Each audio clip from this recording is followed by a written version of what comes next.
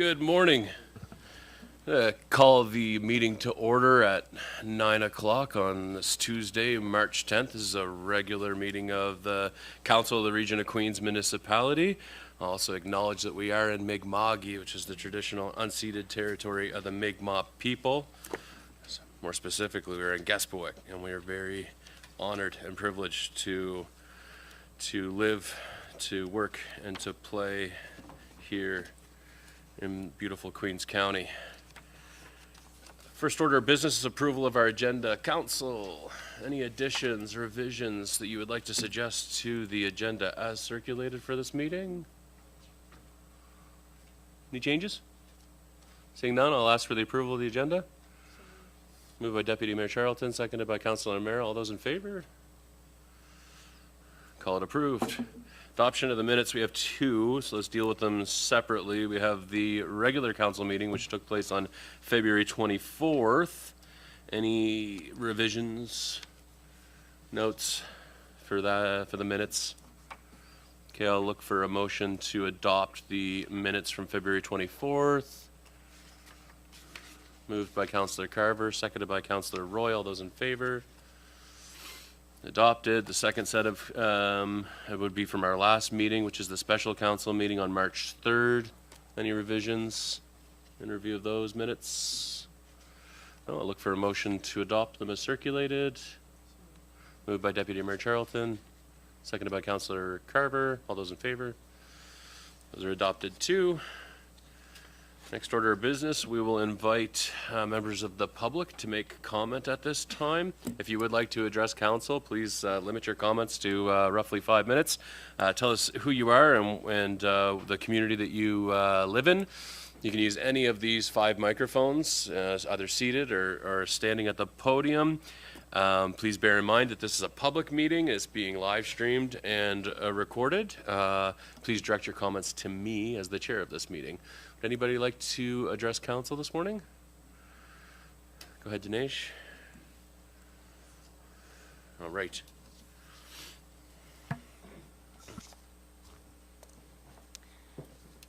Good morning, Mayor and Council. My name is Dinesh McDonnell. My husband and I own 311 Main Street in Liverpool. The recent budget discussions provincially have reminded many Nova Scotians just how important it is right now to protect history and the cultural assets that we have. And so, as I'm here today appealing the development of 307 Main Street site approval plan, I also wanted to raise a little bit of information about the history that surrounds this particular area of town. And so in 1959, citizens in Halifax had learned that a historic home called Gorsebrook was going to be demolished. And it was the home of Enos Collins. He was the owner of the famed Liverpool Packet and one of the most important figures in Nova Scotia's history, and played an important role in the development of Canada as well. And when his house was demolished, the land actually became part of what is now St. Mary's University. And today the stone pillars from Collins' driveway still stand with a little plaque as a reminder of what was lost. Public outrage over that actually sparked a movement that eventually led to the creation of the Heritage Trust of Nova Scotia and then the Heritage Property Act. And the lesson from that moment was simple. Once we lose pieces of history through development, they're gone forever. And I share that story because my home at 311 Main Street is directly connected to that history. Our house was built in 1820 by Dr. Webster and Hannah Collins Webster. She was a favorite younger sister of Enos Collins, and our home was actually financed by Collins himself. And it was built only a few years, or within a few years, of that Gorsebrook property. And as a result, 311 Main Street is often considered a sister house to that very important foundational home that served for the Heritage Property Act. Now, my property and the neighboring property at 307 Main Street were once part of the same parcel. For a long time they were. And they formed the Anglican Rectory, the parish hall, and they sit beside the burial ground across from the Anglican Church, which rings its sweet bells every day. And together the church, the rectory, the parish hall, they all form one of the most historically significant areas of our region. The parish hall is visible from Privateer Park, and it's also a prominent commercial building that contributes not only to tourism, the facade of downtown, but also to Main Street economy. Council itself has recognized the importance of the area and made investments generations through the graveyard rehabilitation, installation of the reflection pond and fountain, interpretive signage, and the upcoming stone wall on Main Street, which sits adjacent to the 307 property. Places like this survive because people chose to care for them and to hand them down intentionally to the next steward. And that's what happened with me when I purchased my home. We had written letters to the owners, and she once responded to me saying, "It is very important to me that I sell this special place to the right people, and I'm confident that you will carry on the legacy of this great property." She was committed to its history and to its preservation, and my husband and I promised that we would do our best to protect this home and the history it represents. And that responsibility extends to 307 Main Street because our two properties are physically and legally connected through the easement of our driveway. 307 Main Street is a fully commercial property on Main Street, and new owners moved in October, and they took residence immediately, day one. And after 6 months of violating the land use bylaw, it took 12 weeks to get a bylaw inspection done, but only 4 weeks to move it from its illegitimate status to being an approved site development plan that erodes our tax base and has long-term implications for our Main Street commercial viability. This practice is actually prohibited by the MGA, but yet here we are today. Policy 521 of the Municipal Planning Strategy exists to protect our downtown by ensuring commercial uses remain the priority on Main Street. Its purpose is simple: to support a strong commercial core and protect the tax base that sustains our community, especially in the fragile District 13. Staff often mention how Policy 521 allows for residential uses in downtown zone, but they conveniently leave out the associated requirements, that commercial use is established first, that it's actually used for commercial, and any residential is secondary and only when there's ongoing commercial use. Those are important requirements that you folks set in the MGA. Approving this development does the opposite. It weakens the long-term revenue potential of a key downtown commercial asset, and it undermines the intent of the municipal planning strategy. And so I asked myself, why is staff so eager to approve this illegal development? Is it to strengthen commercial property values in the region? Well, the property valuation report from a few weeks ago shows us that commercial values in our region have been flatlining for 2 years. We are selling out our commercial core and we're losing tax revenue in the process. Converting this property, even partially to residential, doesn't help that problem. It makes it worse, and it kicks over that tax dollars to the rest of us, having us to make up that burden. Well, maybe it's to increase tax revenue somehow. Well, the numbers don't support that either, because this property is actually sitting in the highest revenue tax category in your region, and it represents long-term revenue potential. Converting commercial space like this to residential weakens the tax base today, and it takes away any potential that this council and this region will benefit from development going forward. As that property gains in value, so does your taxable revenue, but not when you move it. Thank you. So what we're left with here is a situation where the land use bylaw was broken for 6 months, and instead of enforcing it, the region has approved development that allows the violation to continue. And the community is being asked to accept these consequences: the long-term tax revenue, loss of an important commercial asset, damage to our Main Street economy, erosion of a historical space that the community is already investing in. It does not make sense. It is not unreasonable for me and people in my community to expect staff and council to uphold its own laws and policies to protect our community with fiscal responsibility and strategic investment. What is unreasonable is advancing a development that legitimizes a violation of the land use bylaw, fails to meet Policy 521 of the Municipal Planning Strategy, and weakens the long-term revenue, and ignores the easement constraints that the Municipal Government Act does require council to consider. So please do not allow this corner of Liverpool to become part 2 of the Gorsebrook story. Do not let our future be sold out from underneath our feet. I ask council to use their rights within the Government Act and the Municipal Planning Strategy and reject the residential development at this site. Any future development must respect the realities of this location, its historic significance, its value as a downtown commercial asset supporting our tax base, and the legal and physical constraints that govern it. Thank you. Okay, thank you, Dinesh. Sorry, can you please turn off the microphone for you? Thank you. And I'll just note for council, if you're not aware of the specifics here, so that a site plan approval for 307 Main Street was received by our planning department.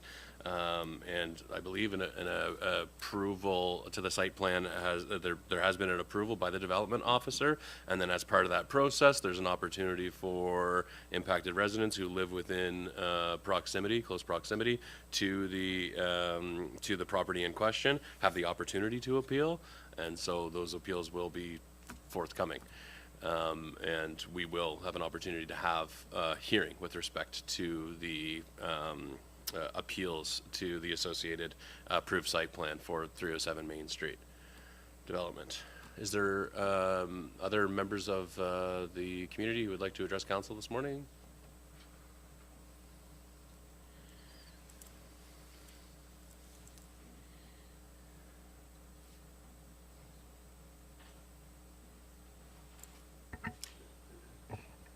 Good morning, Robin Anthony, Brooklyn. Mr. Mayor, councilors, ladies and gentlemen. At the January 2025 AGM of the Brooklyn Recreation Society, a budget of $44,500 was approved by ratepayers and submitted as the basis for an area rate tax of 4 cents per $100 of assessment on the ratepayers of Brooklyn.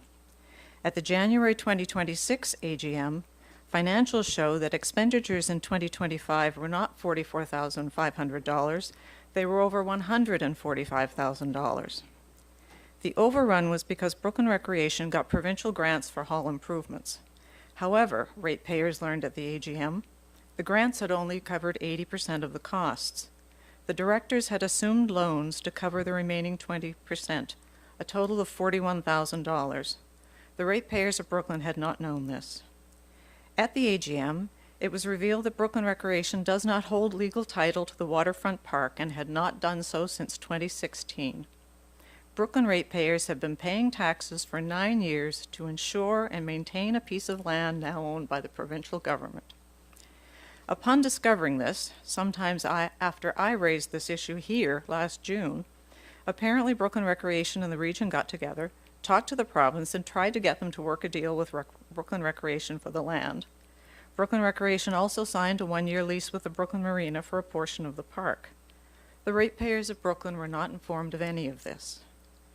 The bylaws of the Brooklyn Recreation Association, which very few ratepayers in Brooklyn have ever seen, state that the borrowing powers of the society may be exercised by special resolution of the members.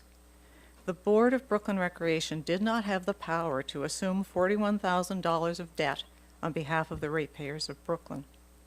Further, the board of the society only has the power to execute documents, such as leases, on behalf of the society. The board does not have the power on its own to lease land. And finally, and perhaps most alarming, the bylaws require an auditor's report to be presented at the AGM. It was not. In a year when Brooklyn Recreation handled $145,000 of taxpayers' money and went $41,000 in debt without authorization from its members, there was no external review of the society's books. As any of you who have served on societies know, the external audit serves two purposes. It gives members confidence that there has not been any financial misdealing by the directors, and equally importantly, it protects the directors from members thinking there may have been financial misdealing. After reading the bylaws, I took my concerns to my counselor. She had attended many of the Brooklyn Recreation Board meetings and supported their activities throughout the year. I expected that these serious bylaw breaches would be addressed at the public consultation on February 12th. They were not. The region did not require Brooklyn Recreation to present financials, nor to address their actions that had been taken outside the legal boundaries of their bylaws. No discussion of the $41,000 of unauthorized debt, only reference to more grants that Brooklyn Recreation plans to pursue in 2026. I raised the issue of the waterfront park and heard basically, we're working on it, with no acknowledgement that ratepayers, not the board, have the decision-making power. As to the absence of the auditor's report, I was told two things. First, that the books were fine with the region and I should be satisfied with that. And secondly, that the directors had consulted KPMG in Ontario, were told an auditor's report would cost $2,500, and decided they had better things to do with the money. The board treated their bylaws not as legal requirements, but as options they could choose to ignore, confident, it seemed, that the region shared this view. The day after the public consultation, the region held the area rate vote. About 90 people voted, almost none of whom would have known any of this. Other than the directors of the two associations, fewer than 25 ratepayers combined attended the AGM and the public consultation. But I'm here today to make sure that you know, you councillors know. So before you tack 4 cents per 100 on the tax bills of Brooklyn, know this. Brooklyn ratepayers did not authorize the $41,000 of debt. You cannot tax us to repay it. That debt belongs to the directors of Brooklyn Recreation and the region of Queens. You cannot tax Brooklyn ratepayers to maintain land for which it has no legal title. Get together with the province and create a municipal park in Brooklyn. And finally, you cannot turn taxpayers' money over to an organization that does not follow the financial requirements of its bylaws. Brooklyn Recreation needs to produce an audit report. Give them the contact information for Bella Vovino. They've been auditing books for local community organizations for years. Thank you. Thank you, Ms. Anthony. Any other members of the community who would like to address council this morning? Call again. Would anybody else like to address council? And one more time. Any other comments? Okay, thank you. With that, we will move on to the delegations and presentations portion of our meeting, and I believe we have a brief presentation prepared by our new staff sergeant, the RCMP detachment here. Come on up, Staff Sergeant Furnett. Any of them will do you. Does that work? Test. Perfect. Morning, everyone. Unfortunately, I don't have an official presentation this morning. I'm here more in introduction capacity this morning. So to introduce myself to everyone that I haven't met before, including the public, my name is Staff Sergeant Pat Furnett, and I'm the new district commander here for Queens District in the area. I took command of the district here on November 24th, so I've been here for a full 3.5 months now. Enjoying my stay so far, and I'm very honored to serve the residents of Queens District. Just to tell you a little bit about myself, I'm in my 20th year with the RCMP. Most of my service has been spent in Alberta. About 12 of those years spent in the city of Edmonton working in organized crime and drug enforcement, at which point I then transferred up to the Arctic in Nunavut, which is a little colder than here, but I'm still enjoying the winter here for sure. And I had a quick little posting in Chester, Nova Scotia before transferring to Liverpool. So far in Liverpool, the main issues that we're dealing with is mental health issues, unfortunately, domestic abuse issues. We do have several complaints relating to traffic enforcement. So our objectives for the next upcoming fiscal year is going to be to focus on mental health, domestic abuse, traffic enforcement, police visibility, and certainly substance abuse, drug trafficking. And that is why the Queens RCMP is requesting and have made presentations to obtain 2 additional positions within the Queens RCMP called General Investigative Sections. We're requesting the addition of 2 plainclothes police officers, which would be under this General Investigative Section unit. And their focus would be to certainly increase enforcement in terms of drug enforcement and more severe investigations such as crimes against a person. For those of you who are not aware, unfortunately, Queens District is the only district within Southwest Nova right now that do not have the capacity of a plainclothes unit. And therefore, we're requesting that we create said unit in order to facilitate drug investigations and to collaborate with our partners in other districts in the same capacity. So, any questions at all for me? Any questions, council? Questions for Staff Sergeant Furnett? Go ahead, Deputy Mayor.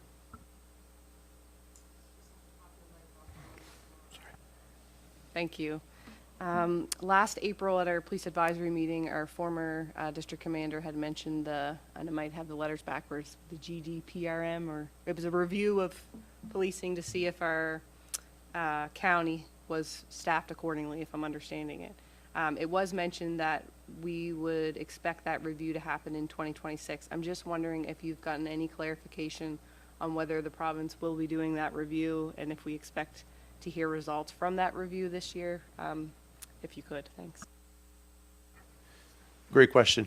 To answer your question, I did not receive any information that such a study was going to occur here in Queen's District. We might be down the list, but not to a point that I've been advised of an exact date or if this study was going to take place in the next year.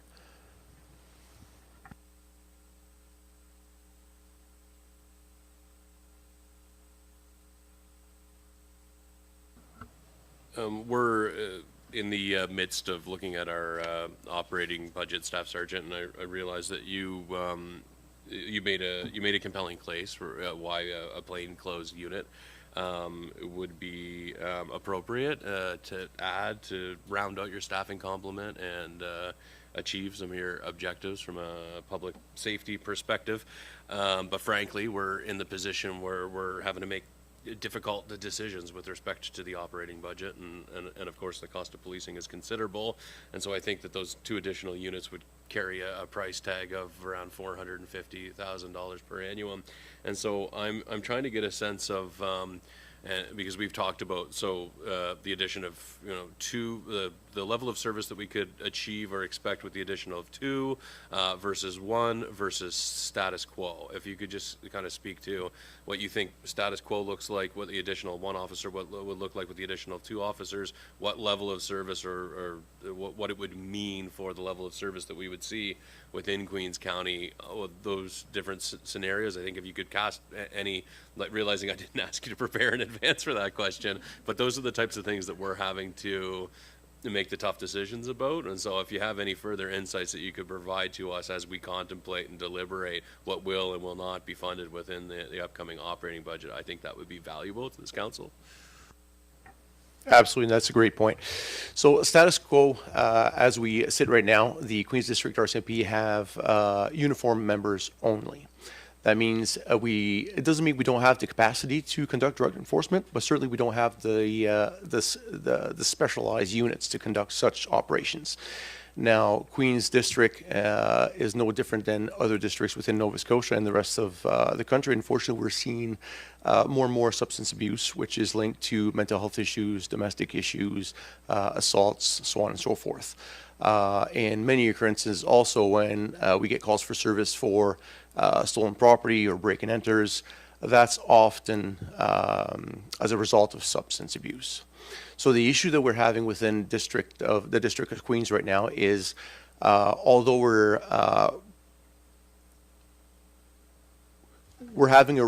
reactive to a lot of these calls for service, we don't have a great capacity to be proactive, as we don't have the tools necessary to address the root cause of a lot of these calls for service.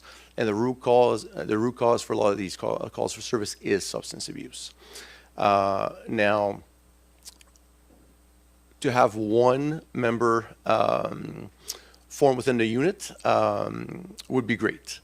But the reason why the Queen's RCMP is asking for 2 members within this unit is, without going into too much details into investigational techniques of police work, the investigative techniques utilized by these units to address such calls for service or investigations as drug investigations require a minimum of 2 officers.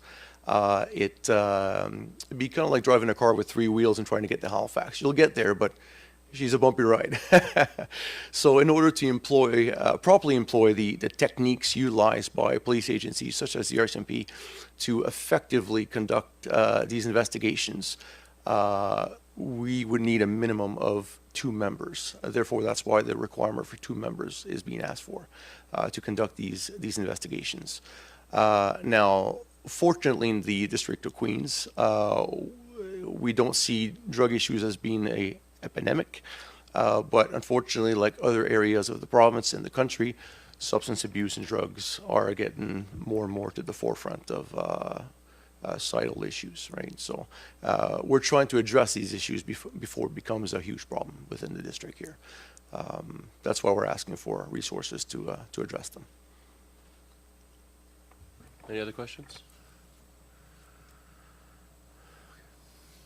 Thanks very much, Staff Sergeant. Thanks very much for taking your time to address council this morning. Thanks for having me. Thank you.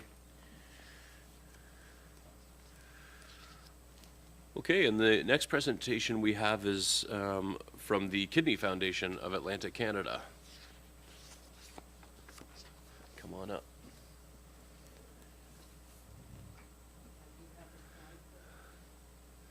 Steve will bring it up there. It's ready to go for you.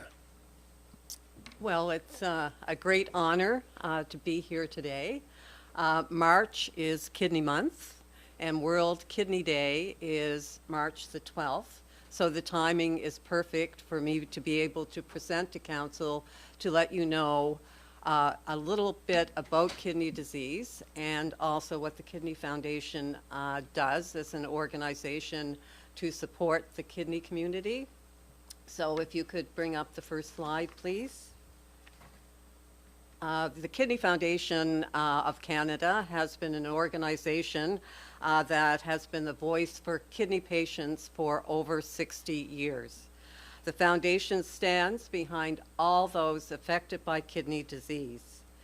The mission of the foundation is that we're a national volunteer organization committed to eliminating the burden of kidney disease through funding innovative research for better treatments and a cure, providing education and support to prevent kidney disease in those at risk and empower those with kidney disease to optimize their health status, and we advocate for improved access to high-quality health care, and we increase public awareness and commitment to advancing kidney health and eliminating the burden of kidney disease and organ donation. Next slide.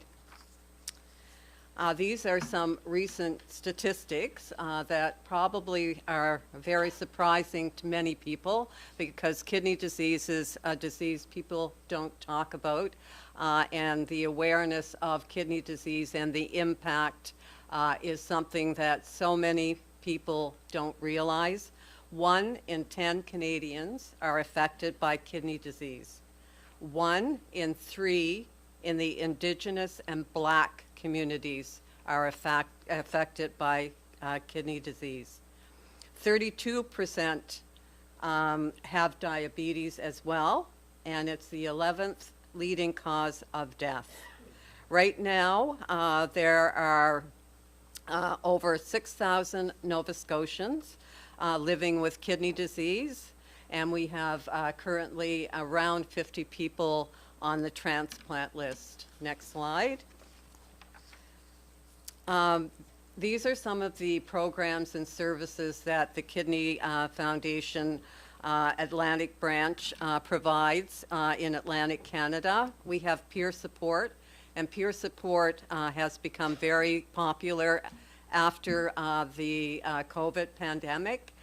Because it's, and in rural communities like the South Shore, because people can get support online, and it's one thing that is used across Nova Scotia and Atlantic Canada.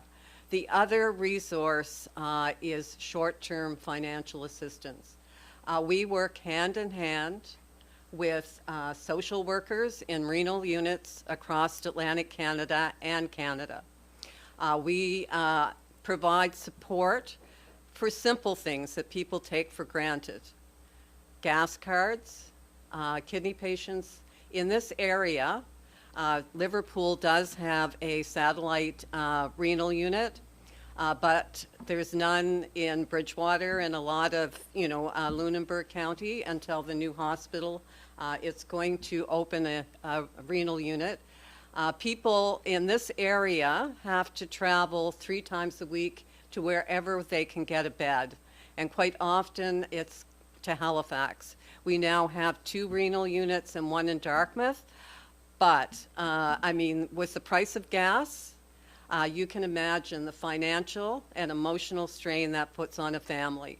So we provide short-term financial assistance for gas cards and food cards. With the people, and this is a true statistic, the people that we provide financial assistance to live on an income of $30,000 or less, and 46% are trying to live on $15,000 a year. So this program is essential across the country and across Atlantic Canada. We also have like kidney health resources, pamphlets, education, a great online website. We work closely with hospitals, renal units, with unit partner outreach. Next slide, sorry, I forgot. And you can go to the next one. We have a mental health virtual library. Because, as I explained, a diagnosis of kidney disease is a shock to a person. They not only go through, the change in their physical health, but emotional health. And when you're on dialysis, a great deal of the time you can't work because of the treatment, and, you can't often drive yourself, especially if you're going into Halifax. So, your caregiver, often can't work. And that's why we're facing this situation with people on, lower incomes. We have a community, kidney community kitchen, and it provides a dietitian that you can virtually talk to online. It's got recipes. And, for people that are told there's so many foods they can't eat, this is a way that they can also, enjoy foods. And it's tricky because, as I mentioned, a lot of people with kidney disease also have diabetes and also have heart disease. So diets are complicated, and our kidney patients cannot use food banks. They can, but it's going to impact, their health if they do. And again, with our short-term financial assistance, we don't want people to have to make a choice between transportation, food, medication. So once again, the short-term financial assistance program is so important. Next slide. For a thing that's fun, we have Camp Lots of Water, and it's part of Brigadoon. And we have children across Atlantic Canada that go to Brigadoon, and they just can be kids. We have like a dietitian and, medical resources for them. I went to the camp this year for the first time myself, and it was just wonderful. The kidney children were, at the camp at the same time as children with hearing impairments. And I saw like two little girls, and they ran up to each other, and the little kidney girl was signing to her best friend. And it's just such a wonderful, wonderful program. And next slide. And as I mentioned, 1 in 10 Canadians have kidney disease. Right now, there's 6.2 million Canadians projected to have kidney disease by 2050. As I mentioned, it's the 11th leading cause of death in Canada. It costs $40 billion plus in annual health care costs.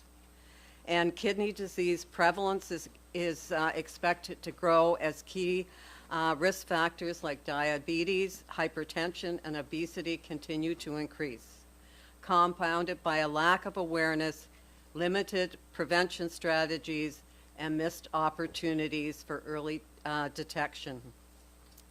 Over 49,000 Canadians are living with kidney disease. 42% are under 65. 71% of Canadians waiting for an organ transplant are waiting for a kidney. And it is a costly and growing challenge. Next slide. As I mentioned, even in its early stages,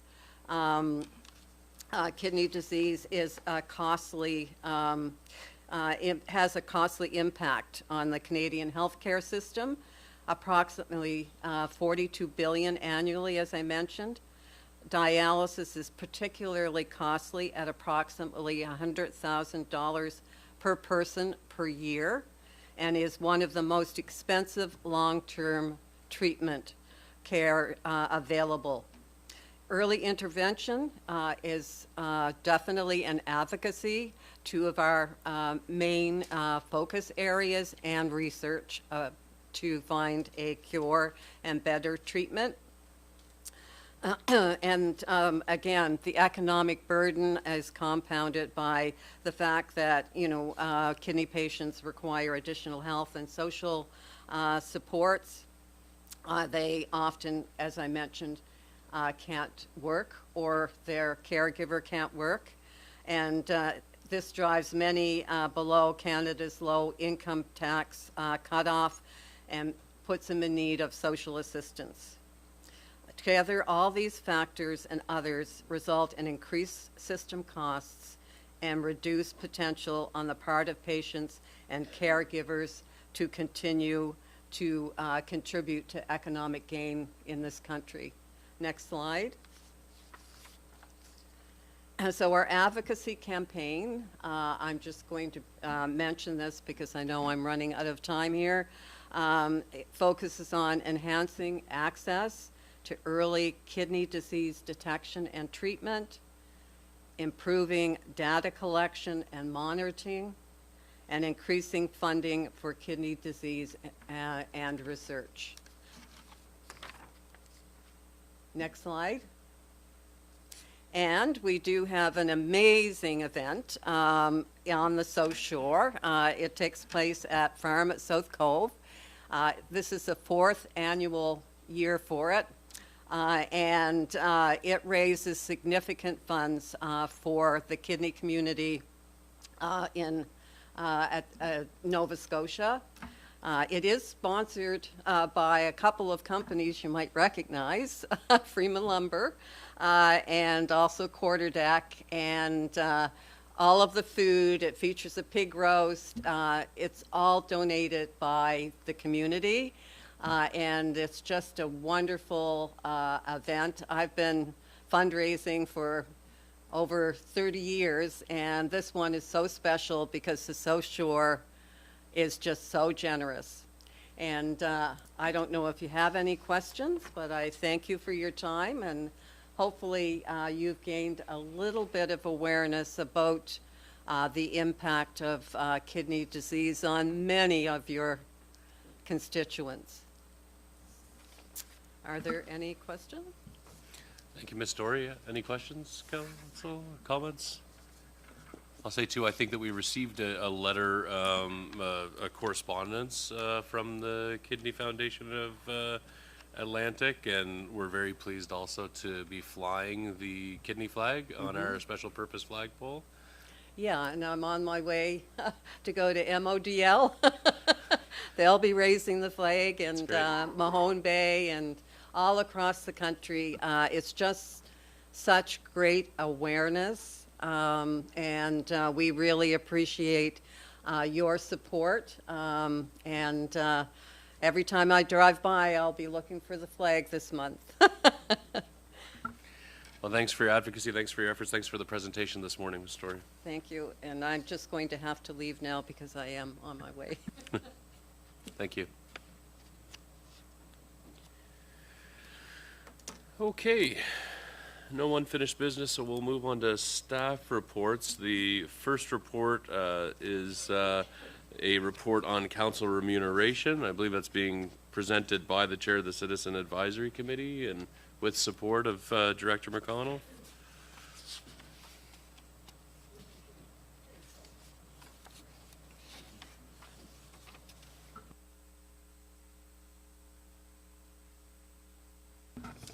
Good morning, Mr. Mayor. Good morning, Council.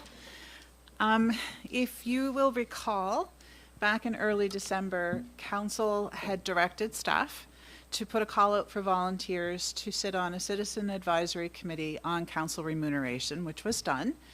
A committee of 5 were selected. They met towards the end of January into mid-February. They spanned over 4 meetings, and they did quite a bit of comparable research. So here to present the committee's findings and recommendation is former Mayor Christopher Clark. And Mr. Clark will walk you through what their meetings were all about and how they came to the recommendation. Good morning, everyone. First, I'd like to thank the staff that worked with us. Holly McConnell, Alex Wilson, and Kate Wong made our job much easier. I'm pleased to say that most of the committee, we're only missing one, is here today. Kerry Morash, Velta McManus, and Tara Drutzina. So thank you for coming. It's a pretty special month, March. It's 30 years since amalgamation was formed. It's 30 years since the two councils came together, and I know that you started life on April the 1st, but the elections were held in March. So it's exciting times for you. From my own point of view, it's 66 years since I came to Queens, so a lot of water has gone under that bridge.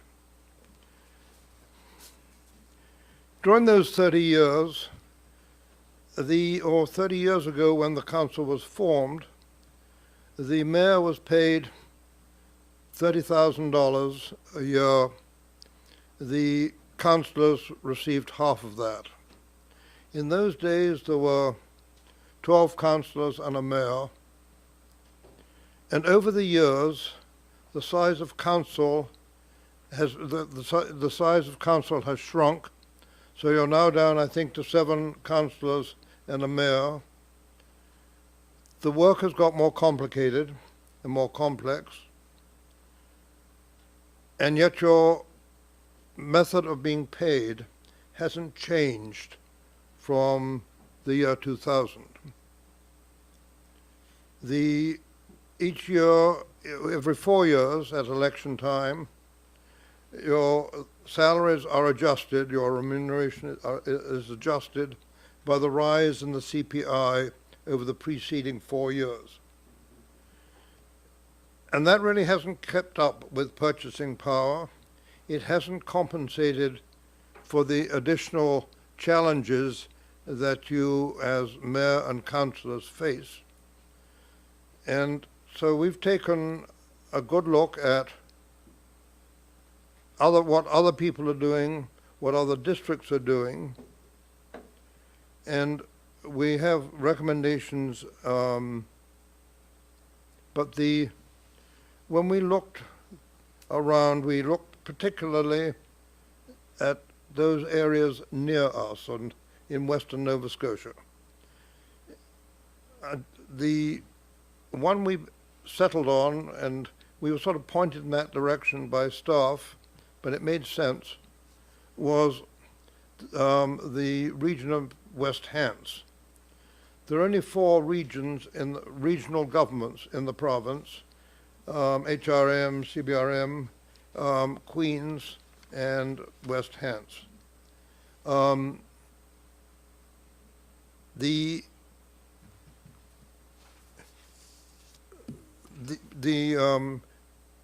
salaries, the areas we looked at, the pay rates we looked at are all well ahead of Queens, where the mayor is paid $48,000 and the councillors, as you know much better than me, just over $24,000.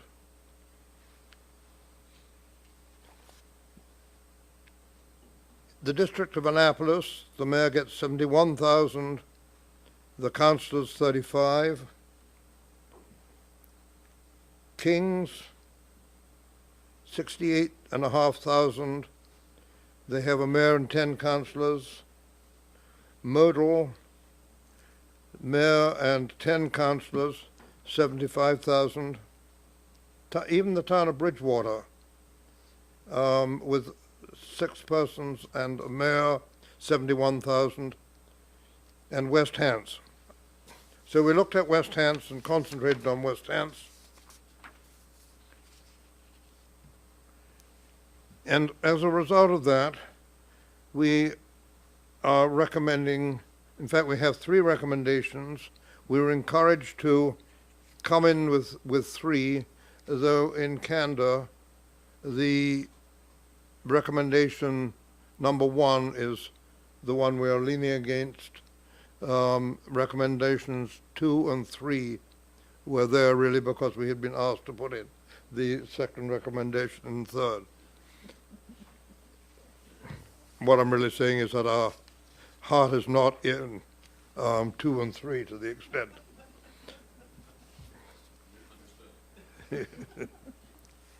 So we also realized, I think, that the mayor's job is virtually a full-time job. It may not be 8 hours a day for 5 days a week, but over the course of those 7 days, it certainly takes up more than 40 hours and whatever. We looked at the councillors' positions as being about 80% of a full-time. Some obviously spend more time at it than others. Some who live further away have travel time, and I'm looking down at Wanda, so who has more travel time than others, and that burns up. But you don't get any compensation for driving that for that time. So, given all of that, we are recommending that the mayor's remuneration be adjusted to $68,752.66 effective the 1st of April, 2006. I'm sorry, 2026, and indexed for the subsequent 2 fiscal years, 27 and 28, in accordance with the average Nova Scotia CPI, which is about 2.5%. The deputy mayor's remuneration, as outlined below, as a council member, and she would receive the mayor's remuneration when she's acting in the mayor's absence. Councillors' remuneration be adjusted to $41,500 effective April 1, 2026, with annual adjustments of 2027 and 2028, again in accordance with the rise in the Nova Scotia CPI. We looked at the impact of that, and the impact on the tax rate is approximately, it's a little under a cent on the tax rate. It's $140,822 in 26, and the following year an additional $8,980, and the following year an additional $9,200.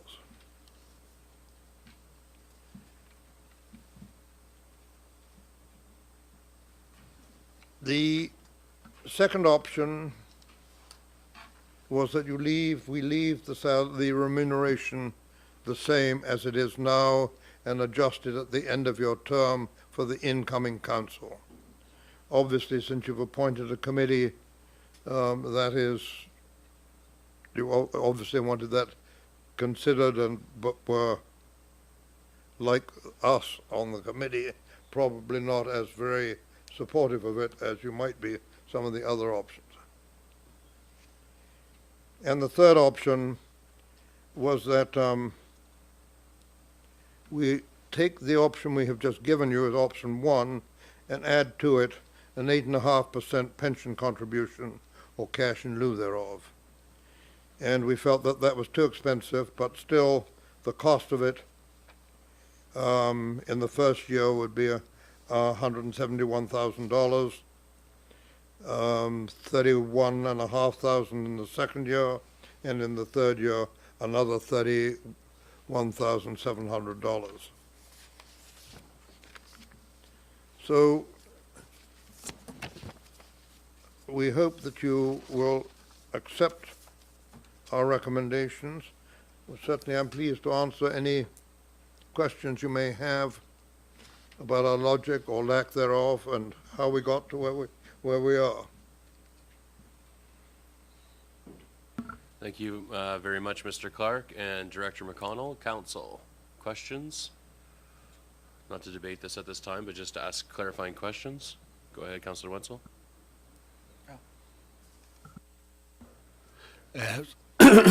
Thanks for the report. I'm going to ask just a couple questions that are being asked of me, of course, because this has been a public thing here.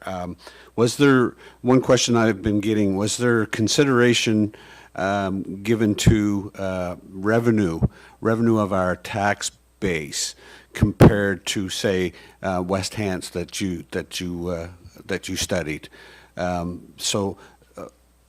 So that's what I've been getting, Christopher, is some folks are saying, well, yeah, but West Hants get more of a revenue or remuneration than what Queens do. So I'm just wondering if any consideration was given to that. Courtney, is $37 million, and your budget here is 31 million, so slightly less here. You've got more councillors there. I think you have 11 councillors and a mayor in West Hants. There are those kinds of things.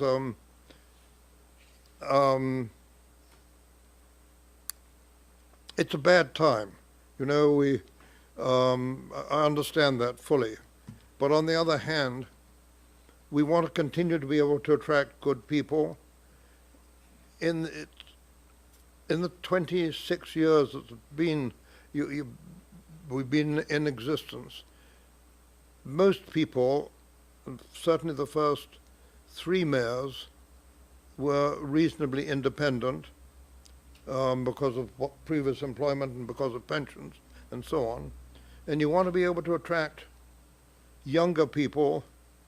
You don't want old people like me all the time doing this. Well, you couldn't find many older than me, but whatever.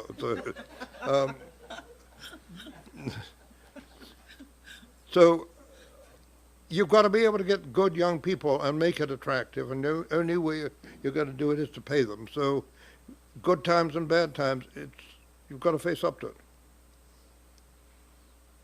I'll just point you to 7.1C, which is or is also titled Appendix B, provides a breakdown of just a comparative total budgets, the size, the population, and then the council size, as well as the kind of remuneration and benefits. So they're outlined there for your comparison. So I think as Mr. Clark had identified, that within that table it shows that the West Hants Regional Municipality is approximately $37 million budget, with the size of the municipality being roughly 1,250 square kilometers, a population of roughly 19,000. I'm going off, roughly 19,000 people, and as he said, a council of 12. And then compared to the region of Queens Municipality with an operating budget of approximately 31 million, size of the municipality being 2,400, population about 10,500, and a council of 8 of us. Other questions? Go ahead, Councillor Merrow. Hello, Mr. Clark. Just a quick question. I noticed in all the other municipal units that deputy mayor gets paid approximately around $3,000 more than council members. Can you explain how you came to the same rate for deputy mayor as you did council members? We discussed it at the time, and the consensus of the committee was that the system now where the deputy mayor gets the same rate of pay as the mayor in the mayor's absence. It seemed to be equitable. We didn't feel that there was a real need at this present time for a separate continuing salary for the deputy mayor.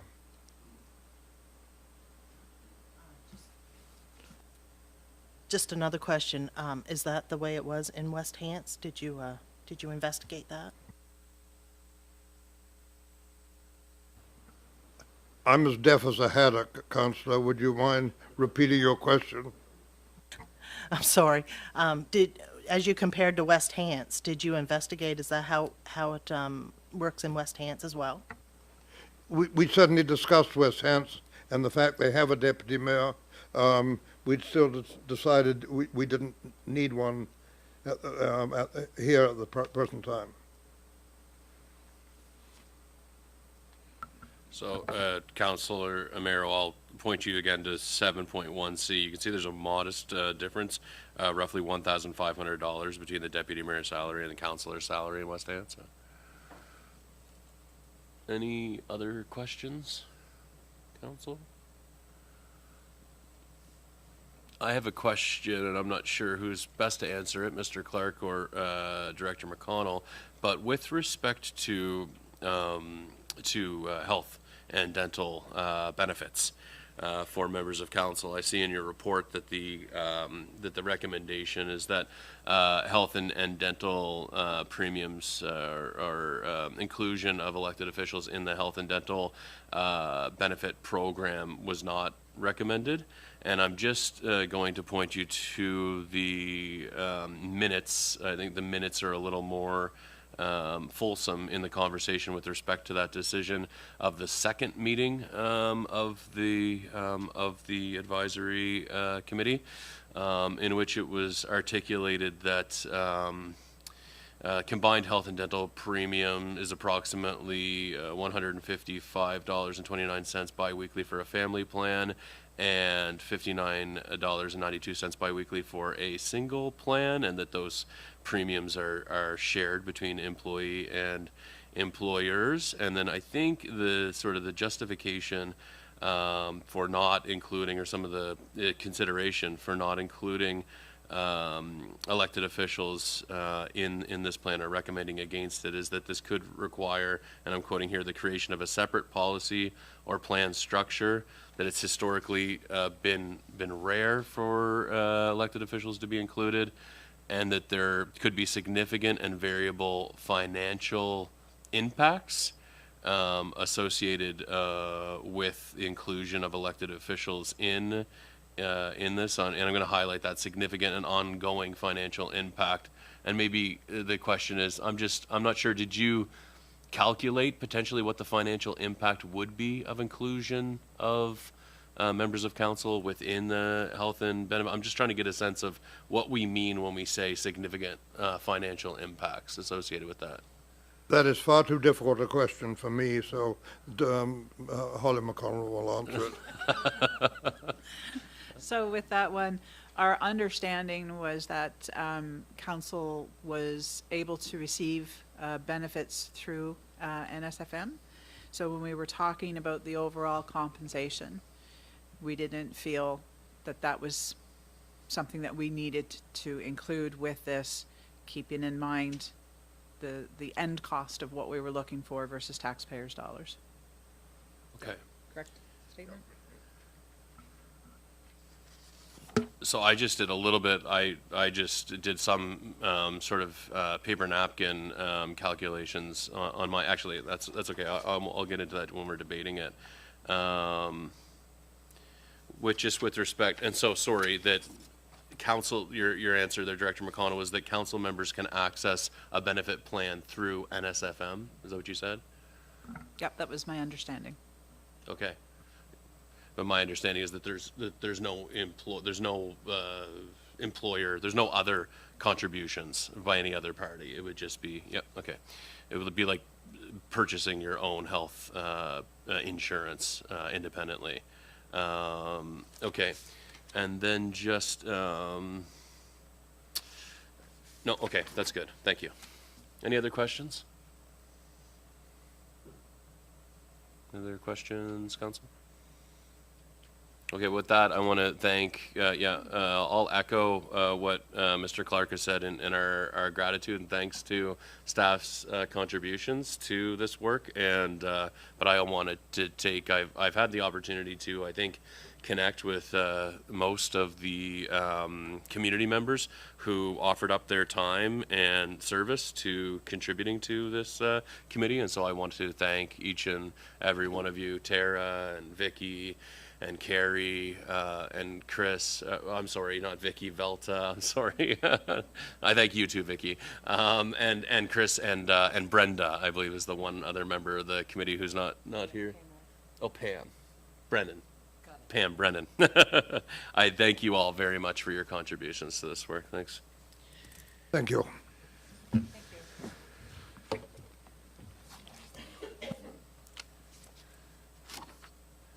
Okay, Council, so the recommendation is contained also within a brief staff report that was prepared by Director McConnell. And so I'm wondering, would you like to discuss this before putting forward a motion for debate? How would you like to handle this, Council, at this time? What do you think?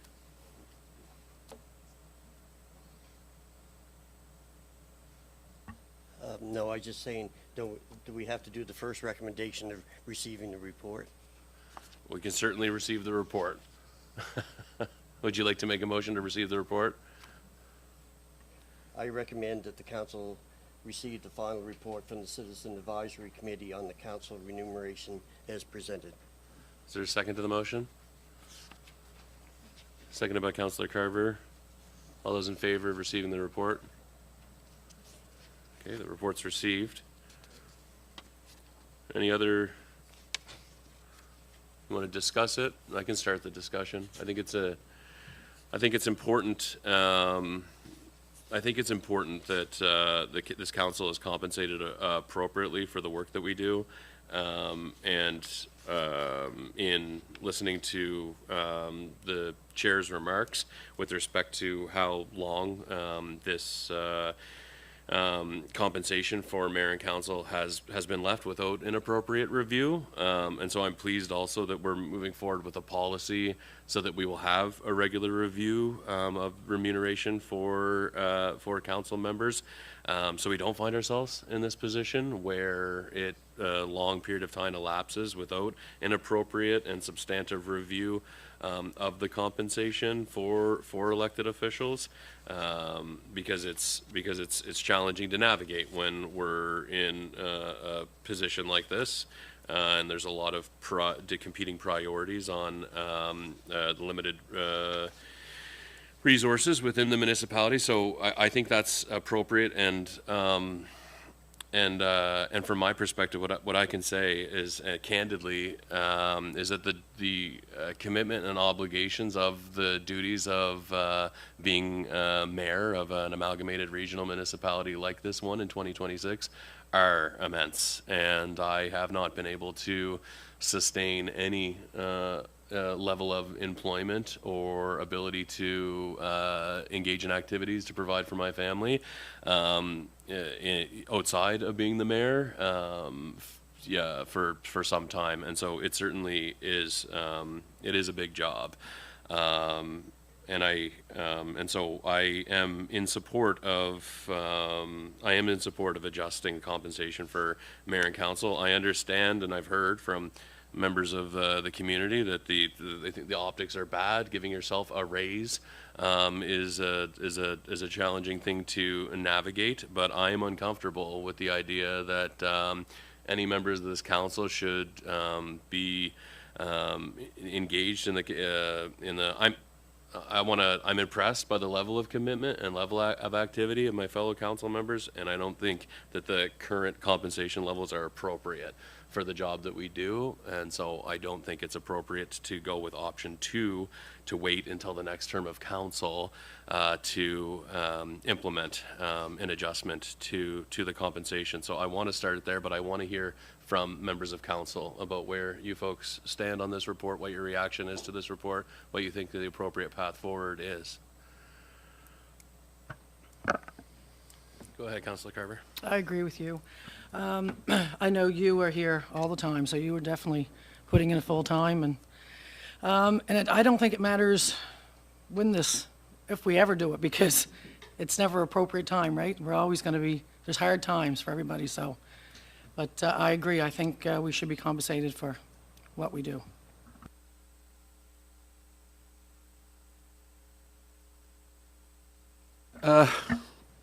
When this whole debate started for me, when it was first revealed, I was unsure, and I know the community at this time, especially with the recent cuts from the provincial government. Yeah, this is pretty bad timing, but as Councillor Carver said, timing will be irrelevant no matter when you do it.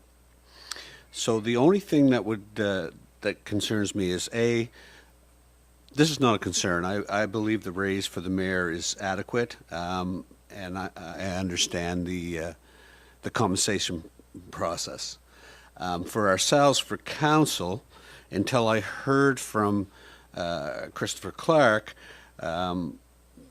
before I heard that this morning when I talked about revenue, I was a little concerned that council's almost doubling, and whether or not we go double bang right away in April, or we do a little bit for this year and then carry it on, as a lot of negotiated wages for bargaining units usually work, is it's a percentage over a certain amount of term. This concerns me a little bit, that we're in essence doubling our wage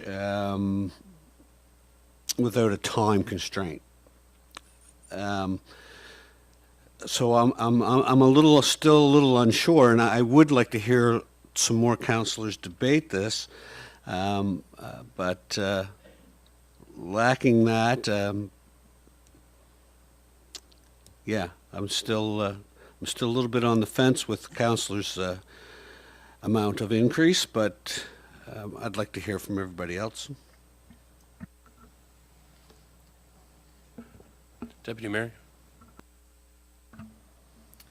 Thank you. Happy to share a few things from my perspective. As a returning member of council, the previous term of council allocated funds for wage review for our entire organization, which also included council members. And this was supposed to be dealt with ahead of the election. Unfortunately, council members were left out of that wage review, and that was not the reality. A contingency has been put in place. It was in the previous budget for that reason. And so we're later than it was planned to be. And it's an unfortunate timing, I think, in one sense, but just recognizing that it was supposed to be dealt with, and council members were not included in that review. I think it's also important to note that while any increase here in this 1 year would be a large increase, we could fund that contingency, that increase, out of the almost $1 million surplus that we are having coming out of this year. Because if you look at the report, the numbers that are going to contribute to annual costs next year, 8,000, 9,000, as the chair of the committee had said. So I think that those are kind of important things in my mind. I was shocked when Christopher Clark said, almost 30 years ago the mayor made 30,000, and here we are in 2026 and the mayor makes 48. It proves the point about that the thorough review hasn't been done, that CPI hasn't kept up, even that was behind. I think we are comparable to West Hants in many ways.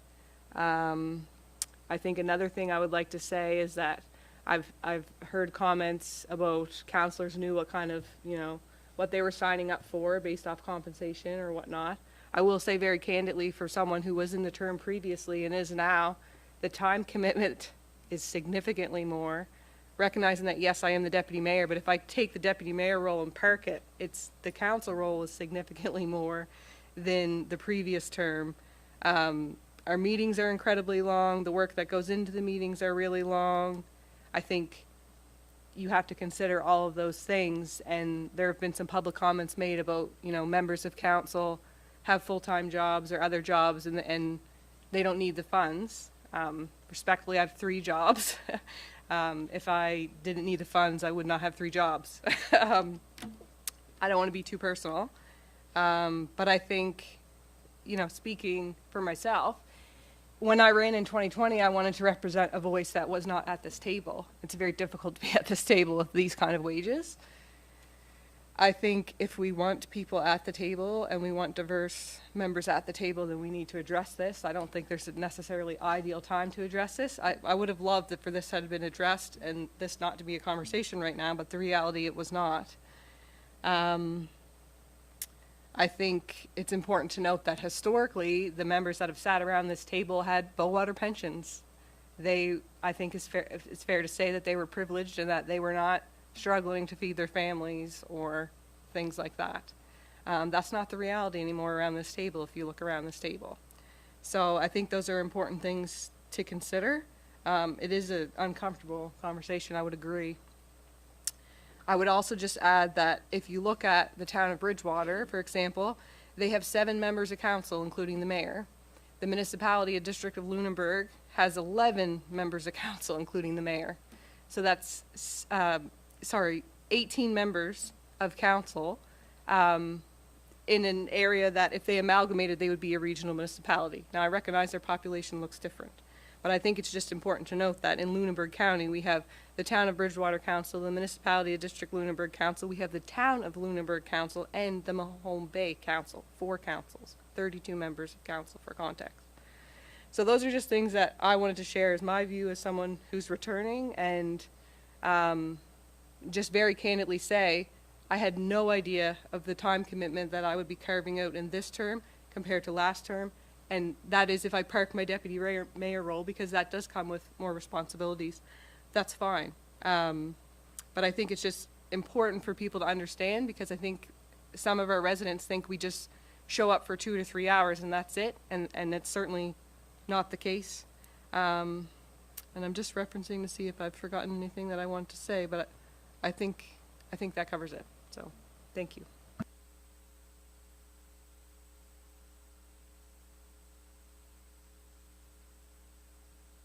Councillor Fancy?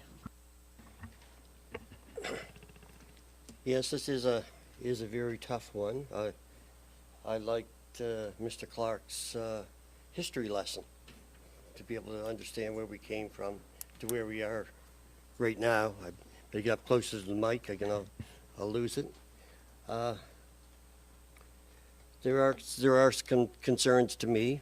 The one thing is that I have zero problem with the mayor getting the increase that he deserves, because he has to.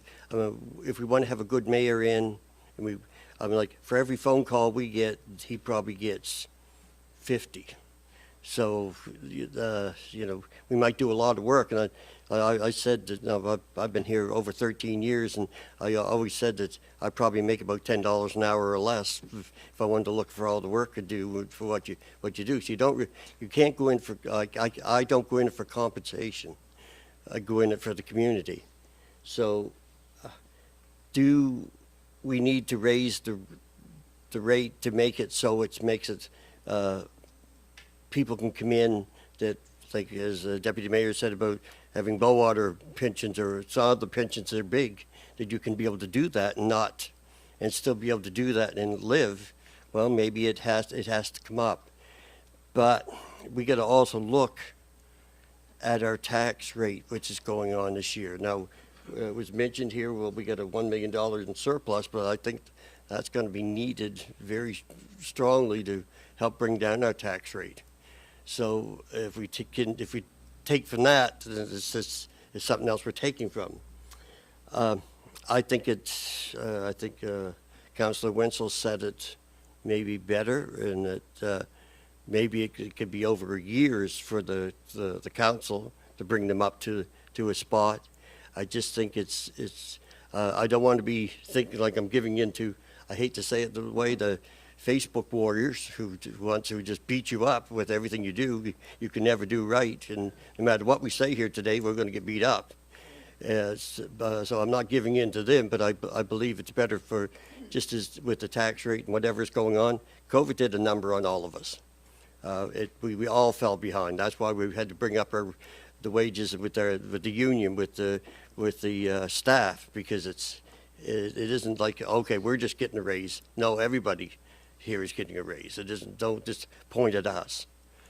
So I don't know if I could go with option one as it is. If we could blend it in over years, I could do that.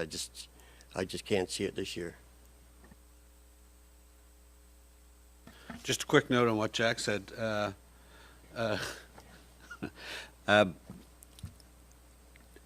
I think Deputy Mayor Charlton really addressed my concern when I mentioned, based over years, with her analysis of previous council and it not being put on the agenda when it came to the wage review.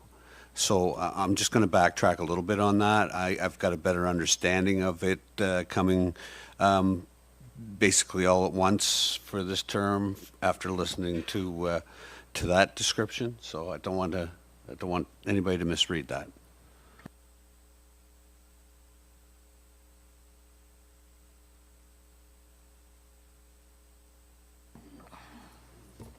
I also wanted to mention the previous council that I sat on as well.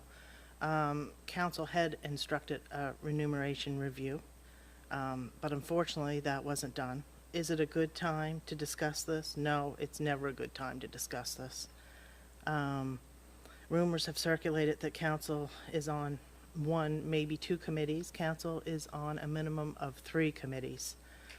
There's also special committees that council creates. They had created like the pool committee, the proposed library committee. Council also instructs maybe ad hoc committees. I know I was on the noise bylaw ad hoc committee. There's committees that's not even a committee of council, but they align with council's strategic priorities, our strategic priorities, such as Jane's Place or the Social Library Committee. These are not mandatory, but they are important to council work. So as you can see, we do sit on many committees. I myself sat on 4 committees. It takes a lot of time. It takes a lot of time with these agendas. 2-3 hour read? No, I spend multiple hours reviewing these agendas. Doing background work, what have you, it's a lot to these agendas. Also being a returning elected official, it's very different this term from last term. If you have a mayor that is engaged, you have a council that is engaged. Our term so far has not only had council meetings and committee work, but it has had town hall sessions, it has had workshops, it has had strategic planning sessions. The province have implemented more responsibilities on councils now, such as our police advisory board, police services, and soon to be fire services. Roles of elected officials have increased each year, which requires additional time. The transparency and accountability has increased with social media. We just have to face it, it has increased. Roles of counselors has become more evolved and requires more commitment and more time, which maybe some do not realize. So yes, I do agree that the mayor should get paid more, and I do agree that counselors' remuneration should be more as well. I think it's a lot of more responsibility put on all of us than it was in the previous years. Thank you. Thanks, Councilor Romero. Any further discussion? Councilor Roy?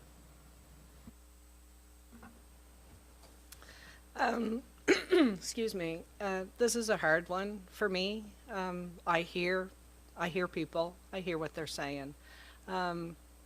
Yes, I knew coming in what the wage would be. Did I have to go get a second job? Yep. The work, there's a lot of work. It's not just coming here, like Vicki said, and sitting at a 2 or 3 hour council meeting. You're reading. If you're doing your job, you're reading, you're researching, you're helping, you're asking for help from our staff, which is greatly appreciated. And do we just rip the Band-Aid off today and be done with it? Or do we sit on this and wait? I honestly, I don't know. Thank you. Councilor Fancy?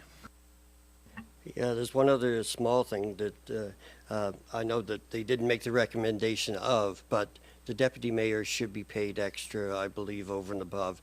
I mean, you as a mayor are using your deputy mayor in full capacity, and that's fantastic.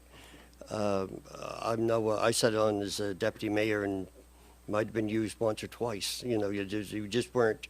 So you don't know which mayor is going to be in, and then they have all the responsibility without any pay. So I think there should be somewhat of a compensation above that. Yeah, and I saw in the report, with respect in the report, contained in the report, as well as within the minutes to the meetings, where the discussions pertaining to the deputy mayor, a lot of the reluctance, from what I could see, was a lack of documentation or policy to substantiate the role of the deputy mayor, as contained either in a candidate's guide or within the Municipal Government Act or within our own policies. And I think my understanding really is that the role and the level of engagement and frankly and what have been my expectations of the role of the deputy mayor are not reflected in any documentation. And so, of course, the Citizen Advisory Committee could only go on what they had in front of them. But I do agree with what Councillor Fancy is saying here, is that the role of the deputy mayor, that there is a substantial additional burden or responsibility on the deputy mayor in comparison to other members of council. So I also think that it would be appropriate to have that reflected. With some distinction between the level of compensation for the deputy mayor in comparison to other members of council. I agree with that. How do other members of council feel about that specific discussion about the handling of the deputy mayor's remuneration? Thoughts on that? Councillor Carver? No, I agree. Maddie does a lot, and I'm very thankful to have Maddie and you and all of you. But I agree. And I think, and it's Deputy Mayor Charlton is a really great support to me and a very high-performing deputy mayor. But I think, to Councillor Fancy's point as well, is that these are roles that we're talking about and not just individuals. I think that for the municipality to be high functioning and for the mayor to be well supported, irrespective of who's in those chairs, it does make sense to have an engaged and active deputy mayor who should be compensated a little differently than other members of council, is my understanding or perspective on it. Councillor Mero? I agree. I believe the deputy mayor should be compensated a little more than council members. It's a heightened position than a council member. It requires more responsibilities. She attends, or he or whoever is in this role will attend more meetings. They attend meetings with the mayors and CAOs. We do not attend those meetings as well. And it's more of a public-facing role as well. She needs to be, or he, whoever, needs to be kept up to date on the activities that's happening in the municipality in the absence of the mayor. If anything happens to the mayor, the deputy mayor steps in. So I believe it is more of a role than the council role, definitely, and I would support that.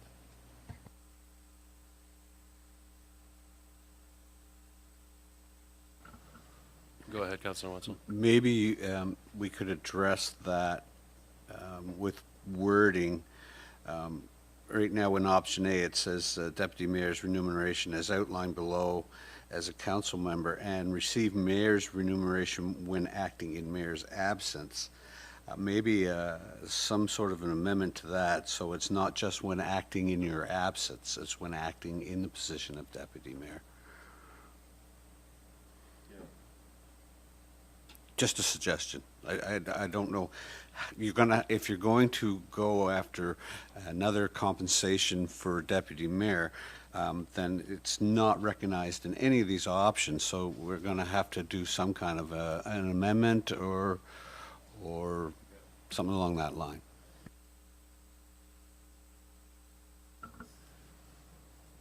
Do you want to get in there? Thanks. Not looking to specifically make a comment about that, but I'm just thinking, based off the conversations that have happened so far, I think at this time, like, we should separate some of these motions, and I think that was the intent from the committee anyways. They all were 3 separate motions, but I just think we're going to kind of drag this out a little bit. So in my mind, at this point, I'm willing to put a motion forward that the mayor's remuneration be adjusted to $68,752.66, effective April 1st, 2026. An index for the subsequent 2 fiscal years, 2027 and 2028, in accordance with the average Nova Scotia Consumer Price Index, 2.5% is noted here. Is there a second to the motion? Seconded by Councillor Jenkins. Further debate or discussion? Councillor, you want to be a councillor? It's a substantial pay cut. CAO Thorpe, I'll recognize you. Thank you, Mr. Mayor. If it pleases council, prior to council making decisions and possibly speaking to the funding sources, of course, we would need to speak to the specifics of where these amounts are funded. If it pleases council, I would recommend that we call Director Vino just to discuss the appropriate funding sources for these funds. That sounds fine to me. Director Vino? Hi. Morning. To Deputy Mayor's point about funding from the accumulated surplus, that is, of course, at council discretion. It is not best financial practice because it's an ongoing cost. So what you would happen, let's say, for example, this year, you decided to fund the increase from the surplus, that would falsely reduce the tax rate because you're going to have those expenses in the following year. You're not just going to have the increase, you're going to have the whole increase plus the increase that will come the following year.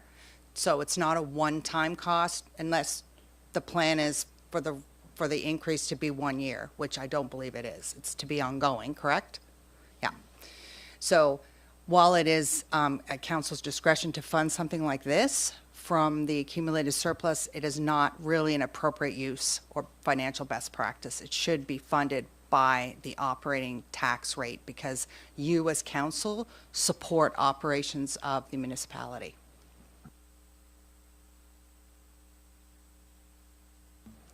Thank you. My comment was about the specific remuneration that is needed to bring it up to where it needs to be. So I think in the report it mentioned, sorry, I've lost it, maybe 170, I can't recall, but so we have current council costs already built in our budget. The amount that's needed to bring it up to the recommendation of the committee, let's call it 170. I don't know if that was the exact number, but if it's 170, that happens this year. The next year, there's not 170,000 additional dollars going into the budget.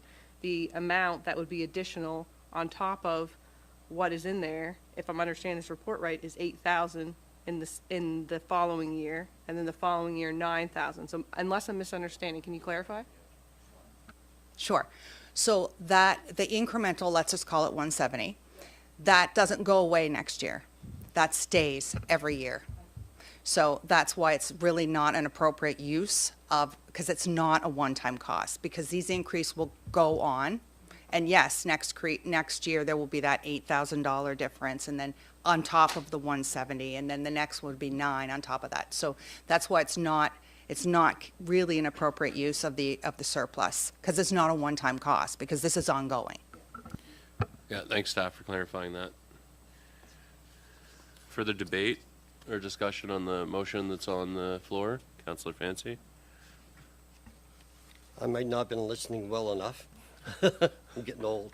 Well, so when we're doing the options, are we doing these separate bullet points, or just, did you just, so it was just for the mayor? The motion that's on the, Yeah, because I wanted to know what the motion was again. Yeah, It's so. just for the yeah, mayors. Do you want to read, yeah, it was seconded by Councillor Jenkins.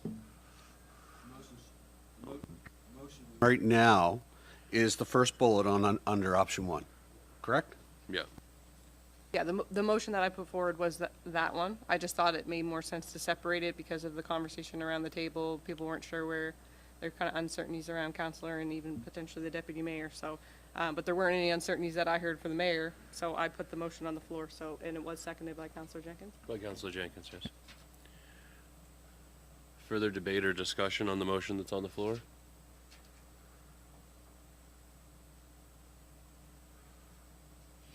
Okay, and Madam Clerk, I was just going to get a recorded vote on the motion, as I'm going to ask the question. All those in favor?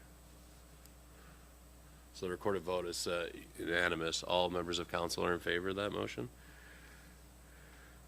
So other motions? I'd like to put forward, I think it's critical that we extend the opportunity that members of council henceforth are afforded the opportunity to opt into our health and dental program here. My understanding in some of the correspondence with the Nova Scotia Federation of Municipality and their staff who helped to administer the benefits packages there is that there are other municipal units within Nova Scotia whose elected officials take part in their group health and dental programs, and so my understanding is that we would be able to do just that. I'm not sure if it requires some policy work internal to the Region of Queens Municipality, our own policies, but I know that the opportunity is there. I know that some members of this council and foreseeably members of future councils would opt out. Because they're already covered by healthcare insurance through their spouse's employer or ongoing alumni benefits associated with a pension package or something like that. And so I just took as a realistic scenario, I think, if we were in a position where for example, 4 members of council were opting into a family to a family combined health and dental plan, and then 1 member of council opting into a single dental and health plan. And I did the calculations, so the combined premiums would be around $17,000, but it's shared, and so the annual employer contribution in that scenario, 4 members of council opting into the family plan, 1 member of council on the single plan, and then the 2 remaining members of council opting out, it would cost the employer, it would cost the Region of Queens Municipality less than $9,000 per annum. It would be $8,854.04 based on where the levels, where the premiums are at present. I think that is a reasonable contribution, a reasonable level of support to be provided by the organization, given that several members of our present council do not have access to group benefits. And I think in terms of attracting and retaining, as part of this broader conversation about attracting and retaining and providing appropriate compensation levels to members of council, I think it's really important to provide the opportunity for members of council to be able to take advantage of a group health and a dental package. And again, it's awkward because you talk about yourself, but I'm in the position I had to pay $2,500 out of pocket to replace a tooth. that I broke grinding my teeth thinking about this job. And so it's when we talk about vulnerabilities and doing right by our employees, I think it's appropriate. I'll also highlight that in the minutes, and part of the justification of the remuneration, the Citizen Advisory Committee on this topic, they identified, the members noted that offering benefits would represent a departure from long-standing practice within the region. I think that's a good thing. I think we need to get away from the established, that we need to depart from the long-standing practice within this region, which assumed that people were in a position of, that members of council were in a position of a relative comfort, socioeconomic comfort, and is no longer the reality of today. And so I think it's actually a good thing to depart from that long-standing practice, which is, from my perspective, under-supporting elected officials. And so I would like to make a motion to direct staff to provide an analysis of the cost associated with extending health and dental coverage, or health and dental group benefits to members of council. Is there a second to the motion? Seconded by Councillor Carver. Debate, discussion?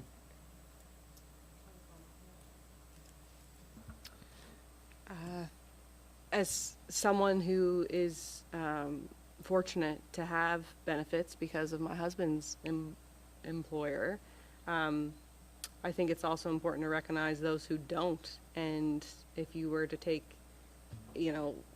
I guess if I were to consider myself without those benefits, I don't think I would ever be able to be in this position, dedicate the time that I do, and not have a full-time job that awarded me said benefits for my family. So just recognizing in what the mayor has said for attracting members, I think the cost ultimately, if those numbers make sense, are relatively quite low. And I think when you look at the sheets, it seems to be split across the board, whether other municipal units offer it or not. I think more are moving towards it.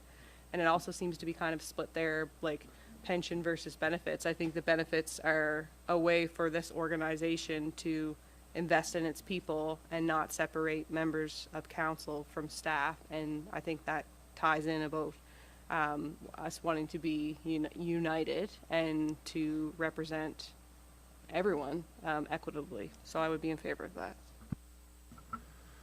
Further debate? So this motion is to send staff away and then come back with a report, so we won't be voting on this today. This is just something, so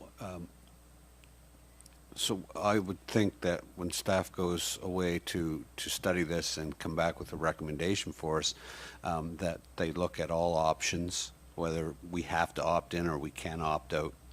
It has to be, right? You have to be able to not group us all your counselors together, because there's different needs in different groups, and like you said, you have one with your husband, so I just hope there's options. Mm-hmm. That's exactly it. I think that that's why I framed the motion the way that I did, is that so that we're clear-eyed and have an understanding of what it would cost, what it would mean, what it would entail. Further discussion? I'll ask the question. All those in favor? Motion's carried. Okay, and then, so there's some level of disagreement about what is recommended by the advisory committee with respect to council members' remuneration. And the recommendation here is that it be adjusted to $41,496.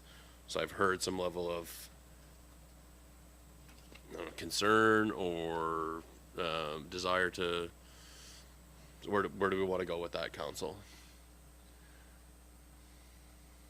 Question. In my opinion, I'm very fortunate because Queens County has given me a good living, but there's new counselors coming and they need to be able to afford to be a counselor. I don't want to see us go into this adjustment all in 1 year. I'd like to see a 50% this year coming and a 50% the following year plus the CPI. So it would be split over a 2-year and be fully in place for the councillors by the next election.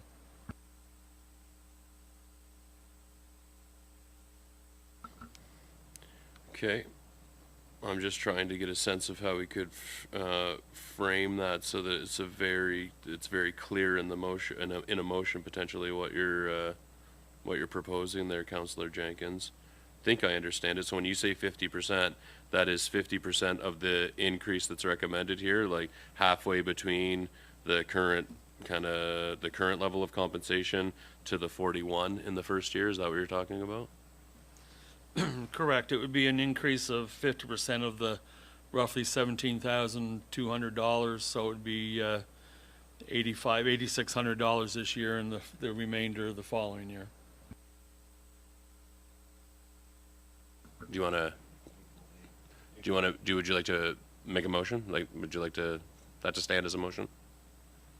Or would you like to hear further discussion from members of council? I'd like to hear further discussion. Okay. How do you feel, council? Councilor Fancy? That's where I am at. The same thing. It brings the money will be there for the next council, but it'll be brought in over a period of time, and then it makes less on the tax burden. Thank you very much, Councilor Fancy. We're just having an IT issue. Are we still streaming? Are we still up and running? No, we've lost the stream. I hate losing the stream in the middle of this one. Yeah, if we could just take a quick bio break while we get the stream up and running again.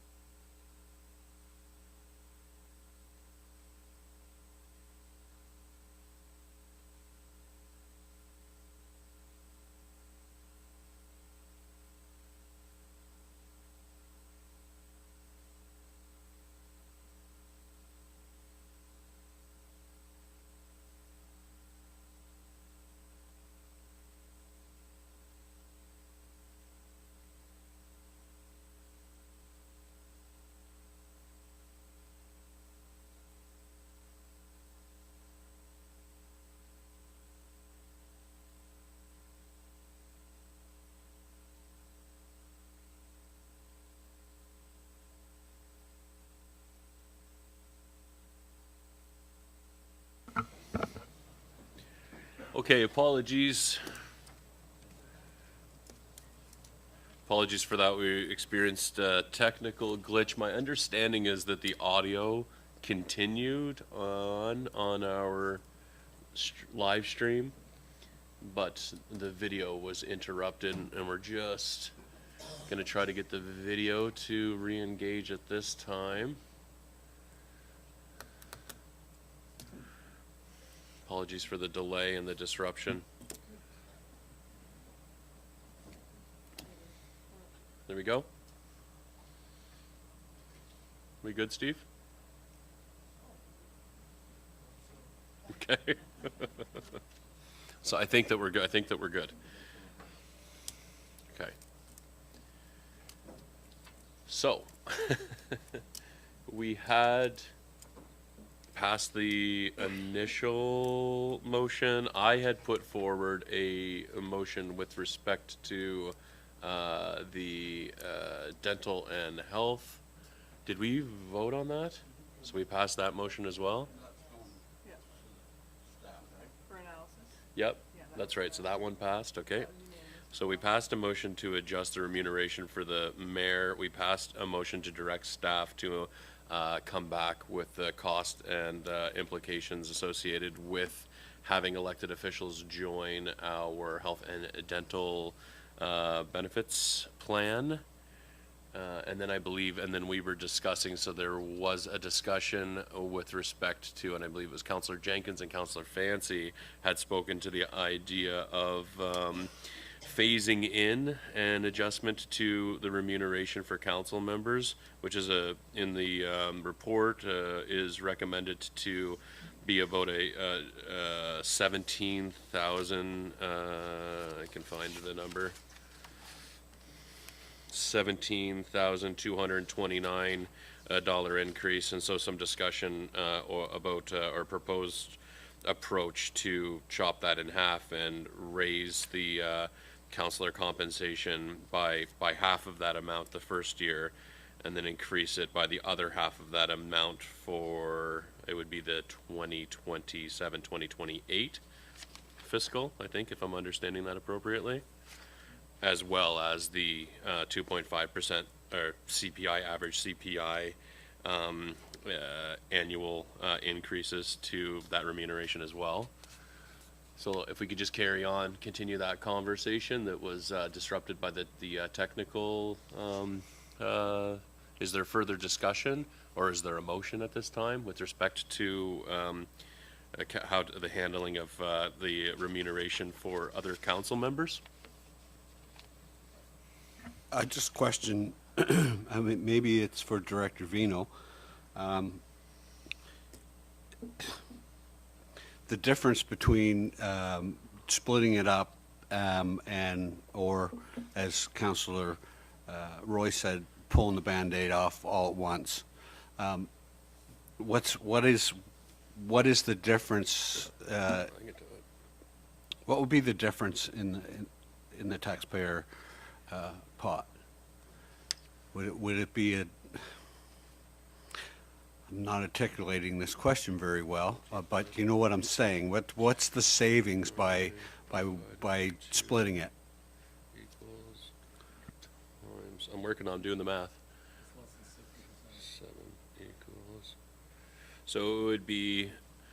So if you, it would reduce the.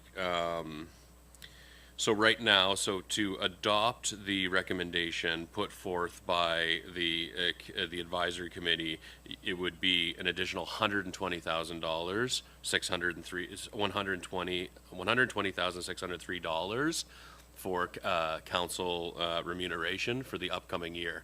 So if you split that in half, that would be $60,301.50 for this tax year, and then that is, so it would be $60,301.50 less than what we have currently provided for, staff have provided for as a holder, because right now in the operating budget, the version 2 that we have available to look at today, staff have included a a line item that holds for to the implementation of the entirety of the recommendation. So it would be roughly $60,000 less than that, than what's held right now. And I believe we have $170,000 as a 175. So it would reduce the 175 down to 115.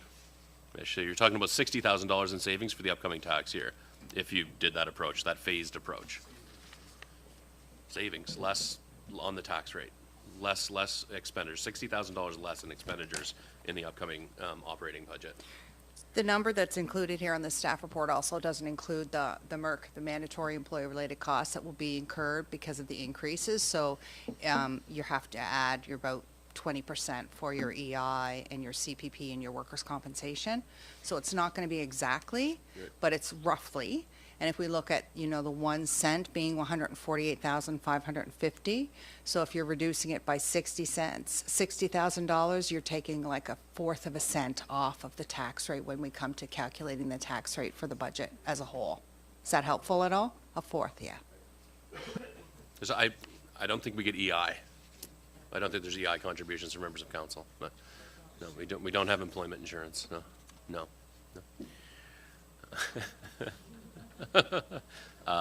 So further debate or discussion, or is there a motion? Deputy Mayor, I recognize you. Thank you. I will be supporting the committee's recommendation for counselors to be adjusted to the 41 effective April 1st. I think it's important to note that this work was done by a committee of residents. It wasn't council members. It was to take out the bias of that, and so I think that's important to note. A few things that I meant to highlight earlier that were sort of touched on, but the legislature is changing all the time. The provincial downloading that continues to happen in municipalities is a lot.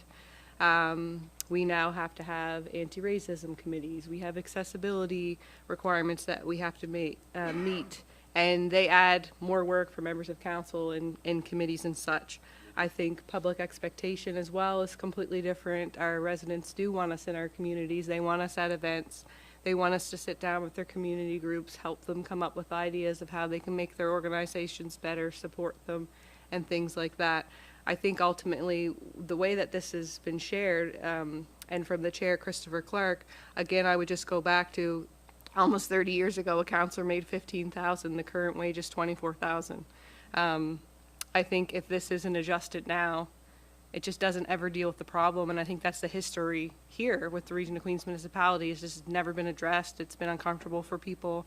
And I think it just ultimately needs to be addressed. So with that, I move that council members' remuneration be adjusted to $41,496 effective April 1st, 2026, with annual adjustments 2027, 2028, in accordance with the average Nova Scotia Consumer Price Index of 2.5%. Thank you. Thank you, Deputy Mayor. Is there a second to that motion? Seconded by Councillor Carver. I think Deputy Mayor has articulated her position in making the motion. Would you like to speak further to it? Okay. Further debate. I'll invite further debate or discussion. Councillor Carver, do you want to get in as a seconder of the motion? Further debate or discussion?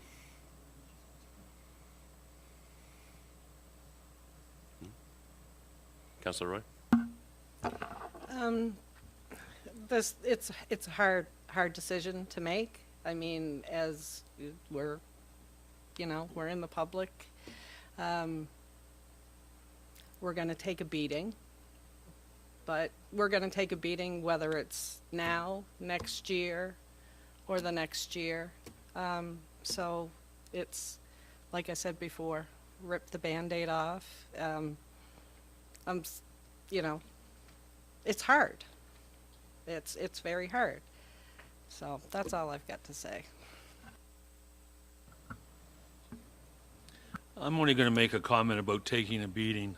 It's going to be so nice that when we take this beating, that we'll see all those people that are voicing their concerns on Facebook running for council next time. So good luck to them. And I would just say that discord and disagreement and holding elected officials accountable and challenging us to rethink decision-making or to have a fulsome understanding is part of the democratic process. But abusive, harassment, threats are not. And so I'm not going to take a beating. I don't accept that as part of my role, to take a beating by members of the community. I encourage people to engage with me respectfully. I will not be subjected to harassment based on this business item. Further debate or discussion before I call the question? And I'm going to ask for a recorded vote for the purpose of transparency. All those in favor of the motion?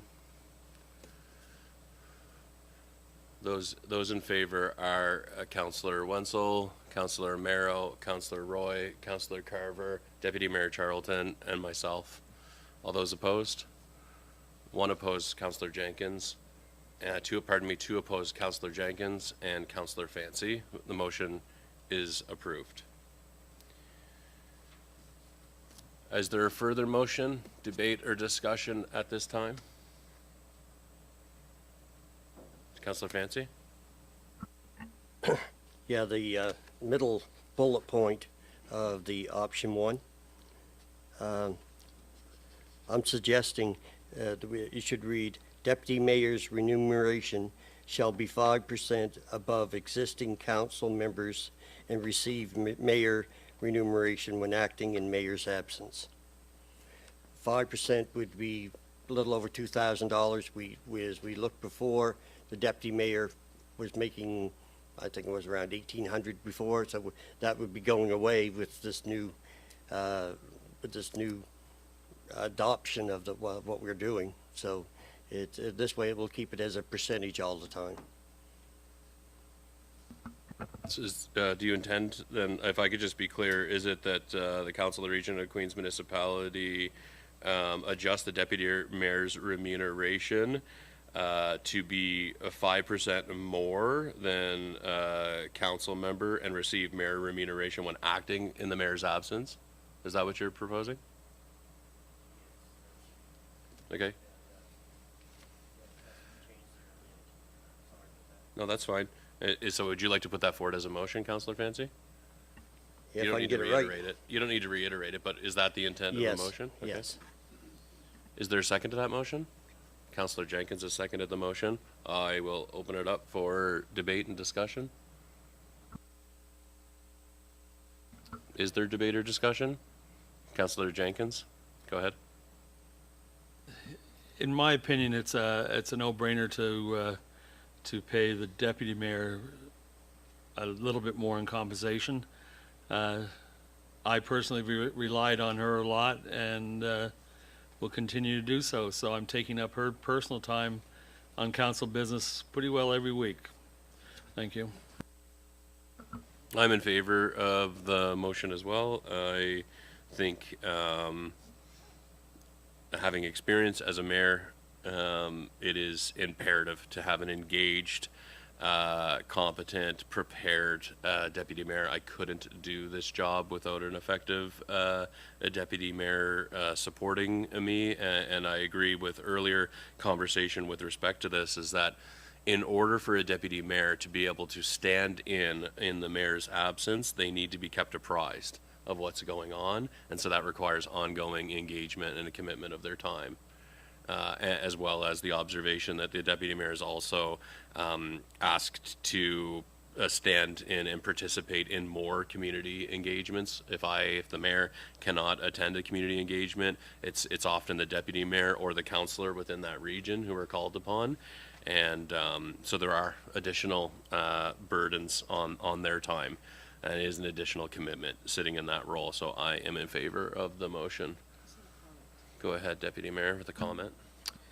Just a comment as someone who's in the current role. I think in this case, it would be helpful to have like the responsibilities of the deputy mayor noted, where council members and residents could look to something like that to understand what the role entails, and also to be able to hold the deputy mayor accountable.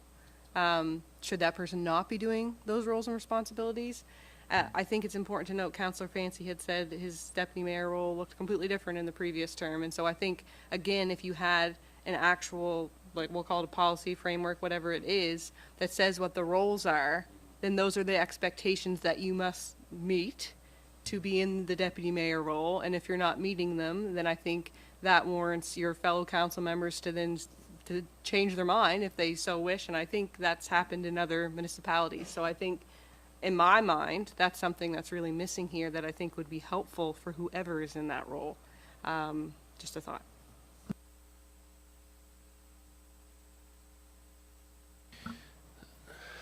Point taken, and I see staff kind of nodding their heads. Further debate or discussion on this? Councilor Merrill? I'd just also like to note that the committee that did the work on the council remuneration suggested that also.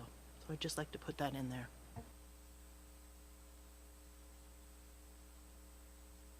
Anything further before I ask the question?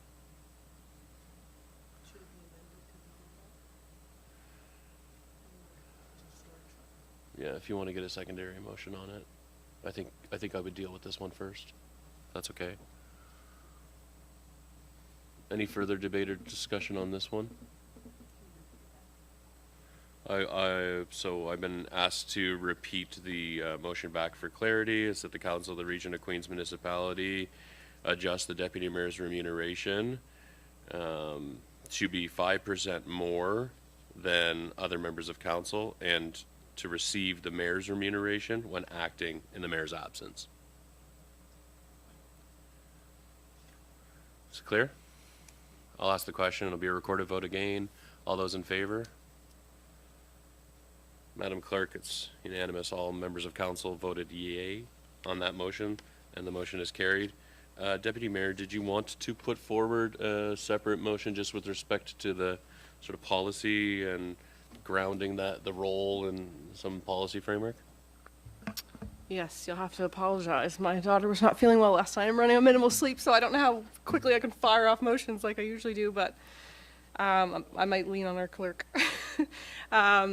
Maybe to move that a policy be drafted outlining the roles and responsibilities of the deputy mayor. Would that suffice? Is there a second to the motion? Seconded by Councillor Jenkins and or Councillor Merrill. You guys are pretty close. Debate or discussion? I think it's a good idea. I think it's a good idea. All those in favor? Carried. Any further motions, debate, discussion with respect to mayor and council remuneration, compensation? Okay, hearing none, I will move on to 7.2 on 30th anniversary of RQM. Thanks, Felta. And we have, we're lovely and astute Community Economic Development Officer Stephanie Serrata joining us to present an overview of this report. Take it away when you're ready, Stephanie.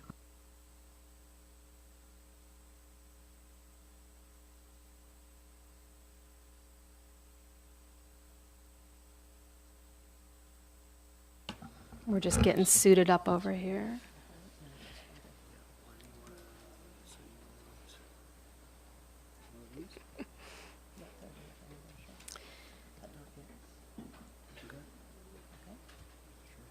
Tell me when to put it on, and then I'll put it on. All right. Before we begin, we want to acknowledge the timing of this conversation.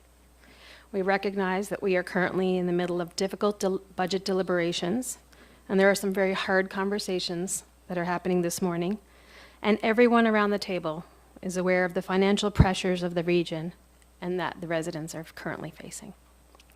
Recent provincial cuts have created significant challenges for municipalities, and council is working hard to reduce the municipal budget to avoid increasing the tax burden for residents. So we want to be clear The purpose of bringing this report forward today is not to propose large expenditures or new programs. At the same time, we are all residents of this community and care deeply about where we live. Part of strong communities is maintaining pride of place and a sense of optimism about the future. As Mr. Clark referenced earlier, April 1 marks the 30th anniversary of the amalgamation of the region of Queens. Milestones like this can provide an opportunity to pause and reflect on how far we've come over the past 30 years as a municipality, while also looking at what the 30 years might look like, the next 30. From an economic development perspective, which residents have identified as a top priority during recent town halls, community pride and identity are not separate from economic growth, but they are embedded in it. A community that residents are proud of is also a community that people want to invest in, visit, and relocate to. And we know that visitors often come here to specifically participate in festivals, cultural events, historical spaces, parks, and community activities. These experiences are part of what makes Queens a destination. So while this report speaks about an anniversary milestone, it also aligns with the region's broader economic development priorities. As such, we are seeking direction on 2 discussion points, the first surrounding the current Queens Coast branding. Community feedback and anecdotal input shared with council and staff have indicated a strong interest in moving away from the Queens Coast branding towards something perceived as more inclusive and unifying of the region as a whole. In some parts of the county, the current branding is viewed as placing emphasis on coastal areas over northern and central communities, creating a divide. As we head into our 30th year, perhaps now is a good time to address how we can bridge that divide in some small way. For example, by steering away from Queens Coast, it might be interpreted as removing a barrier. There are several options presented in the report, and some are more complex than others, but I think we should review them.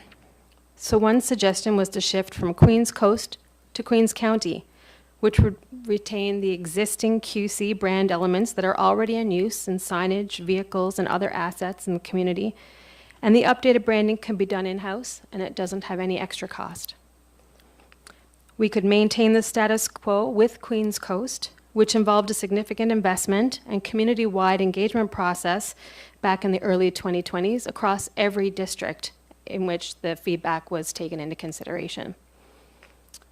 We could do a refresh of the, yeah, we're just gonna pop this up on the screen for those who are viewing. Go down, just so people can see what they look like. Go back up one.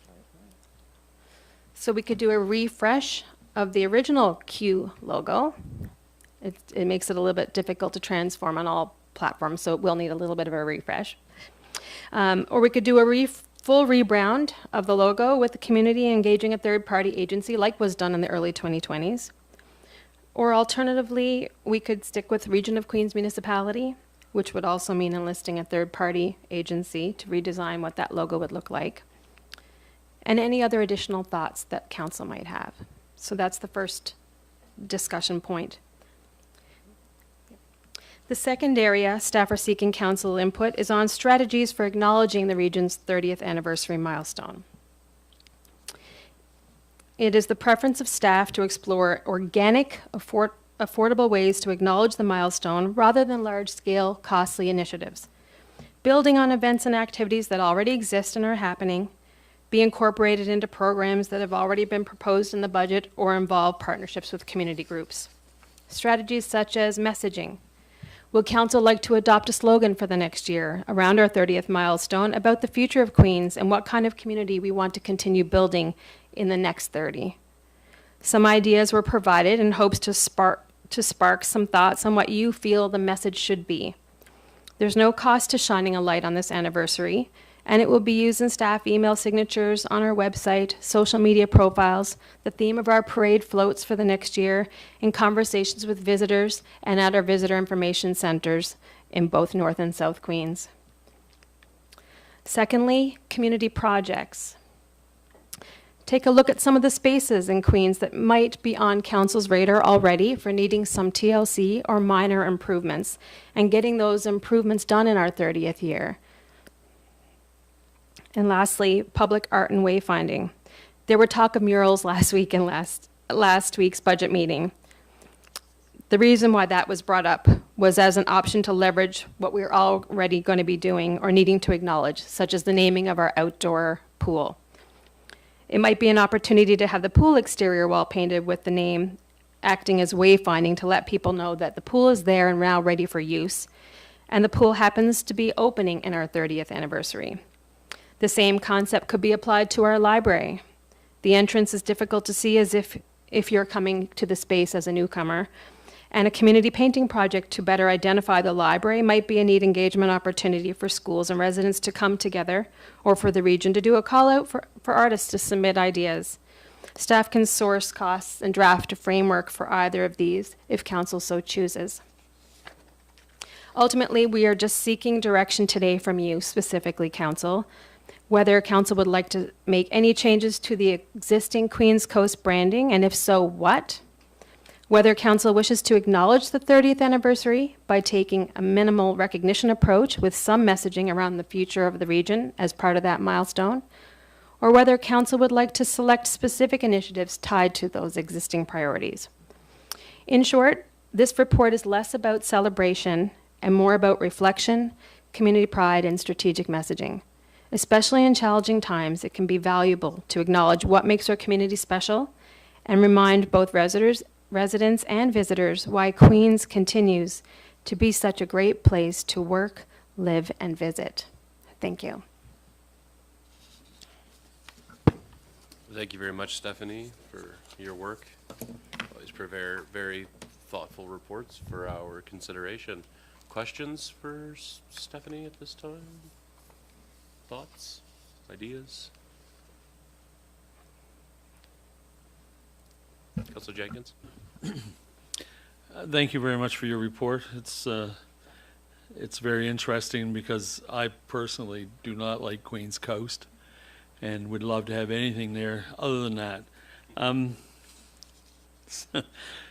Looking at our options, you know what? Queens County needs a good news story, and we can't afford to do it this year. But I think if we start this year and maybe finish it next year, we can really put something together that is worthwhile, bring the communities together, and do it as a phased approach, and get our people back moving around and happy to be in Queens County, and do some of the old things. I remember the canoe races and different things. I remember one time, and I don't think I'm dreaming, that there was even a big steer barbecue in Liverpool. I mean, those things are hard to do now, but there's so many options that we can do with a phased approach, because it allows us to spread it over a 2-year period.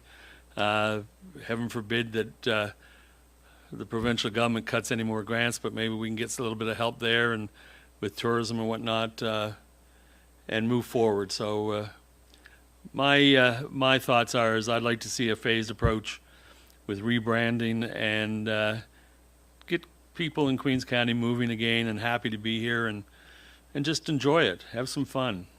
Thank you. What others feel? Go ahead, Deputy Mayor. Thank you.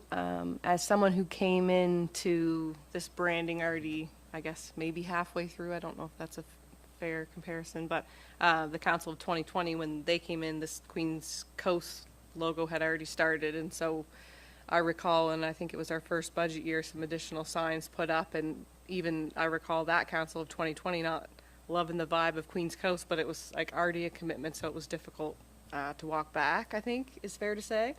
I think the way that this is currently proposed, it's very easy for us to no longer use Queens Coast and use the QC instead at no cost. Like, that's a no-brainer in my mind. I know some of our signs, you know, have QC on it, so it could be Queens Coast or it could be Queens County. If it doesn't specifically say Queens Coast, we can all just say it is now Queens County, I think would be fair to say.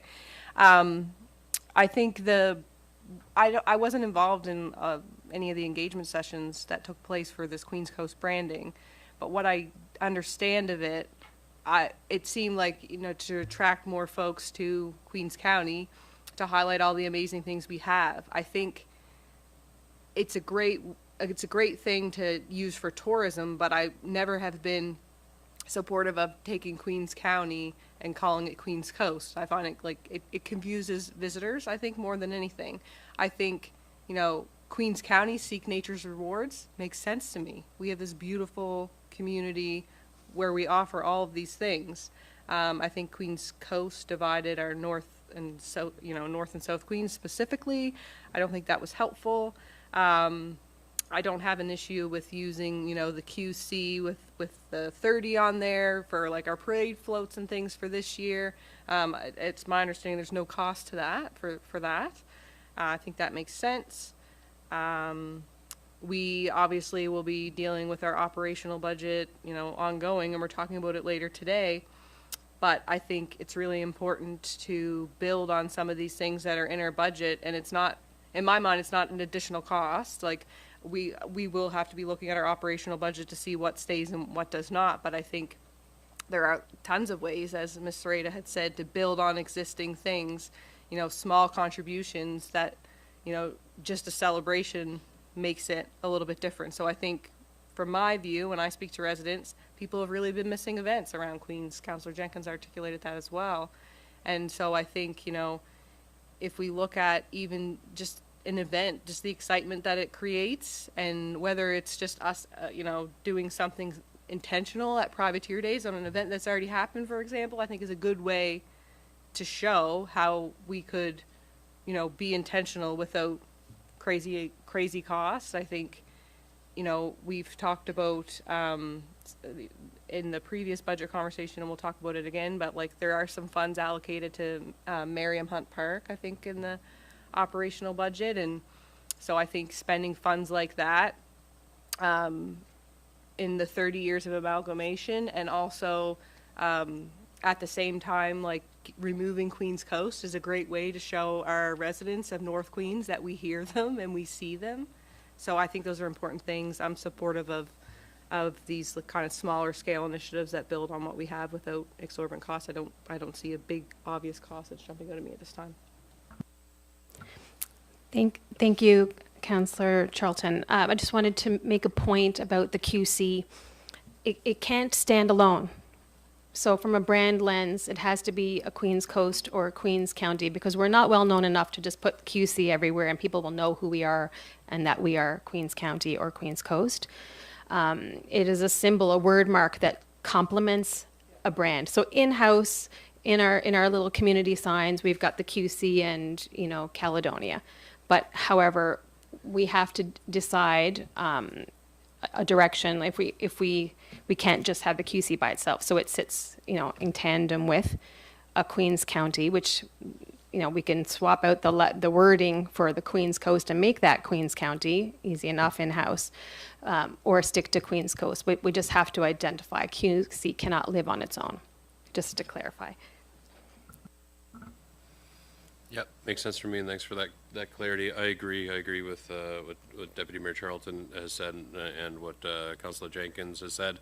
I probably heard more on the campaign trail and since stepping into this, but on the campaign trail from residents about dissatisfaction with this notion of Queens Coast, and it exacerbating and perpetuating feelings of disenfranchisement and divisiveness and lack of representation of residents who don't live in the more urban parts of the community and don't live in South Queens. And so I've been dreaming of this day where we can just and I think we should call it the Coast is Toast campaign. And we just, what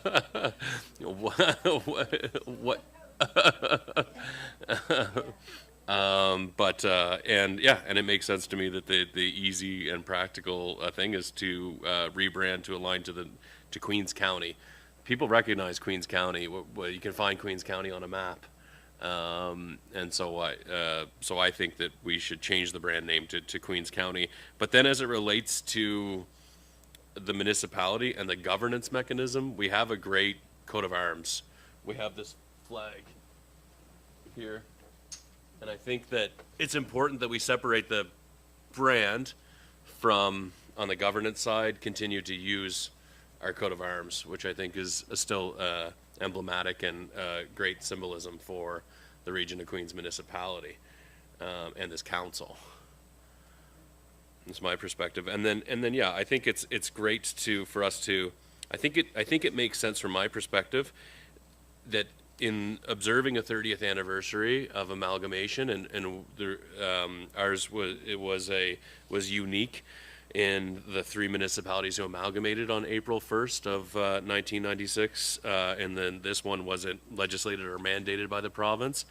But I recognize that there are a lot of people in our community who don't feel that amalgamation served them well, and don't feel that it was a positive move for them, for their family, for their specific community.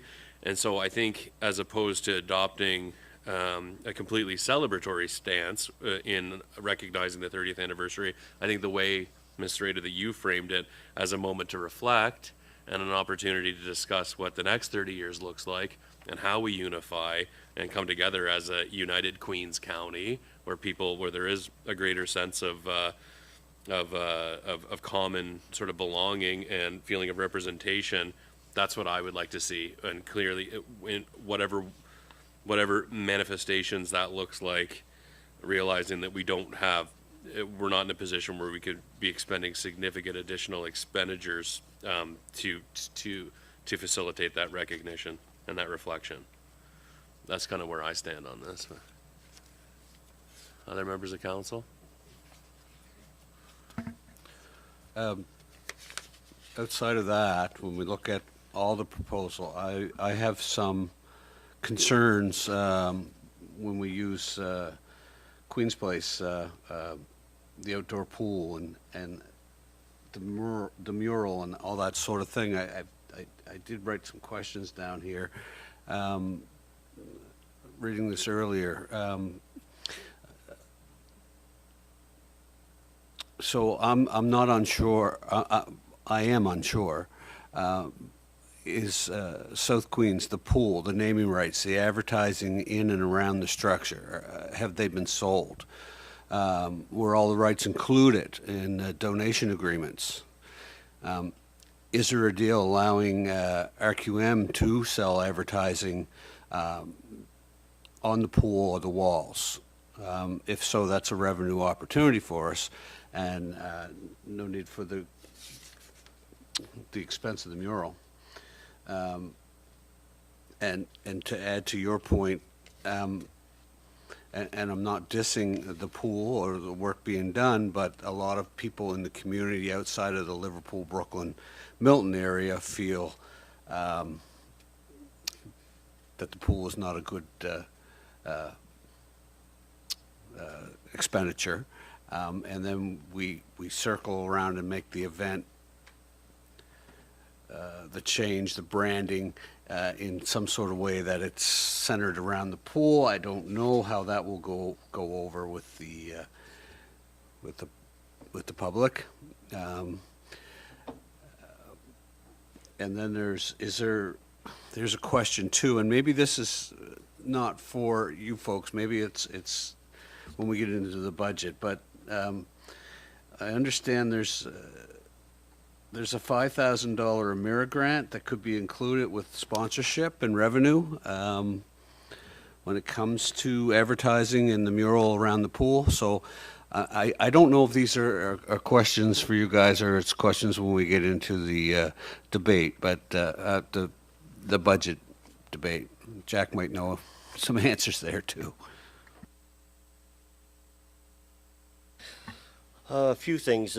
I know that there is $5,000 that we can be used every year over to the. I think it has to be done at the Mayor's Center. So we used it before, and yeah.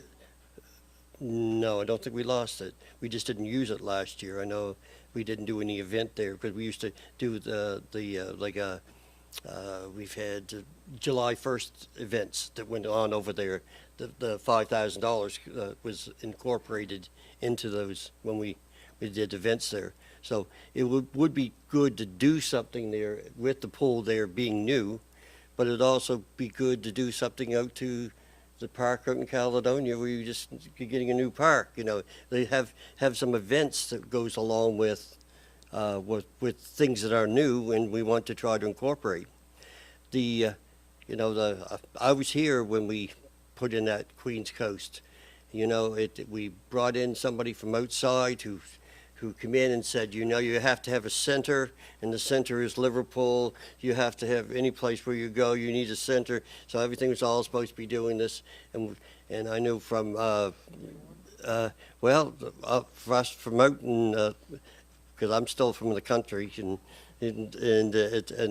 we voted against it, but they said, no, this is the way you have to do it. So be careful when you sometimes get what you wish for, and it's not what you want, because it was trying to incorporate things like we had the Port of the Privateers, we had all kinds of names, and tried to take all the names and just put one name in. I like the QC, make it simple, and going forward. And yes, like I said, we've got that money that could be used. I think it's still there. I don't see how it was, because it was always there for us. So I think it was written in that we could use it every year.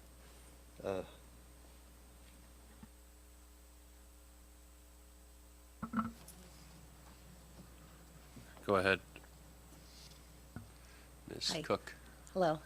I'm not 100% sure, but I'm fairly sure that that funding is still there. From my recollection, it was part of the naming rights for Queen's Place when Amera came in and bought those rights.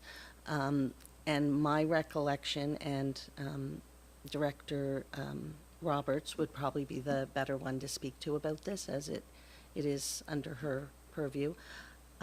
That funding gets used for an event for the community on site at that facility. So it can't be somewhere else, and it can't be for upgrades to the facility or anything like that. It is a community driver, something to get people engaged and active.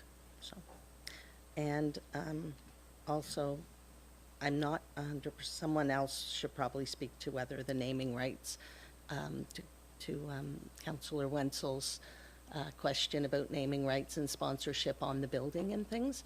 I don't know that one. Councillor Merrill. I'm on the pool committee as well, and I believe the CAO should speak to the naming rights and whatnot, because I believe all that is tied to the donation.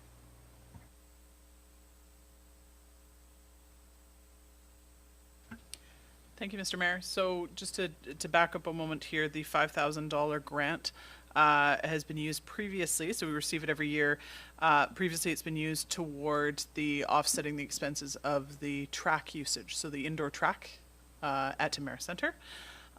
Further to Councillor Merrow's mention about naming rights. So we do have an agreement in place for naming rights of the facility itself. For whatever the new pool at South Queens might be called. So that's more to come on that aspect. And then the specifics as well. We'd have to peel back the agreements to see specifics on other naming rights. So as far as posting other businesses that might be making donations and that sort of thing, investing in the facility. But the entity itself, or the entire building itself, will be named coming up this spring.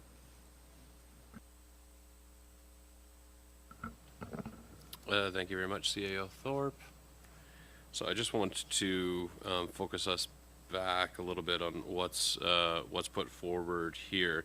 And so from my understanding of the conversation thus far, it seems to me that the direction of council where we're comfortable is to change the brand name to Queens County, retain the existing QC word mark and overall design, but replacing the word coast with county.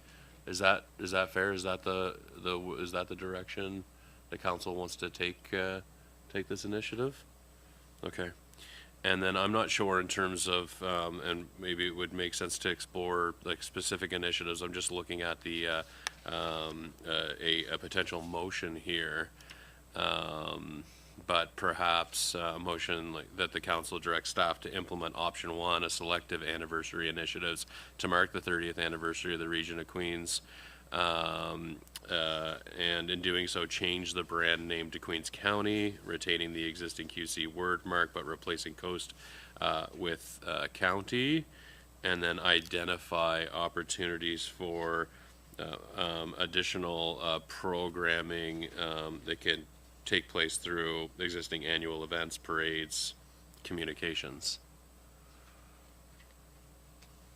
That's what I'm hearing. Is there a member of council willing to move forward in that with that direction? Deputy Mayor?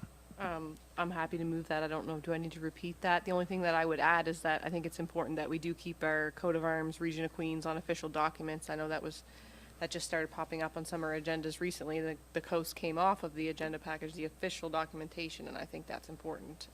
And I certainly appreciated that change, so. Is there a second to the motion? Include that. Are you okay, Madam Clerk? Are you okay with the motion? Okay. Is there a second to the motion? Sorry. Councillor Roy has seconded the motion. Debate? Do you want to speak to it further, Deputy Mayor? Would you like to speak to it further, Councillor Roy? Go ahead.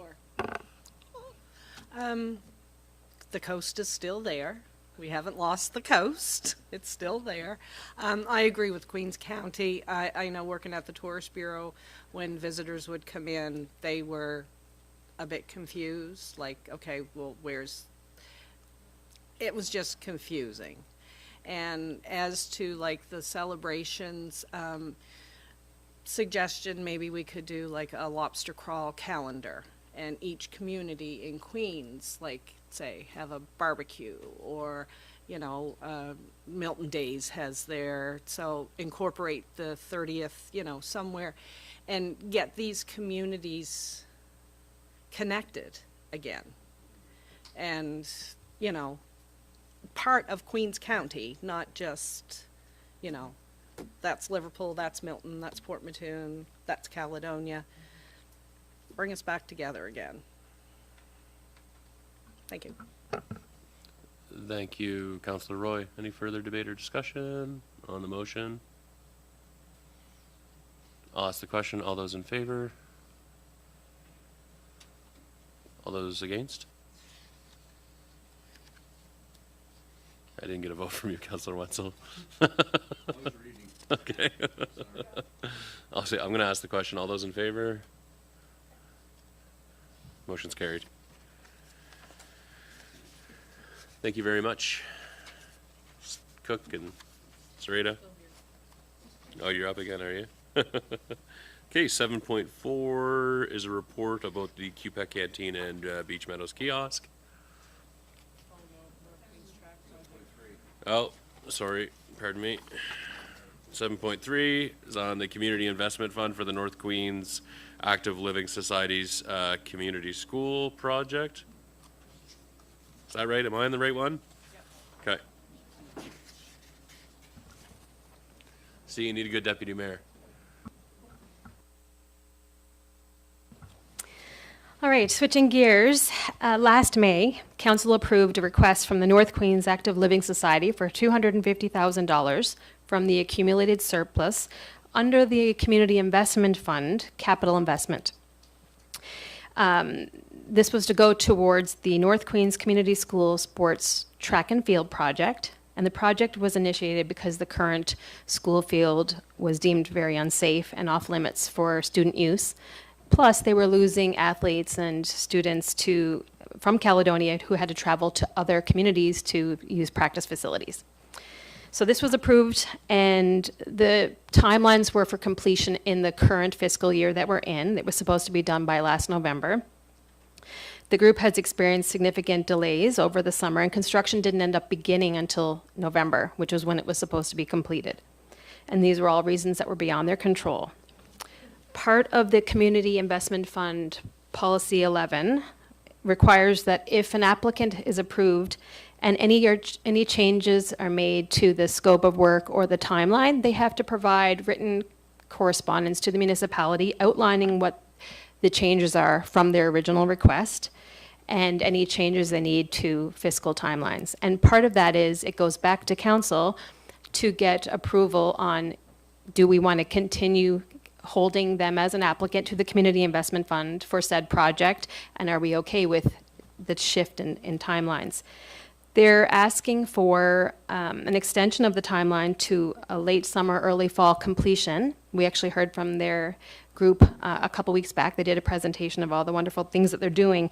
They're at 30% completion right now, and Turf Masters, who is the contractors who are doing the field, and they also did the Queens County track here in Liverpool, have assured them that that would be on track. They all want to get it done collectively.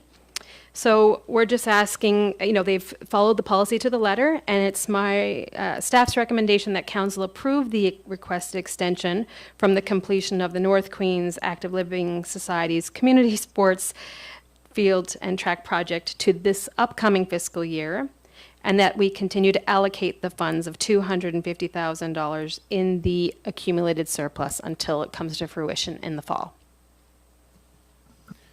Thank you, Ms. Serrata. Questions? Council, any questions for Ms. Serrata on the report or the ask? No. Hearing none. Is there a motion? Councillor Merrow?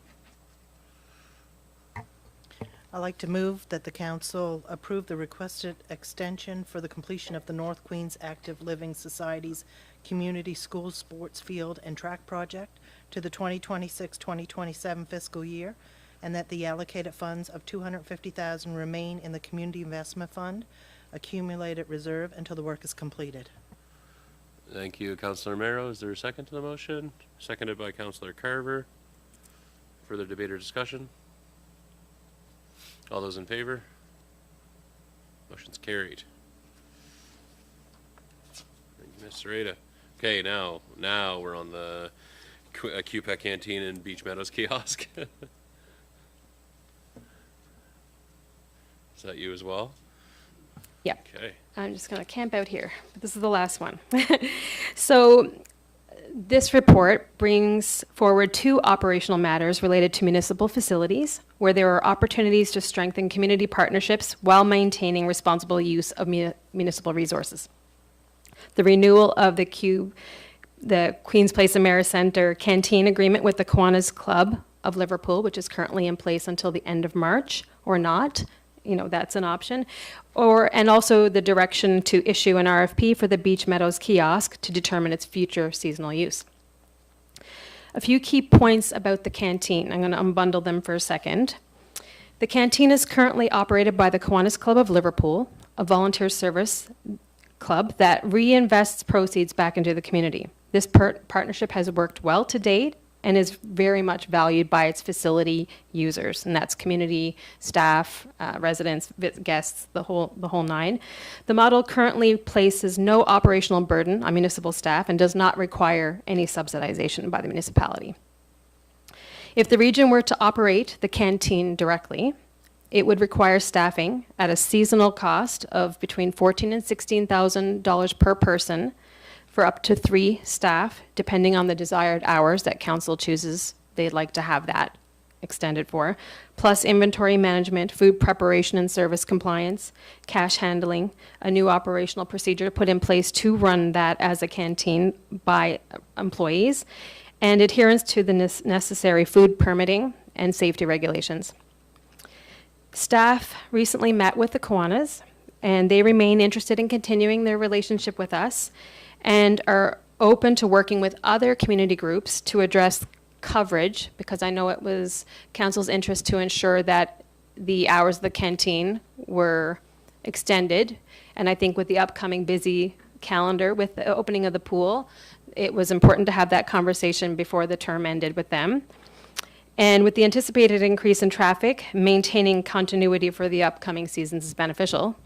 So they were very much interested in working with other community groups if they needed to pull in volunteers to keep that going. And they were looking at what that would look like and having different menu options for different times of the year and so forth.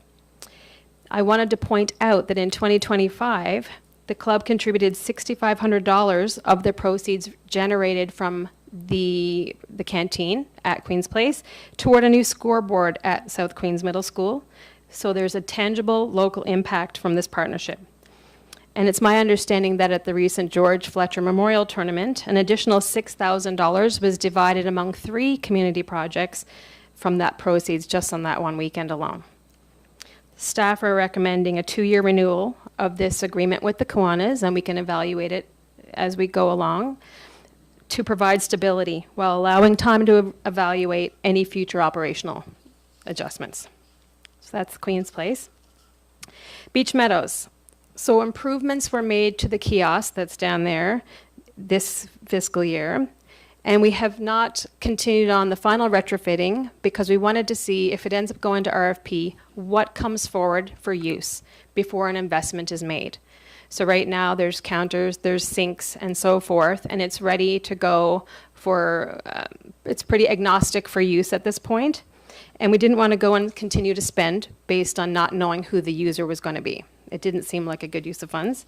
And the kiosk is very small, and so to design it for one specific use prematurely, it wasn't a smart call on our part. So we are looking at issuing an RFP, should council wish, to invite creative proposals to come forward for use from community operators and vendors to ensure a transparent and fair procurement process, encourage local entrepreneurship, and activate the space for beach visitors, which is what was intended for this kiosk to begin with, and also avoiding direct municipal staffing costs with a small revenue stream to the region. So we're proposing an April 1 release of an RFP, so significantly earlier than last year. And there'll be an analysis of options that will come from those RFPs that we can present to council and see what direction you'd like to go with. Both recommendations lean towards leveraging partnerships rather than expanding municipal operations and reflect a cost-conscious approach while still improving services that we offer at our facilities. Should council continue to operate either facility directly, it would involve new staffing requirements and ongoing operational costs, which we are welcome to research and return with a report on if it should you so choose. So we are looking for recommendations to continue a successful community partnership at Queen's Place with the Kiwanis Club, and to open up the RFP process to determine the best future use of the kiosk at Beach Meadows. Thanks very much. Any questions? Questions for Mr. Rita? Councilor Jenkins? I'm just wondering why we're not including the Beach Meadows and the canteen at Queen's Place together as one group being able to operate it, or an RFP going out for the combined two. That's 100% an option that you can decide today. If you want to take the RFP process and add in the canteen to see what comes back from community groups and vendors and so forth, we can certainly do that. Just knowing that we have a contract in place with the Kiwanis Club, and it ends at the end of this fiscal year, and so we just have to make a determination of how we would go back to them.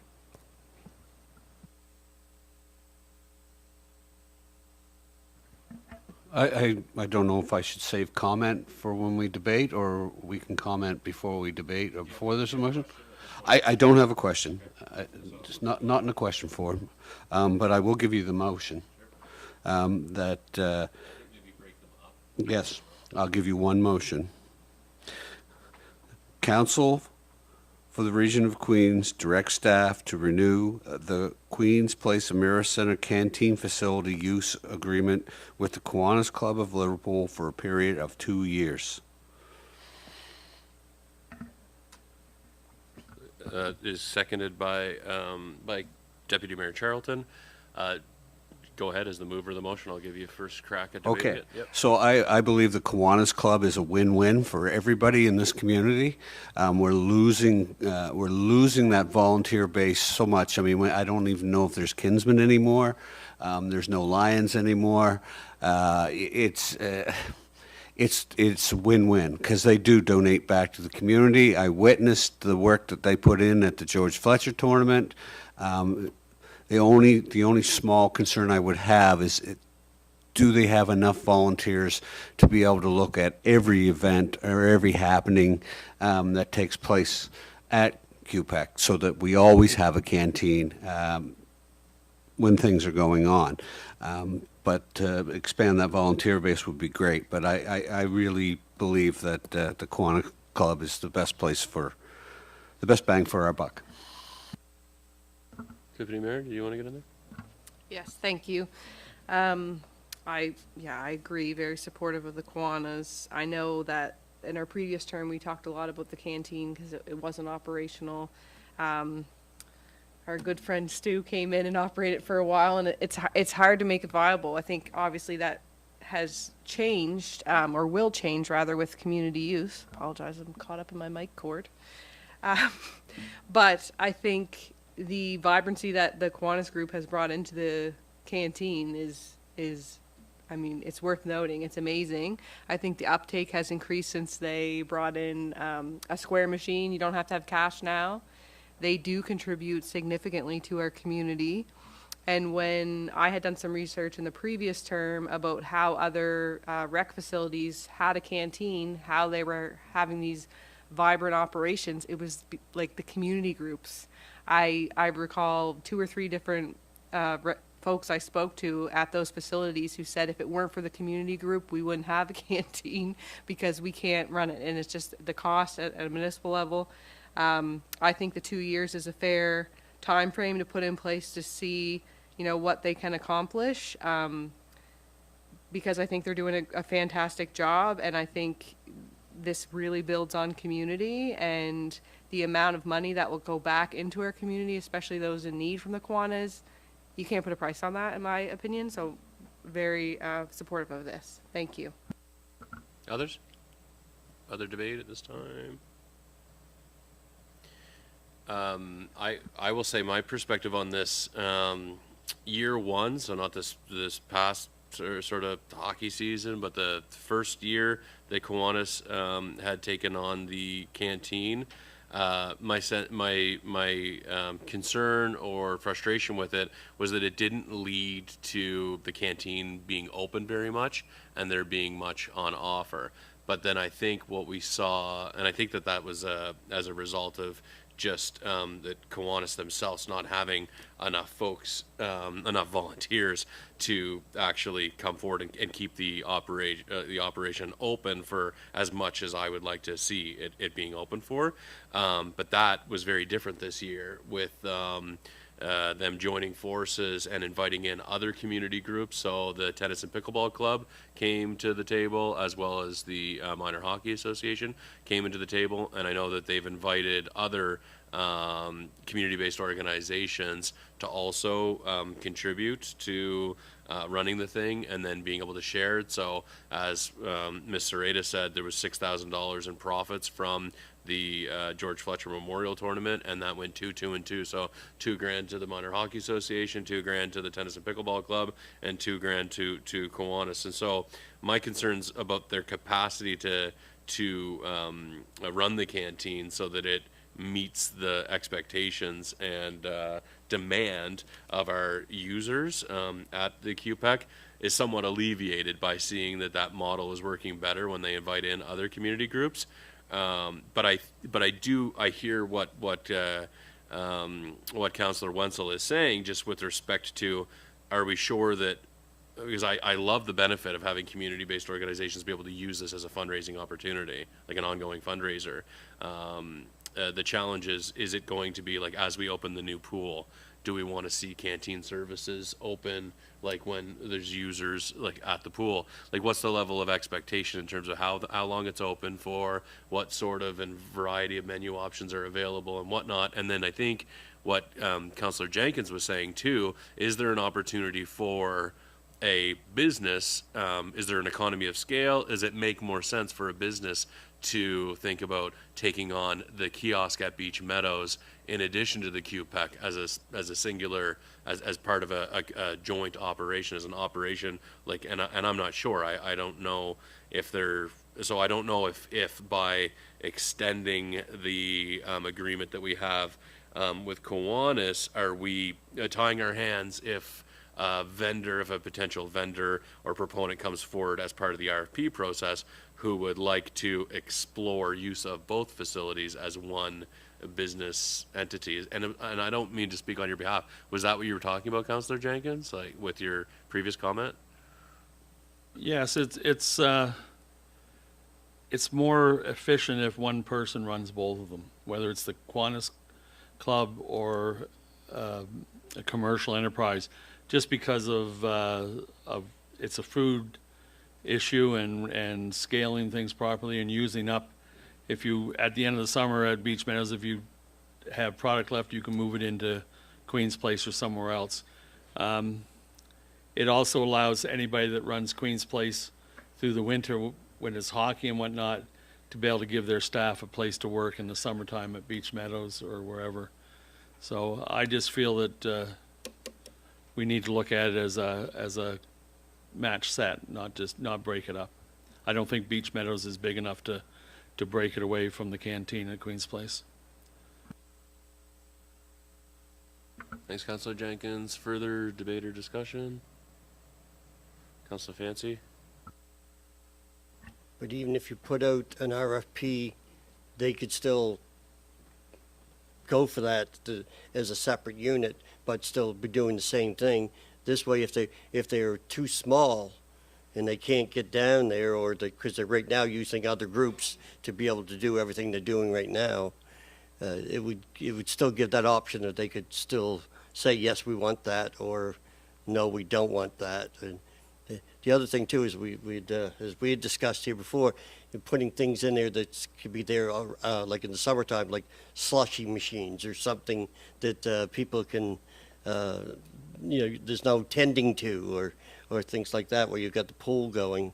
They might be able to work with some people who make sandwiches or something. I don't know, as they know what they have, and going forward for 2 years, they can, as you said, from the first year to the second year, they expanded, and then there's other groups. And putting this money back into the community right now, with the cuts that is going on, is just it's incredible to help. Go ahead, Stephanie. If I may, also, I don't think we should assume that it might be a food vendor that would take on Beach Meadows, because we have been approached by some recreational groups, whether they're artisans or recreational groups, to run programming down there, which would be quite interesting too. And of course, all those will come to council. But I think we have to be mindful of the fact that they are very different birds, operationally, costs and what's involved. And, one is also a very short season compared to the other. Related to the Kiwanis, I had a candid conversation with them about menu, about hours of operation, and what's been happening is as things get booked, they're contacted, and they'll go in on a Tuesday, Wednesday, Thursday, Friday to Sunday if there's things happening. They've made themselves available based on use at the facility versus just being on the weekends, which is nice. And I did talk to them about summer evenings and doing ice cream and some change to menu options, having some healthy alternatives and so forth. So that is all part of that discussion, and they were very much open to having that conversation. And so just to clarify, in your conversations with the Kiwanis Club, they are envisioning if it is the will of council to renew the facility use agreement, that they would be looking to provide canteen services throughout the summer months as well, as the ice-based events dwindle. Okay. Further debate or discussion on the motion that's on the floor? Okay, I'll call the question. All those in favor? It's carried. And then, so with respect to the kiosk at Beach Meadows, is there a motion? Go ahead, Deputy Mayor. I move that the Council of the Region of Queens Municipality direct staff to issue a request for proposal, RFP, for the seasonal use and operation of the Beach Meadows kiosk with the target release date of April 1st, 2026. Is there a second to the motion? Seconded by Councillor Carver and/or Roy, but I guess Carver for the minutes. Further debate, discussion? All those in favor? Carried. Thank you very much, Ms. Sereda. Realizing it's 12 o'clock and we've been at this for a little bit, we have a natural stopping point between 7.7 and 7.8. It's okay with council if we just carry forward until that, what is going to be a natural stopping point for staff to be prepared for 7.8. Is that okay? All right, then we will carry on to 7.5, which is the solid waste collection contracts. I see.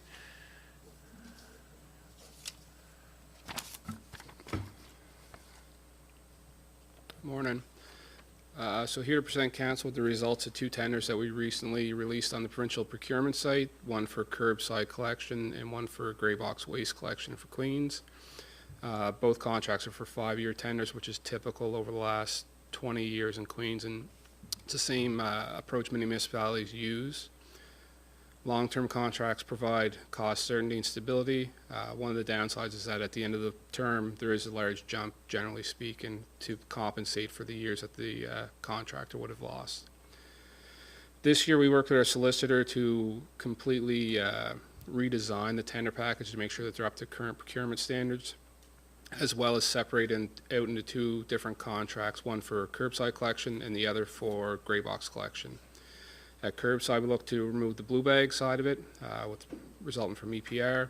We added curbside inspection, and we also require detailed weekly reporting by the contractor for performance assurance. At the gray box sites, we made more changes, more improvements, we think. Again, removing the blue bag side, adding curbside inspection, added the requirement to remove organics material at each visit, where it's formerly been every 2 weeks. Collection days are now prescribed. Previously, they were just required to perform a quantity of cleanups every week versus cleanups which are scheduled Monday, Wednesday, Friday for most sites.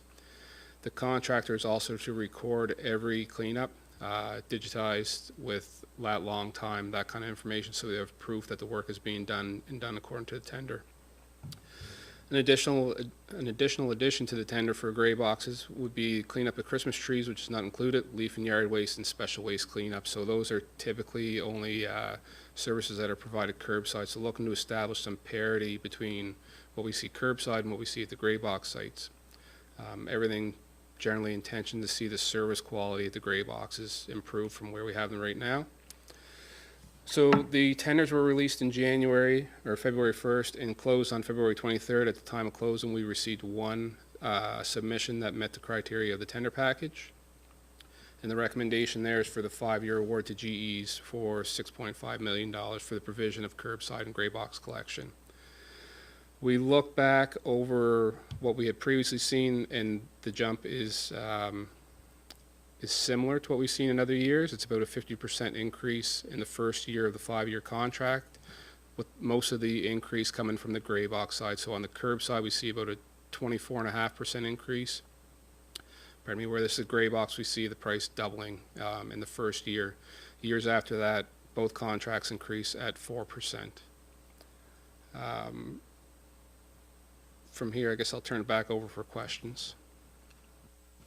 Questions, council? Councilor Miro? As far as collection at the gray boxes, how many do they collect at? Like, how many gray boxes do we have? We have 49 sites, I think it is, and at those 49 sites, there's roughly 77 boxes, gray boxes, that are currently in place. So with the gray boxes, they're only going to be picked up once a week? No, what we've asked for is the same routine that we see right now, but we've prescribed the days of the week. So outgoing would be cleanups 3 times a week, for instance, where they could be Wednesday, Thursday, Friday. Now we're saying if it's 3 times a week, it's got to be Monday, Wednesday, Friday. If they're 2 times, then it's got to be, I think, Tuesday and Friday. And if it's once a week, then it's every Monday. And I'm not exactly sure what those days are, but we've staggered them through the week so that they're spread out as opposed to being compressed. Is there a fuel surcharge on this RFP? Yes, there is, and it relates to, it establishes a benchmark fuel price based off of the last 24 months of fuel, and then the rolling monthly average from here out for the term of the contract. So that price tag, that $6.5 million will be higher with the fuel surcharge, I presume? Recognizing the price of fuel right now, yes, that will grow. Do you have an estimate number that you're putting into the budget to cover fuel surcharge? Not with me at this time, but we'll compensate as it comes along, yes. Other questions for Director Gant on this report? I'm just looking at the 63.5%, just option one. This option represents a 63.5% increase from the previous contract for solid waste collection in Queens. And so just if you could help me disentangle that, how much of that represents a change in the level of service, and how much of it is just that the operating costs of the vendor or the contractor are going up, and so that's being reflected in how much we're paying for the service? It's really challenging to give you specifics, but I know looking at the curbside collection where that's gone up 25%, we can recognize that as one increase. We recently closed our transfer of solid waste, which was another long-term agreement, and over the course of the 1 year, that went up 50%. We've seen the same thing last year with organics, where that went up 38%, I think it was. So a lot of these contracts are really jumping high suddenly in these years where the price of equipment is getting higher. Safety management's getting more restrictive on work operations, and fuel is more volatile in the market.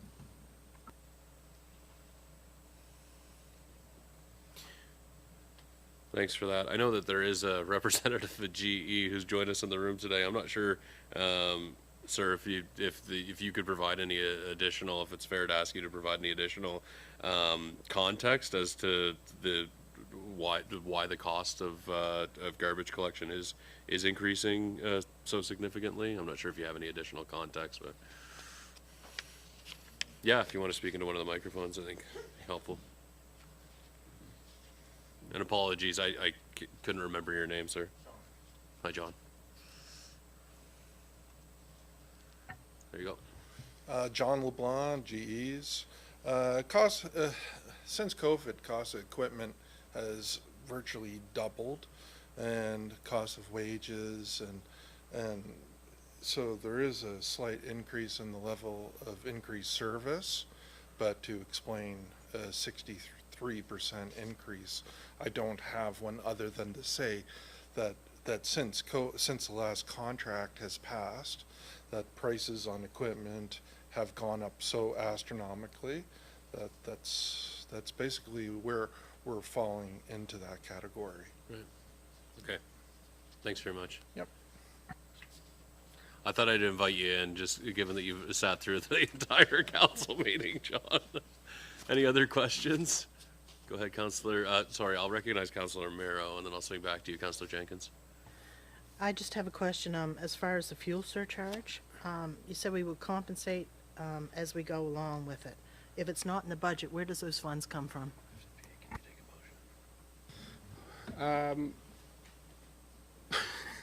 Director of Finance just commented that she will add it to the budget to make sure it's up to date when we review those over the next week. The fuel surcharge amount is determined by the same mechanism we've been using for 7 years, I believe it is, which provides the best stability, I guess, for both us and the vendor.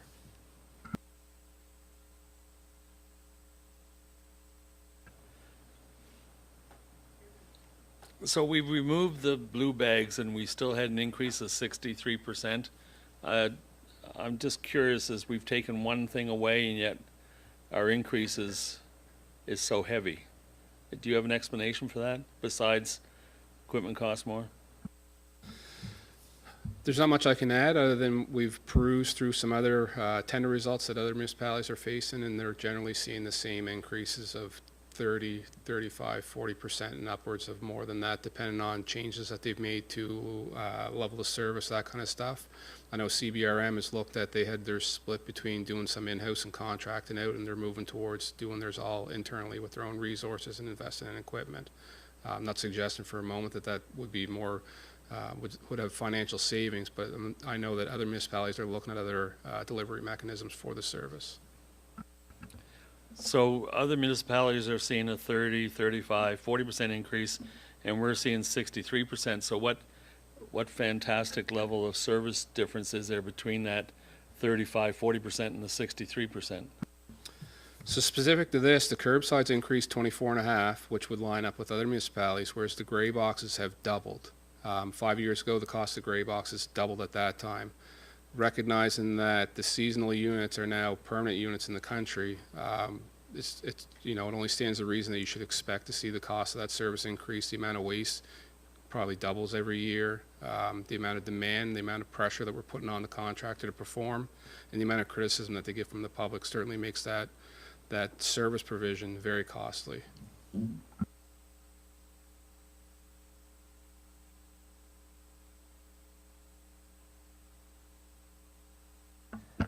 Thank you. I don't know if this was already answered. Apologize if it was. I stepped out of the room for a brief moment, but just wondering, I know in following some other municipal units and HRM specifically, when their garbage costs go up a lot, at some point they considered green bin pickup. Like they don't do it on their regular pickups through the winter. They've scaled it back for some cost savings. Has anything like that been considered? Not with this tender. We heard the opposite from the community, that green carts weren't collected enough at the gray boxes, so going from bi-weekly cleanup to putting them into every scheduled cleanup, hoping to see an increase in participation from residents as opposed to trying to cut services. If council would like us to look at cost-saving alternatives, whether it's collecting solid waste every month instead of every 2 weeks, organics, we'd be open to those provisions. Just for clarity, I'm not suggesting we pick up garbage less often. My comment was around green bins specifically, just because in other municipal units during the winter months, they're not collected as frequently. And I don't know if HRM is really a fair comparison, because they actually may pick up their green bins weekly in the summer. And so I'm not 100% sure. Just wanted to know if there was any consideration in that, given how much it has increased. And just to add to that, so council's free to design the level of service however they envision. HRM, you're correct, does organics on a weekly basis, and they step back through the winter months to bi-weekly. Some municipalities don't provide any curbside collection. They strictly do gray boxes for the entire municipal unit. Others do weekly cleanup. They do organics bi-weekly. So there's all kinds of ability to, I guess, to design the level of service different if that's what council wishes.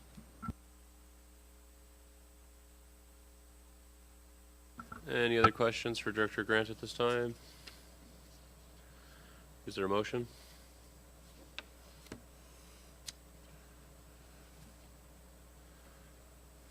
Is there a motion? No? I'll move that motion. I mean, it's my understanding from this report, we have one applicant, you know, for the RFP. It's difficult, but that's the reality.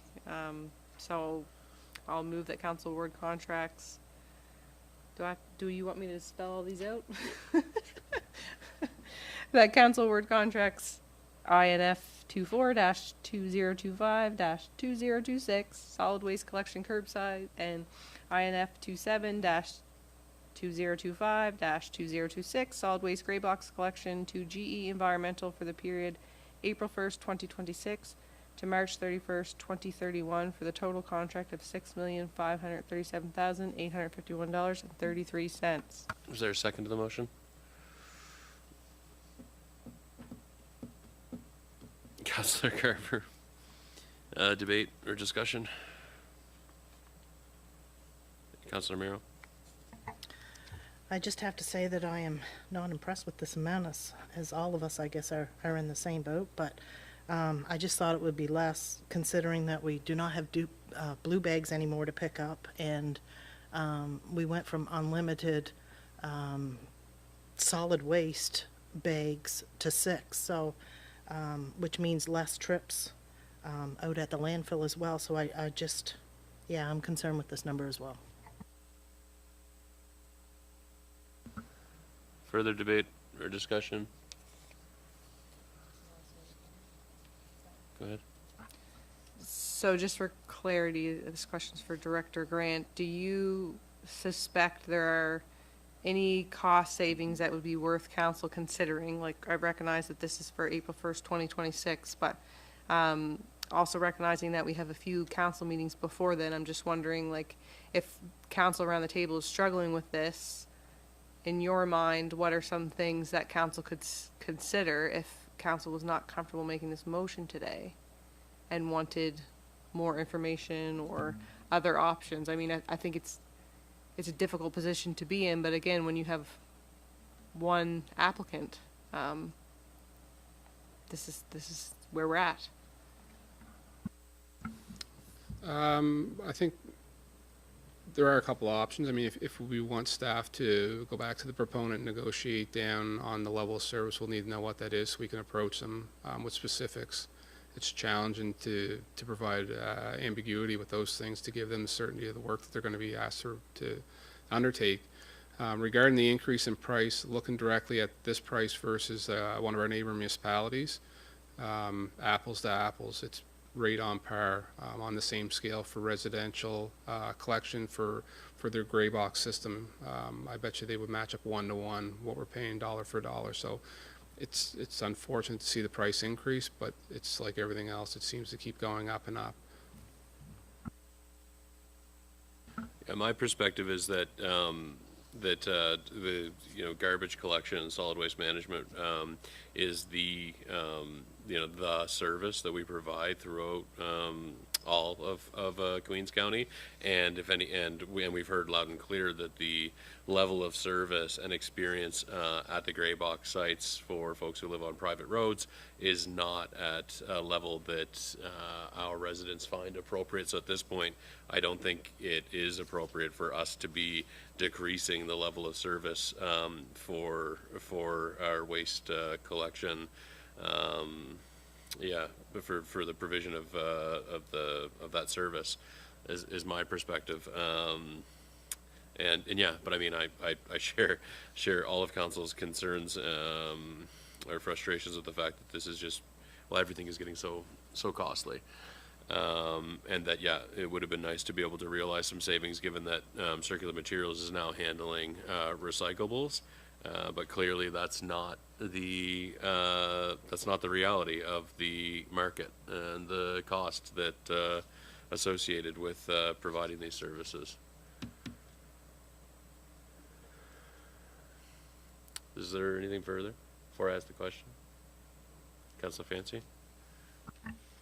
Just one quick question is, we're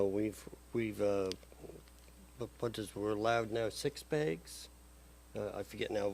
I'd have to look back through here again. If we cut it back to 4, would that change anything, or would it? Because if most of the times, if we don't, if people only put in 1 or 2 bags, then we're paying for a service that we're not using. I don't know. Maybe we have to stay with the 6 anyway. Just to build on that, so the last tender did have a requirement, or I should say from the solid waste bylaw, there's been a limit on the amount of residual waste that a resident can put curbside for many, many years. It's not something new, it's just been changed. So recognizing, environmental stewardship and those goals, looking to encourage residents to reduce the amount of waste that they're generating. That's one mechanism to do that. It also results in lowered costs. So over the years, if that's something council wants to focus on, we can. Stepping down from 2 cubic meters to 6 bags is a number. We can keep going lower and lower and see if that reflects in the cost to provide service.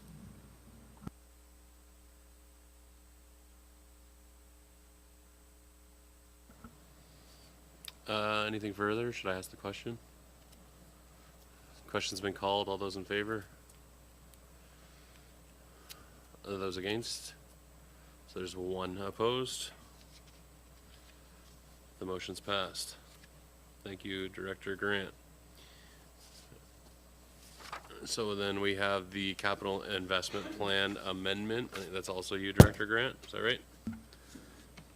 Moving on, so last year, roughly this time, we presented to council at the request some information regarding expanding sidewalk from Liverpool, where it ends on Millard Avenue along Waypoint Road to the Liverpool Business Development Center, the library essentially. The numbers were presented to council, which are included in the report, which were pretty loose, but put it in perspective, I guess, what the cost of that project was going to be valued at. Council directed us to go back and work on phase 1, which we're about to release to tender, and also work towards grants to see if we could support the financial burden of the whole project. So fortunately, a grant stream opened up in October, which is the Growth and Renewal for Infrastructure Development, GRID. We applied to that project and are fortunate to have the province's commitment to nearly 1.2 million to support the project. The caveat being that they approved the project on the pretense that we were doing both phases 1 and 2, so which includes the sidewalk from Millard right through to the library along Harley Humphrey Drive. So we're at the point now where we need council to amend the capital investment plan to include that second phase of the project along Arley-Humphrey Drive.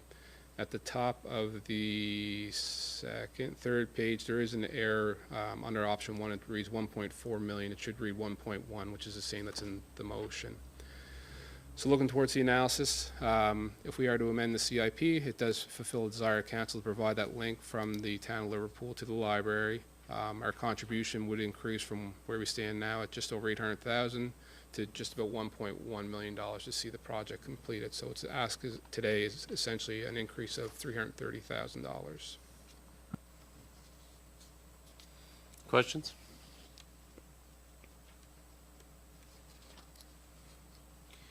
So my question on this one is, can we still continue to access some of the grid funding without doing all of the second phase of the work? To be honest, I was surprised at the second phase of work. I thought really that the interest of the council was to get a sidewalk from Millard to Harley-Humphrey or George, depending on the way you look at that intersection. But I guess from my perspective is we don't see the same. There's not that volume of traffic on Harley-Humphrey as there is on the White Point Road. So I'm not even sure about the justification of that second phase of the project. So I get, but to limit it to a question, and pardon me, Director Grant, is there any opportunity to go back to the province to discuss a lesser contribution from them in support of the first phase of the project and not inviting in the second phase of the project? Yeah, so working with the province over the last few years, I would say they're definitely open to negotiation. That's what is presented in option 2 would be to go back to them and tell them that we've re-envisioned our scope of the project and we're only looking to do the phase that's in progress right now and try to understand whether they're still interested or not. Until we chat with them, until we have direction from council, we haven't approached them yet to understand what their view is. The funding letter did require a signed agreement by March 13th, which is rapidly approaching. We found out about 2 weeks ago and brought this to your attention as soon as possible. Okay, and my understanding of the Growth and Renewal Infrastructure Development Program, GRID, is a funding program, and it requires it's 50-50. It's cost matching between the municipality and the province. So it would be the best case scenario, though, is that we could get the province to match what has been invested by the municipality. Is that right? Yeah. Okay. Any further questions? Additional questions, council? Nope. Okay. Is there a motion or direction? Go ahead, Deputy Mayor. I'm prepared to put a motion forward for council to direct staff to engage with the province to explore amending the grid terms and conditions to reflect only phase 1. Is there a second to the motion? Seconded by Councillor Wenzel. Further debate? Go ahead. I think when we first talked about this, that White Point Road, it has a lot of traffic. That was the concern, and so I think that's where the sidewalk needs to go at this time. I also recall, I think it was maybe our MPAL coordinator just mentioning that there may be some funds, to address that section. But it was my recollection that we kind of talked about maybe widening the shoulder of that road and never putting an actual sidewalk in, just because it doesn't have that kind of volume or traffic. So I don't know if there's an opportunity to consider that. But I think at this point, with all of our budgetary pressures and quite frankly the province as well, that it makes sense to ask for this for phase 1, which would result in a reduction on both of our ends. So I think that's appropriate at this time.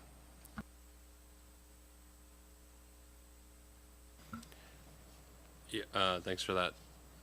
Further debate or discussion?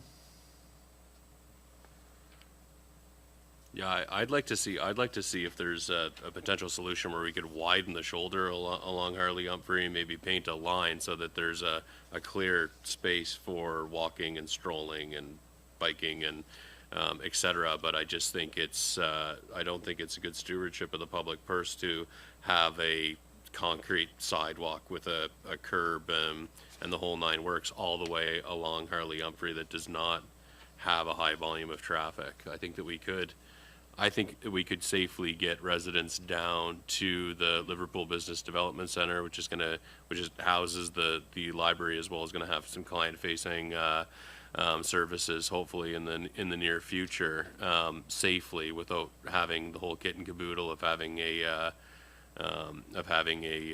you know, proper elevated raised sidewalk with a curb all the way down that stretch of road. That's my thought on it. Okay. Anything further? I have a question. Yeah. Where does Millard start? Millard Street or road, whatever it's called. It's where if you're driving on White Point Road, that's where it's where the current sidewalk ends. So it gets to Millard and it gets there, and then that's where the sidewalk ends. So there would be continuous sidewalk from downtown and from Main Street up White Point Road to George Street, Harley Humphrey, where the ball diamond is. Bizant. All those in favor? It's carried. Okay. So next is the council implementation report. It's prepared by our municipal clerk. Are there any comments, questions, concerns in review of the implementation report? Go ahead, Councillor Wenzel. On page, in my binder anyway, it might have changed, but on page 84 of 230, January 13th would be the date. And the resolution was that Council of the Region of Queens Municipality direct staff to procure third-party service to undertake a project analysis for the transmission main project. My question is, there's no action taken and there's no status. Okay, so yeah, it would be great to have a status update on that motion the next time that this comes back, or if that could be provided, to members of council as soon as possible. Deputy Mayor? Sorry? Oh. Thank you. Mine's sort of similar, but I had also made a motion regarding College Street on January 27th, which was to explore options for improvements to safety for pedestrians. And so I just wanted to flag that because I didn't notice that on the report as well. Yeah. And if there's any update about that, that'd be great. Okay, so there's an omission here in the report that motion of council is not captured here. That's correct. Unless Okay. Oh, okay. Thank you. Okay, it's been updated? Oh, it is.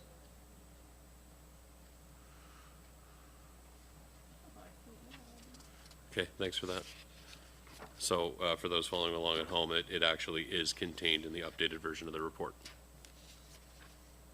The motion with respect to exploring safety on College. Any other feedback on the, go ahead, Councilor Merrill? I just have a question. I think it's on the last page here, about negotiations with Mogan Holdings Limited. I'd just like to know, it says in progress, but that's been in progress since I was elected in 2020, so I'm kind of wondering what the holdup is with that. I think I brought that up at a recent one. It might sit soon, like they're just the legal thing. Okay, yeah, so if we could get, also if we, if members of council could receive an update from staff on the motion moved by Councilor Muse in 2019 with respect to the negotiations with Mogan Holdings Limited. Yeah? Councilor Fancy? As much, because we have a fire chiefs meeting tonight, that on December 9th, 2025, about the purchase and installation of dry hydrants. It says in progress. Could give me an update of where we are?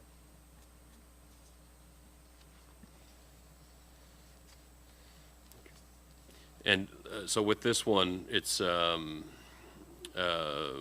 I think, so staff and the directors who are assigned to advance some of these may not be able to provide an update on the spot, but certainly if you're looking for an update from them, I know I see the municipal clerk noting that.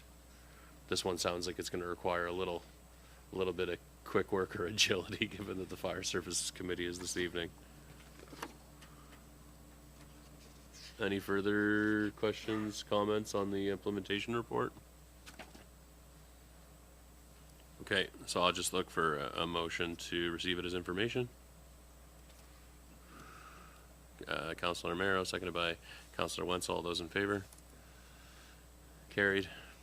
Okay, this is the natural stopping point that I was thinking of. So we still have a fair amount of business to attend to, but I want to give time for members of council and staff to break for lunch. So if we could reconvene at 10 past the hour, like 1:10, is that okay?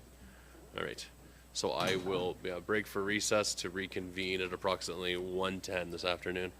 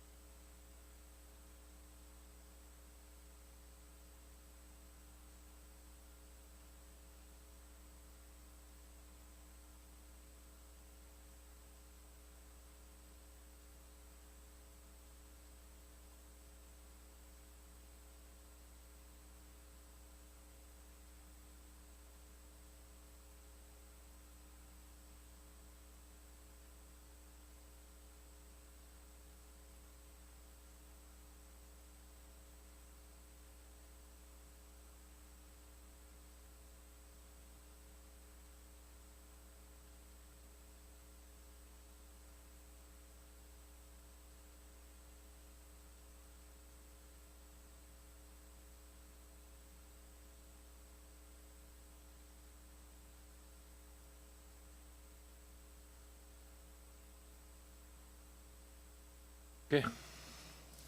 All right, we're going to reconvene the meeting after having taken a lunch break.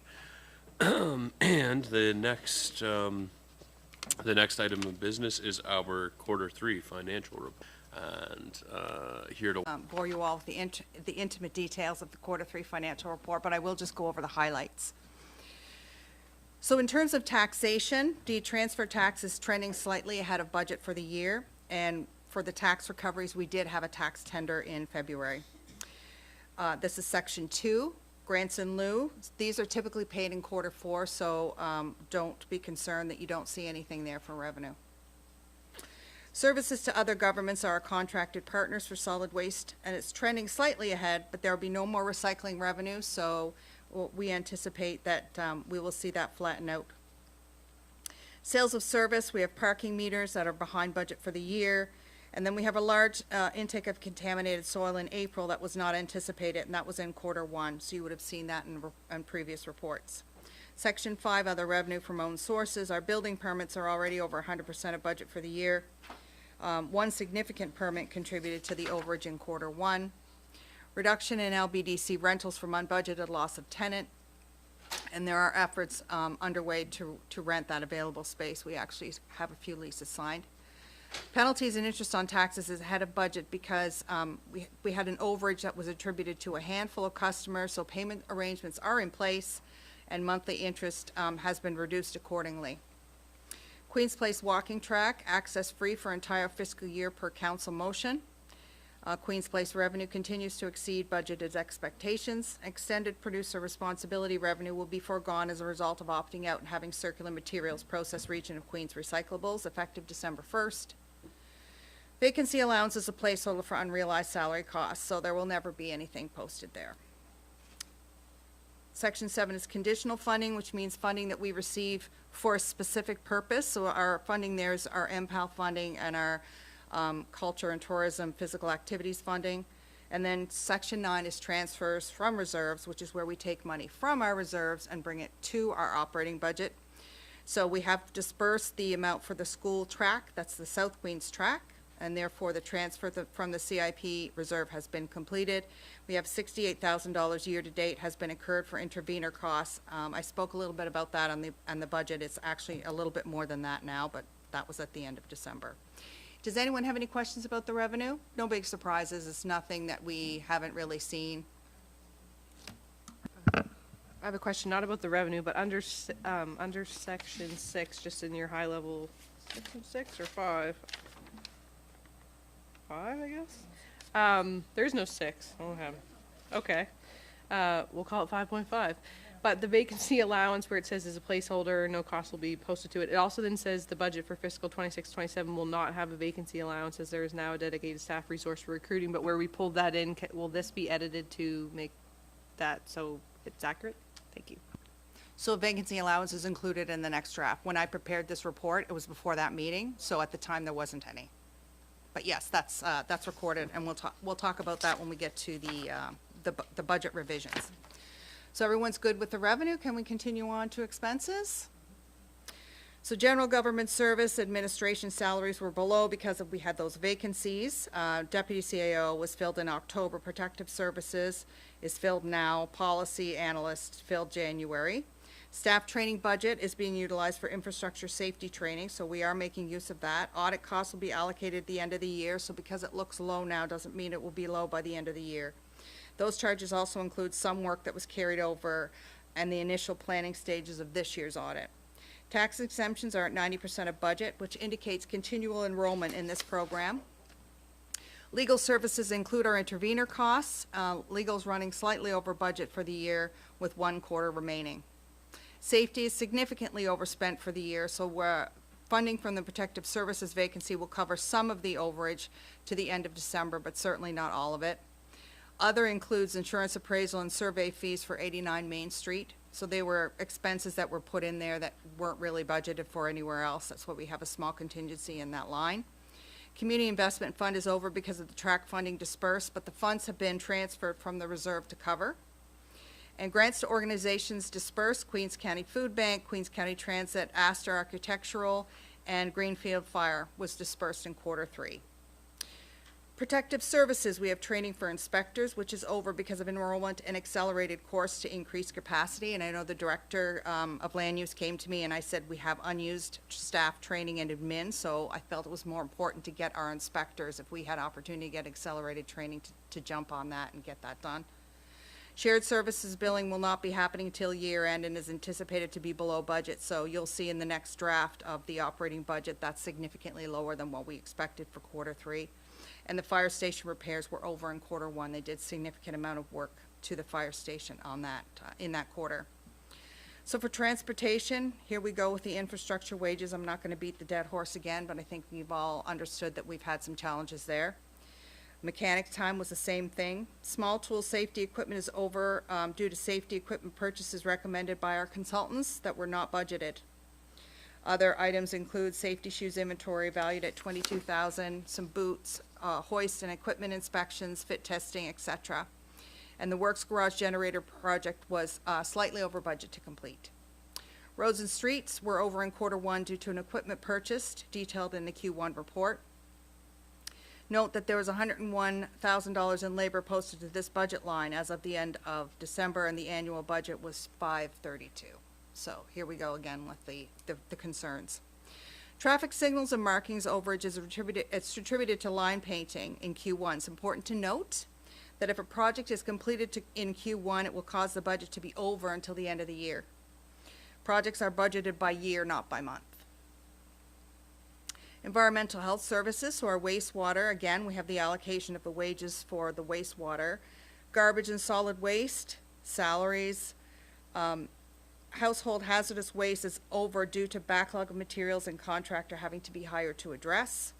Hillsview Acres expenses are broken out at the end of our statement. So we had a Q1 sprinkler expense that was not included in the budget, and that was completely my fault. Maintenance overages are funded by the Department of Seniors and Long-Term Care where we can. If we have an emergency, our administrator will apply for emergency funding. They call emergency funding requests, EFRs, and the department reviews them, and most of the time they approve them. Not all the time, but if there's something that breaks, like a pipe or starts to leak, we've had a sewer pipe break, for example, it's not like we can say, oh, well, we're going to wait until funding comes through to fix it. We just fix it. Economic development, we have a CEDO officer that is still vacant.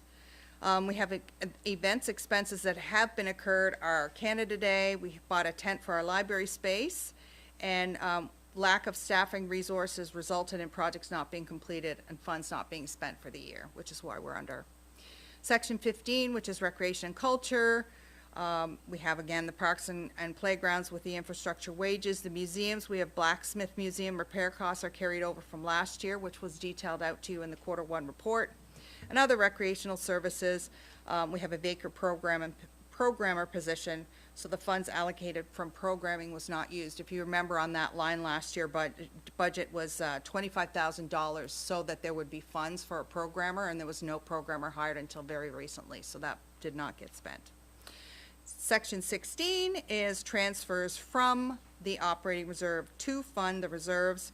So anything that's unbudgeted, I've broken out here so that you can see it. Now, at the end of the fiscal year, I have to take those expenses and roll them up into the actual operating statement, but I keep them out here for the whole year so that council can kind of keep a running tab of what you've passed that hasn't been, you've approved but hasn't been budgeted for. So we have our heat pump, we have our AEDs, and we have our wheel loader infrastructure, and that's 1 month, and there will be another 3 months for that on this fiscal year. Does anyone have any questions about the expenses? This is just a warm-up for later.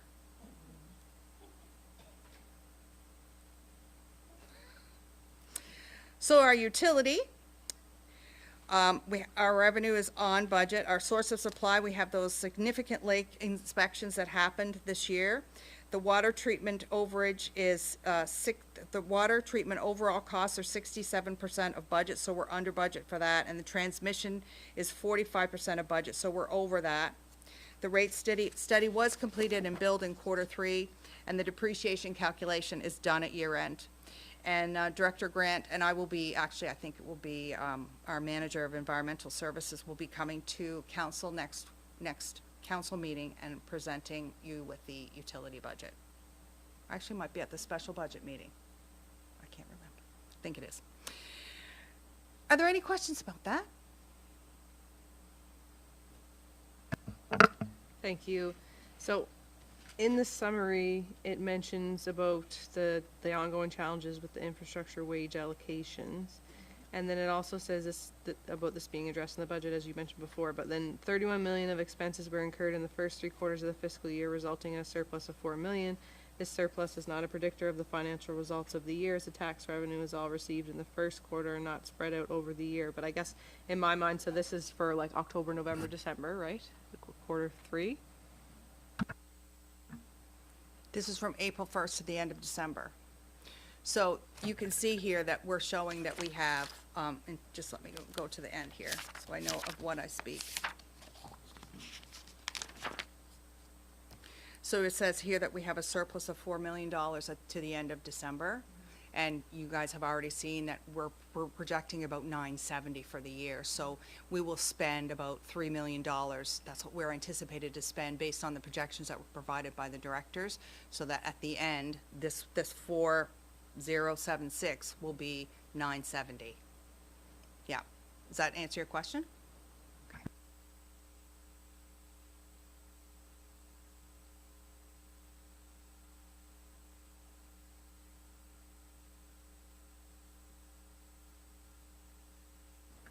So will council accept my report for information? Go ahead, Councilor Wenzel. I'll move that council receive the quarter 3 financial report for information purposes. Is there a second to the motion? Seconded by Councilor Jenkins. Further debate or discussion? All those in favor? Motion's carried. Thank you, Director Vino. Okay, next up we have the accumulated surplus transfer. Report on the accumulated surplus transfer, 7.9. Director Vino. So we discussed this in our budget meeting that we had last week. Deputy Mayor Charlton and I had a conversation, and all of you obviously were participants, regarding the overpayment of the paving rates that has happened over the last number of years. And so staff were directed to provide a staff report, which I have here, just for the benefit of people who are at home. I will read it. Read the background so that we're all on the same page. So area rates for paving, road maintenance, and debt related to roads and streets, portion of our infrastructure project located in District 13 have been charged since amalgamation in 1996, 30 years ago. These area rates were initiated to ensure that most costs associated with servicing and maintaining road assets within the town limits were borne by residents of the town. The costs included in the area rate with their respective district cost percentages are roads and streets, 75% District 13, paving is 100% District 13, roads and streets debt is 100% District 13, and common services for public works is 75% District 13. So finance staff have analyzed the revenue collected from these area rates by year and compared them to the actual costs incurred in these budgets. So when I set, just as a reminder, when I set the paving rates, the area rates for District 13 and District 1 to 12, staff set those based on the budgets that are provided. So what has been done here is we've gone back and we've said, these are the budgets, so therefore we collected this, and these are the actual costs. And I went back to 2020, 2021, which is the year before that I came. So the analysis showed that the ratepayers of District 13 have overpaid for associated costs based on the costs charged in the financial data. These are actual costs, not budget. So this is true. There's a significant cost that is not included in the cost analysis above: labor to operate the equipment. For example, the costs associated with operating the snow removal vehicles are included: the fuel, the maintenance, and the insurance, but the cost of the driver is not. Staff would recommend using a 20% estimate of staffing costs to reduce the allocation by that amount in total. So the overpayment of $1.023 million less $204,000 for a recommended allocation of $818,612. Staff reconciled the accounts at the end of last fiscal year and transferred the balance of the overpayment into the new District 13 reserve that council directed us to make. We discussed that also at the budget meeting. Infrastructure wages are now being charged directly to these cost centers, so current costs reflect labor. Questions? This will be part of our tax reform. When we do our tax reform after the budget is passed, I believe May the 4th be with you, will be our Star Wars Tax Reform Day, where I will have the pleasure of talking to you all about how these area rates are calculated.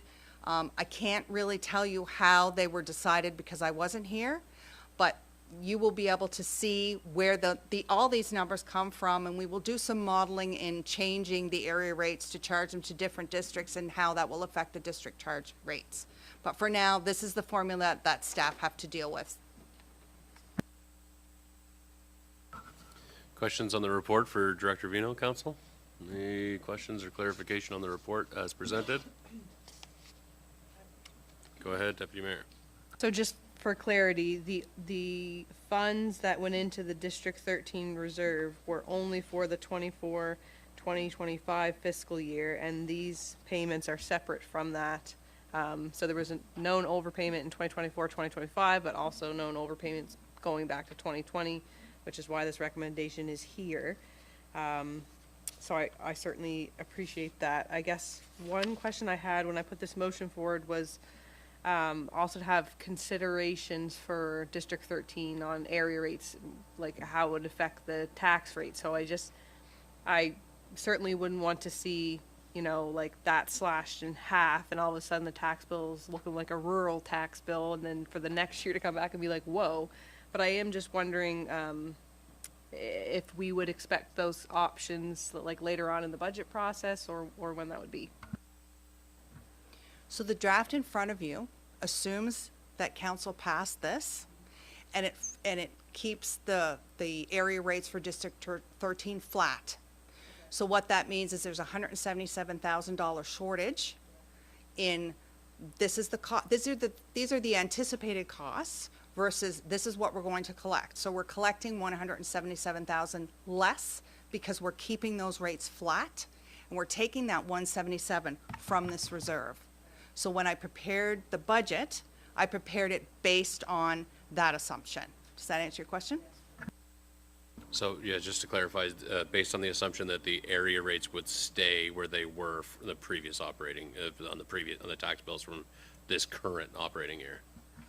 That's correct, but that has nothing to do with this. No. This is, we're apple and orange. This is your apple. Next, we'll go to the orange. I got you. Okay. Okay, go ahead, Deputy Mayor. I can read it for you. Yep. So the recommended motion in the staff report is that Council of the Region of Queens approve a transfer of $818,612 from the accumulated surplus into the special operating fund for District 13 reserve in the special operating reserve. So moved. Is there a second to the motion? Seconded by Councillor Carver. Debate? Discussion? Go ahead. Just a comment, certainly when I came in on council, our former CAO had mentioned about, District 13 paying for certain things and perhaps it wasn't an equitable process.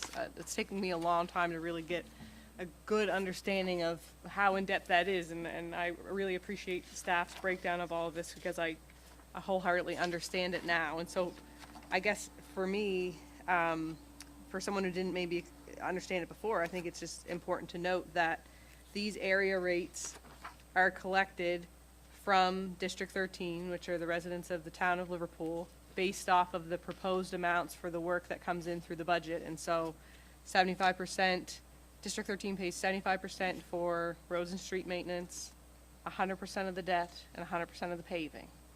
And so then we would also pay 25% for provincial roads as well, I believe, if I'm understanding correctly.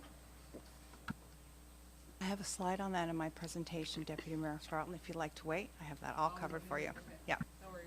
I can certainly wait. I guess I would just, yeah, in closing, I would just say this money's collected for a specific purpose, and when it's not used and it doesn't go into a reserve for those residents, and it goes back into the accumulated surplus, those residents are paying for projects that don't happen potentially multiple times, which is not fair and equitable. And I think just to break it down, you know, there's a Brooklyn area rate.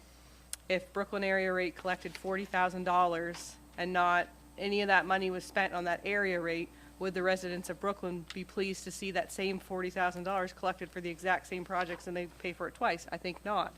And I mean, we don't have any fire service rates in Queens County. Other municipalities do, but essentially same thing. If that was collected, you know, if $200,000 was collected for a sole purpose of something, it wasn't used, would you be okay with it going away and paying for it again? So this is why I've been advocating for this, because I understand that we will have this tax reform and we're going to have to flush a lot of this out to see what makes sense and what is equitable. But at the end of the day, there are these known overpayments. And so it's unfair to see the area rate potentially increase year after year, or even this year, when that money was already collected. When you look at it, it is pretty significant. So, thank you.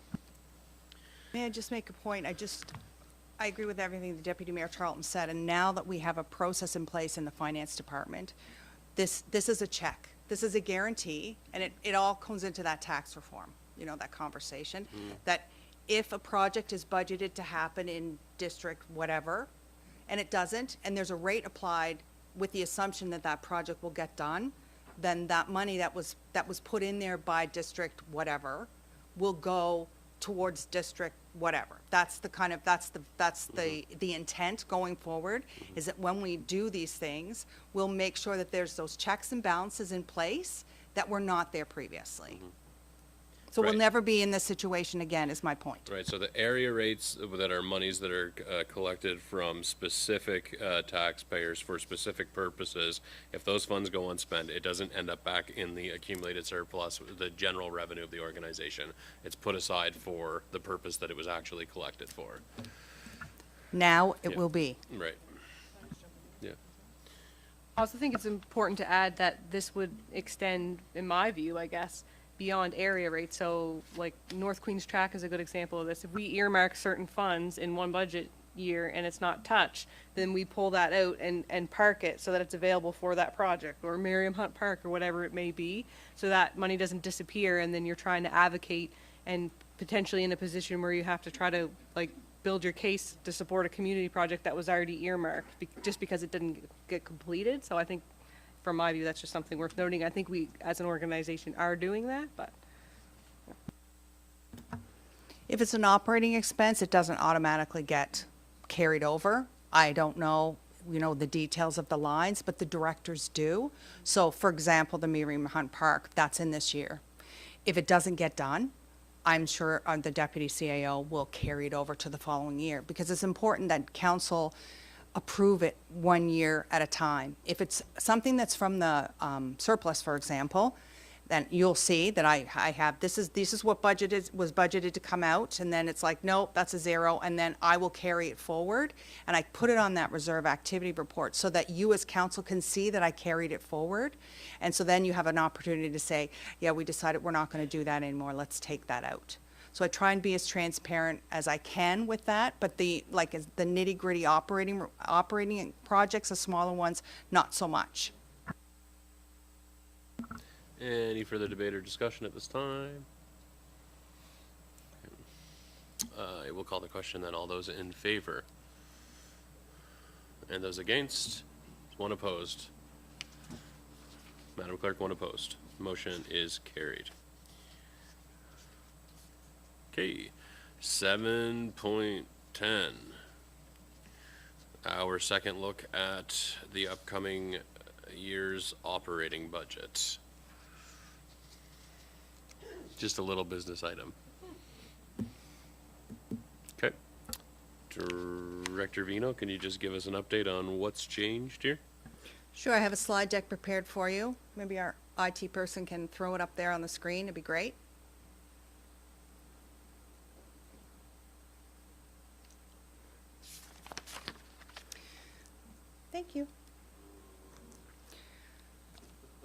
So I tried to do the slide deck kind of as the staff report carries forward. And I know, just a reminder, I know last meeting was very late and we were all very eager to return to our homes at 10:30 p.m.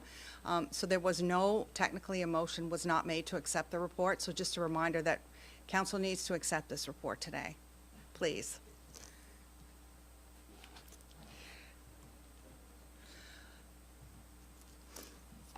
So the special council meeting was held on March the 3rd. That was the one that went into the wee hours. So our initial deficit was 3.15 million, with the initial tax rate increase was 21.2 cents. So this revised one that you have before you, and you will see, you will have this report, and we'll talk about it a little bit later, the reconciliation report, that details how we got from the 3.1 to the 2.3. So the current increase in this draft is 15.8 cents per $100 of assessment. So that's a reduction of 5.4 cents per $100 of assessment in the first go-round. So great start. So council made some workforce revisions. So in the initial draft, there were 9.4 full-time equivalents. And so council reduced those by 3 for a cost savings of $287,721. There is a list of proposed positions and respective compensation costs, including mandatory and discretionary benefits in the staff report. Would you like me to go over them? Or are we good? Okay. So the first one on the list, so this is on page, would be on page 2 of your staff report under analysis. My pages are cut off at the bottom, so I can't tell you, sorry. Thank you. So the first one that's still on the list is the payroll clerk, and that was the one that we discussed. That's a funding of the position for 2 months so that we can have our new payroll clerk work with our old payroll clerk to ensure that there's a smooth transition from old to new. Our payroll clerk has been here for over 20 years, so she basically knows the system inside and out. So I wanted to make sure there was enough time to train someone new. We have 2 collective bargaining agreements that our new payroll clerk will have to be familiar with, so that's why the payroll clerk is there. Council removed the deputy clerk and the community navigator positions. The M-Pool is the South Queens Pool staffing. It's staffed at a cost of $120,260 a year. That's based on the schedule that the Director of Recreation prepared. Custodians are still in there. There's 3 custodians at Queen's Place. Those are still there, 3 full-time equivalents. The Recreation Activity and Outdoor Space Coordinator is a seasonal position. And the CSR, Customer Service Representative, is a part-time position. And those are the proposed additions that are still in this budget draft. Okay? Councillor Wenzel, we good there? Okay. So the next few slides are in response to some of the questions that I received through the CAO, and I wanted to make sure that council had an understanding of the changes that were made and the costs. So one of the things we talked about in the last meeting was the cost of our discretionary medical benefits. So we had a 3-year rate freeze on our long-term disability, and last year our medical went up 62%. So between last meeting and this meeting, I have had an appointment set with our representative, so we do have an actual reduction, which is shocking after a rate freeze. I've never seen that before in my working life, so that's great. So we reduced, and this is for non-union, we reduced the cost of our discretionary benefit cost by $56,000 from last budget. So that's great. And that, like I said, that doesn't include our IBEW. And if you look at the reconciliation report, you will see that the amount is $72,967. So that's different from this one because this is our non-union one. Okay? So discretionary benefits that are included here are medical, dental, group, and long-term disability. The reconciliation report is contained on page 198 of 130. Just following along, that's all. So just a brief reminder to our counselors. So our mandatory benefits, these are the ones that are required by regulation CRA that we have to contribute to. So we have CPP, which is 5.9%, and then 4% over the yearly maximum amount, which is something that was brought in last year by CRA. So if you make over a certain amount of money, then you have to pay 4% up to, I think it's $400 for this year. So while the actual percentages didn't change, the amounts that you can, so if you look at the slide, last year, once you earned $71,300, you didn't have to pay the 5.95% CPP anymore, which means we as employees didn't have to pay it, and then employers didn't have to pay it. But now the benchmark is higher, so that's why the mandatory employee-related costs have gone up. So we now have to pay CPP on the 74.6. And the maximum amount is 85. So after 85, no one pays. We're all good. Employment insurance, our rate is 1.63. So last year it was 65,700, and this year it's 68.9. And the workers' compensation actually went down. This year it's 4.54, but we have to pay it up to 79.9 versus the 4.6 on the 76.3 that we had to pay last year. And I introduced that to council because I want you to understand that it's not just discretionary employee benefits that have gone up. It's also mandatory employee benefits. So for our discretionary employee benefits, we have pension, medical, dental, life, ADD, and long-term disability. Did anyone have any questions about those benefits while I have the slide up? We all? Yep. So can we just go back one slide?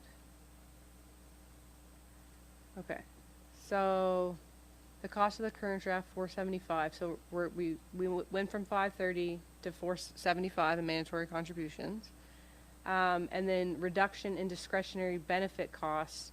So does that mean that those benefit costs, like that's the total cost of them, and that's been removed, or is there still an amount that's being contributed to those benefit costs, but that is the reduction? There is still an amount that is, because we pay 50%. The Region of Queens pays 50% of those benefits, and that's still included in the budget. But that is the amount that went down between last budget draft and this budget draft because we didn't have those 15 and 25% increases. We actually, LTD went down, and I kept a small amount, 2% in the medical for an increase because I haven't met with our representative, and I won't until Thursday afternoon. They're recommending us use our surplus, but I like to see those numbers for myself before I do that. So I left a small amount. It's $3,000. It's not a huge amount. I left that 2% window in the budget. What I will be able to change that before your next draft if we don't need it. Does that answer your question? Yeah, I think so. I guess in my understanding of the NSFM group benefits and the renewal rate recommendation for this year was to hold the health and dental benefits because of how healthy our surplus was. And I do recognize that there was that rate freeze and it went up 62%, but it's my understanding that even withholding the health and dental benefits, that there's still an anticipated surplus. So I mean, I can ask you when you bring it back up at another, like after you have more clarity, that's fine. So there is a surplus. As I said, I haven't read over the financials in detail, but their recommendation is to hold it and use the surplus. I haven't been able to analyze the surplus yet, so instead of putting a 0% increase, I put a 2%. And the difference is $3,000 in the budget. So I hear what you're saying, and now I have the information in front of me. I can make better decisions, but I don't like to have a representative decide what's best for Region of Queens. I like to do that here. So just to clarify, in version 1 then, medical and dental, the recommendation was that they go up by, was it 15%, and then disability was 25%? Yep. And now what you're suggesting is 2% and 0%? The LTD went down. Yep. 10, I believe. Okay, reduction. And I have Yep. 2% Yep. as increases in the medical, which may go down to 0% once I've Yep. had our meeting with our rep this Okay, week. thank you.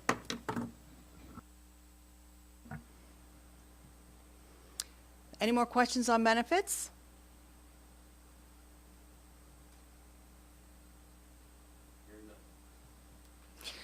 So just to recap, so our total increase in mandatory and discretionary benefits from 2025-26 is $68,800. So in the original draft that you received, the increase in mandatory and discretionary benefits was $125,110. So the difference would be that 50 that I had on the previous slide. So in terms of other increases in costs, so our annual increases for our staff are our Policy 94 increases, which are 2.5%. So all staff are awarded that 2.5% on April 1st. And then there's anniversary date increases of 3.1%. We average that out because it depends, very small steps between, the difference between step 1 and 2 and the difference between step 8 and 9 are not the same. There's a slight percentage between, so we average those out. So if you are not at step 10, you get the increase on your anniversary date. If you are at step 10 of your range, all you get every year is the 2.5%. So total annual cost of increases for the current workforce is $205,000. So the positions previously approved, the cost of those are the, remember this is comparing last year's budget to this year. So the positions previously approved that are in this year's budget are they cost $201,440.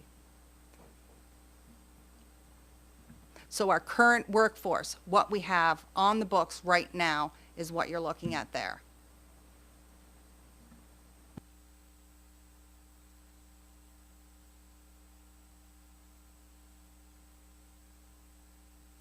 Okay. The second thing that council directed staff to do was to go back and look at all of their lines, all of their budget lines, and look at things that we could potentially fund from either an existing reserve or the accumulated surplus.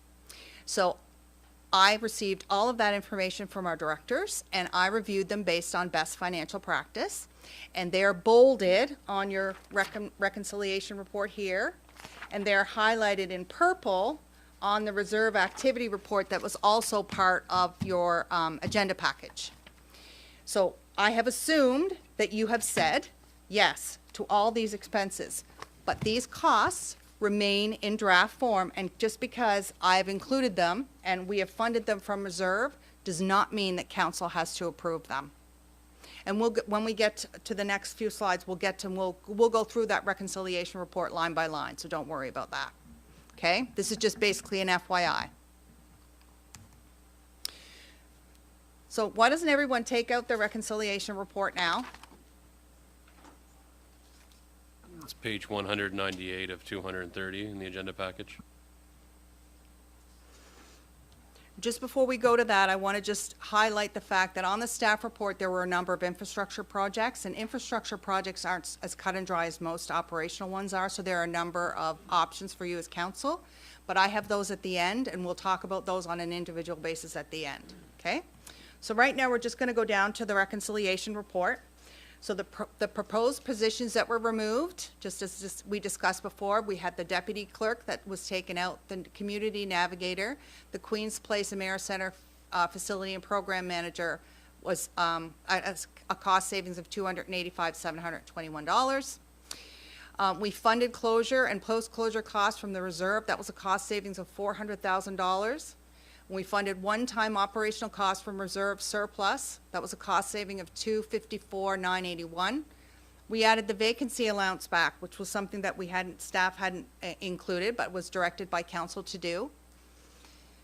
Other reductions directed by council were savings of $110,172. These are summaries, but we'll go over this in detail when I'm finished these slides. Cost savings were proposed by staff, so these are some of the things that staff proposed. And adjustments for the new benefit rates, there we are, we just talked about those, $72,967. Council instructed staff to increase the cost of 2 additional officers at a cost of $450,000. So therefore, there was a net change of $804,337 in the deficit. So it decreased the tax rate 5.4 cents per $100 of assessment. Now, council, would you like me to go over this report? I'm happy to do so, line by line. Yeah, take us 5 minutes. Then everybody can ask questions. The first thing on here is North Queens Ground Search and Rescue. Totally my bad. I had not added it in when I did the operating budget, and I went down to check with the deputy CAO to see if he had, and he had not. So I had to add that into this budget, and you'll see the ST beside, that means staff. Staff directed it. Staff did it, so it's included, but staff did it. Dry hydrants maintenance, Director Grant came to me actually after the first draft of the budget was done and said, hey, I included some labor in my dry hydrants maintenance, can we please take it out? So that's what the $22,000 is that came out. We had a robust conversation regarding funding the Community Investment Fund. So I put the $100 in and the $100 out because we all decided that it would be best if we funded it from our existing CIF reserve. And so that's how it's listed. It's in and out. Doesn't affect the tax rate. The vacancy allowance is $109,302, which is more than I anticipated, I think because we have a couple of vacancies that I was not aware were vacancies, and so we're good there. That's 109, which I think last year was 442, so we're making significant, significant strides there.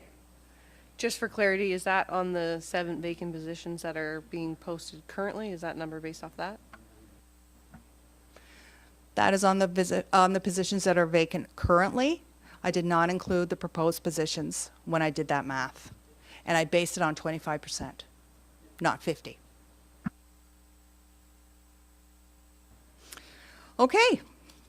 So then we have our addition of 2 RCMP officers at a cost of $450. You'll see the CD means council direction. We had council direction to remove a conference. I believe it was one of the AMAN's conferences that in the spring. Signage development, there was an outdoor pool mural that council direction was to remove. The deputy clerk and the community navigator were taken out. The wellness program was taken out. We had the kiosk was taken out. Queen's Place operations, we removed new lobby furniture. We removed the new washer and dryer. North Queens Aquatic Center, we had a lifeguard chair that was removed. Everybody good? Do you want to stop and any questions about those so far? Awesome. So here we come to our first bolded one. Bolded meaning it's funded from reserves. The North Queens Aquatic Center lifeguard chair, it wasn't removed unless it's being removed because it's being funded from a surplus, because there was a motion to remove it. It wasn't seconded. The motion didn't stand. That was my bad. I'm really sorry, North Queens people. I will put back your chair. The other thing I just want to add, I'm not sure if staff are aware or not, just thought it was a good time to note that the AMAN's wellness program deadline is March 31st. So if you wanted to get in there, you'd have to get in there soon. I'm sure Director McConnell has that all under control. Thank you for letting me know about the lifeguard share. That's great. I'll add that back next round. Facility and program manager at Queen's Place, council removed it. Then we have the funding of the closure costs for the solid waste facility from the organics reserve. So that reduced the operating expense by $400,000.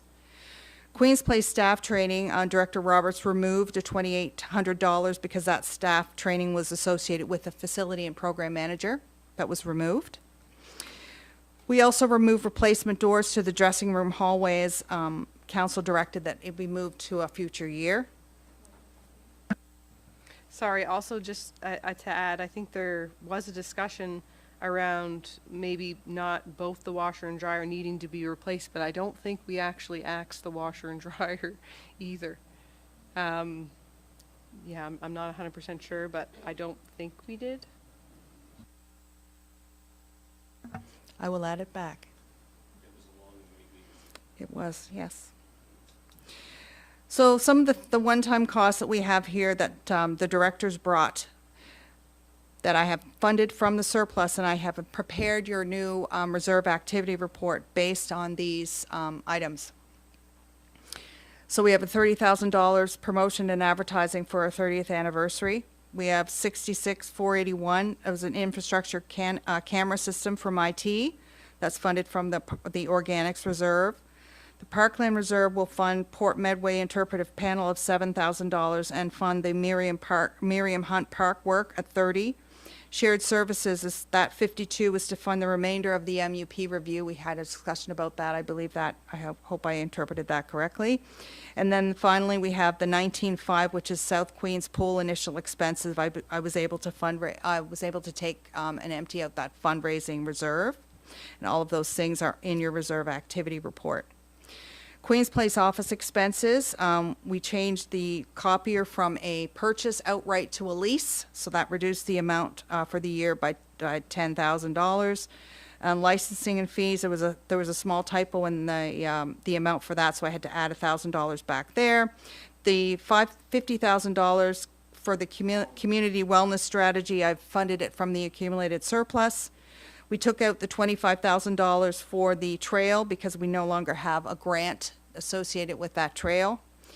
And then we have the medical LTD rate update of $72,967. And then the District 13 area rate funding adjustment, I noticed when I was redoing it, there was a small rounding error, so I had to add $46.82 back. And that's what gives us our $804,337 reduction since last draft.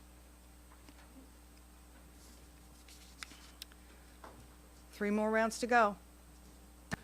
Just a question regarding the active transportation, the $25,000 removal. Is that the trail that is slated to go from the elementary school to here that would provide safe access? Okay.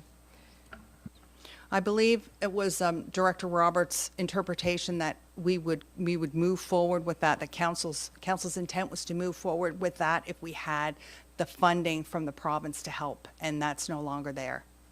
Yeah, certainly. I remember that conversation. I'm just thinking in my mind, it would be infrastructure. And so as we discussed earlier about chatting with the province to revisit that grid component and to look at phase 1 for the sidewalks and not fund an additional $400,000 on phase 2 for the sidewalk. I'm just wondering if there's an opportunity to ask for consideration of that, just given the safety issues for those elementary kids and the barriers for access because of that. So I would just at this point be asking, I realize that was earlier on in the meeting, I don't know what would be the appropriate way, I looked to our CAO for assistance, but basically, is it appropriate in a way for me to advocate now and ask for that to be included in that conversation of consideration, recognizing that this grant was dropped with the provincial budget?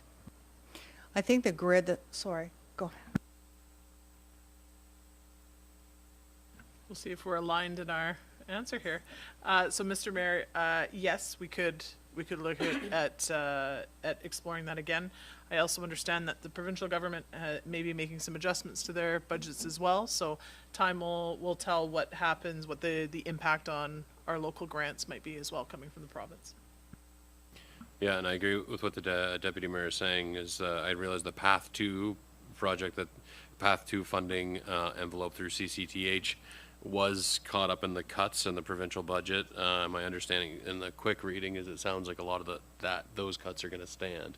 But there could be a business case that, as it relates to removal of barriers and increased safety to accessing the Liverpool Business Development Center and the library, and the monies that we secured through the grid fund from the province could potentially be considered for that element of the project, the path. Anyway, if staff could, as we engage our provincial stakeholder, do we need a motion on that?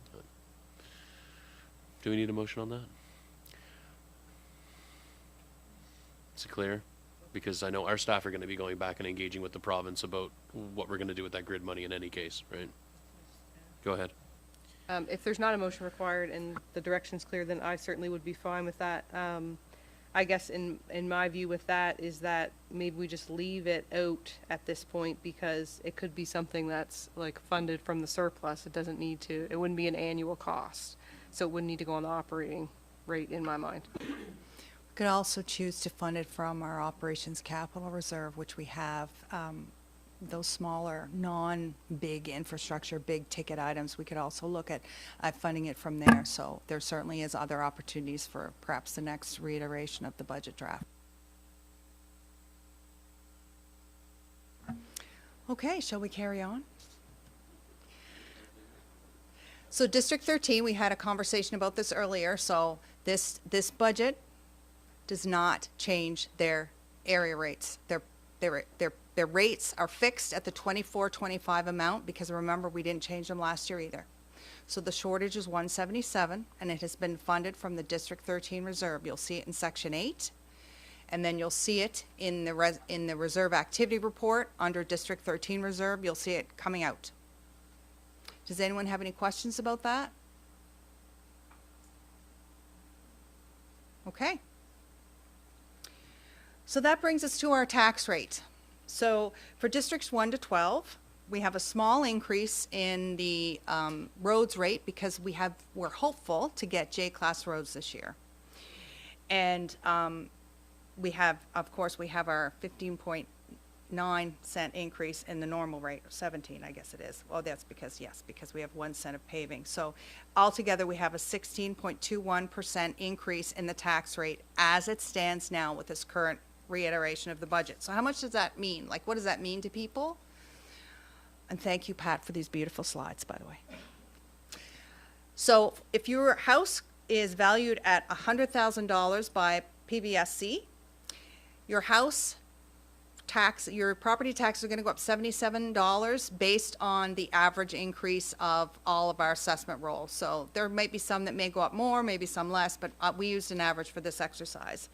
So your total tax bill is going to increase $174. So $77 of that is applicable to your increased property value, with the remainder the increase in the tax rate. So if your house is valued at $200,000, $155 comes from the increase in the value of your house, and $347 comes from the increase has the total increase, which includes the increase in the tax rate. $300,000, it's $232. With the total increase of $521, of that $521, $232 would be attributed to the increase in your assessed value. Me again. I'm trying to understand this as I was digesting it, because of course we were here till, very, very late. But when it says projected annual increase of tax bill only on average assessment change, I'm just trying to understand the 7.3% number, because when PVSC was here and they did a presentation, the CPI that they use for capped assessments was 2.6. So I can't connect the dots with this. I'm really struggling. So what we did to get the 7.3% number is we took the assessment roll that we see, that we take we generate that has the tax revenue generated on it. And we looked at the average increase. It has nothing to do with cap, because this is the amount, so the cap's in there. So let's say my house was capped at $100,000, but it's PVSC says it's worth $200,000. We would have taken the $100,000 to do this calculation. So we would have looked and averaged the increase over the whole roll was 7.3%. So some houses will have increased more, especially if they sold and it was an extraordinarily high price, so they would have gone more. Some houses less. So that average is the only way that we could do a slide like this to say on the average, this is how much a value of a property went up on the average.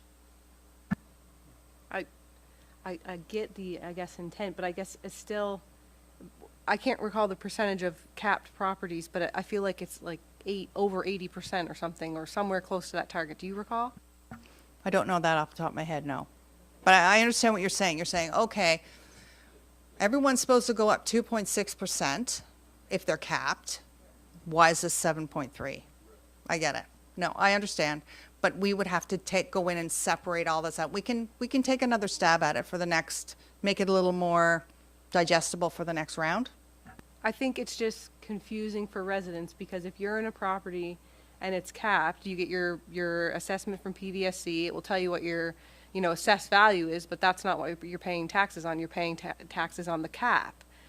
So if whatever increase that we do, those homes remain capped unless they're sold or big renos or whatever. So in my mind, this, if nothing changes right now, residents are looking at that 7.3%, and it's a lot more than the 2.5% that their PVSC statement says. So I just think it's not clear, and we need to maybe revisit it, because I understand what you explained. I just think it would be important to note the percentage of properties that are capped, because I think then obviously it's not 7.3%. And so when people are worried about like affordability and things like that, I think this makes it look worse than it is, if I'm understanding it correctly. So what we can do is we can go back and maybe do a slide with the 2.6% cap.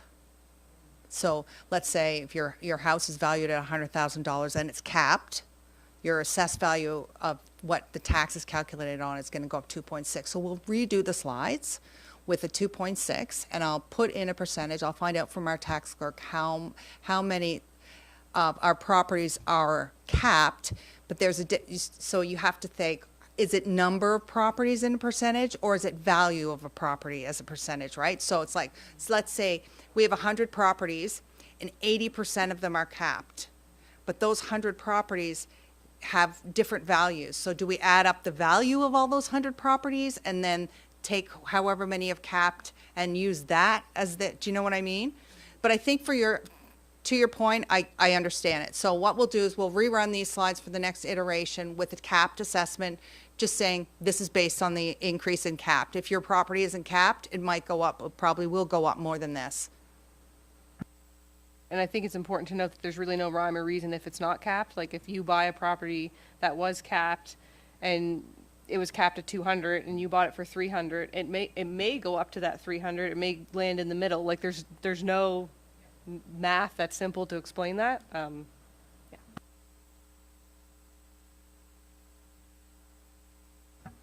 Okay, so our next slide is for residential property owners. So again, you'll see here that all the rates, the roads, the debt, and the parking, we've reduced them. They're the same. They're flat now. They were higher because we had that $177,000 of cost. We've removed those, so now we have District 13.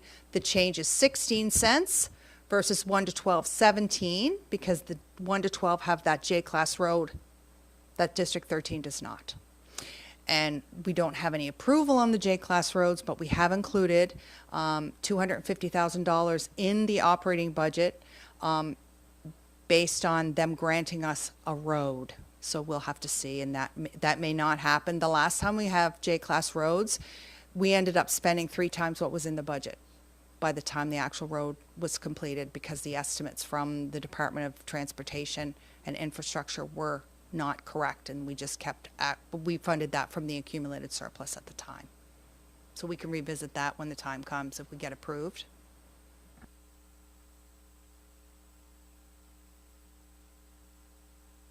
Okay. J-class roads, so you're saying that the rate is different because of the J-class roads that the districts 1 through 12 have. So does District 13 not contribute any funds at all towards the J-class roads? Because it's in the operating budget with the expense of $250,000, so I'm just wondering if you can explain that. J-class roads are funded mainly by District 1 to 12. I believe it's 75%, and then the 25% falls to the general tax rate. There's a slide coming up on that. We can talk about it then. So we talked about residential. Sorry. We've talked about District 1 to 12. Now we've got our District 13. These are all just running through the different rates. So we have 3 tax rates here in the region of Queens. We have resource, which is woods, farms. We have commercial, and we have resource, commercial, residential. Yep. So commercial, for those of you who are wondering, we don't have any commercial seasonal in District 13. That is 60% of our normal rate is charged to our commercial, and we don't have any in District 13, so that's only Districts 1 to 12. I'm just flipping through these slides, and I want to get to the last one. So we have hydrants here, and this is per the UARB. So yes, there's a 3-cent increase, and unfortunately there's not much we can do about this because this was mandated by the decision that came down from our NSRAB filing, and we talked about it before. We have to make $18,000 up this year from what was deemed that we should have collected last year, but the decision was done far after the tax bills came out. So really, does anyone have any questions about those? We'll give you, do they have a copy of the slide deck, by the way? No, we'll make sure you get a copy of it. Okay? So back to our alternative sources of funding for infrastructure. So let's all go to our staff report. Yep. And I can walk us through it, but if you have any questions, I know Director Grant's here, he can answer. So starting with Maine and Mersey. So the options are retain the project as proposed, refer the project to a future operational budget year, fund the project from the sidewalk reserve, shift the project to a capital project for 27-28. And the cost is $88,500. Now, one of the things I added to the report, that these costs contribute to the District 13 area rate. So let's say option D was decided by council. That would reduce the amount that has been charged to the area rate, or in the case now, will be reduce the amount that will be funded from the accumulated, from your District 13 surplus. However, it is if you fund it from the sidewalk reserve, the general tax rate funded that reserve. So all the taxpayers in the region of Queens funded that reserve. So I just wanted to make that clear before council makes any decisions on that. Sorry, I'm just going to pass the chair to the deputy mayor. I'm going to step out for 1 minute.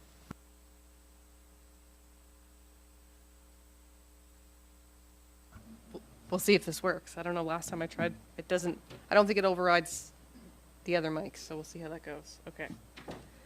Were you looking for if there were any questions particularly to that, or are you going to carry on and then we're going to? I thought maybe we'd do one at a time, so then we could, not get confused. So for clarity, this is the Main and Market Street improvements that came out of the CBCL study, and I think if my memory is correct, there were recommendation to reduce the 2 lanes to improve pedestrian safety. Does that sound familiar? I see Director Grant coming. I hope he's coming this way and not leaving the room. Oh, maybe not. Okay.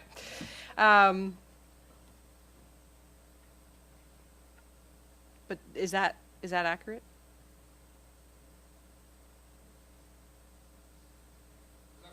Yes, yes. Nice try, though. What was the question?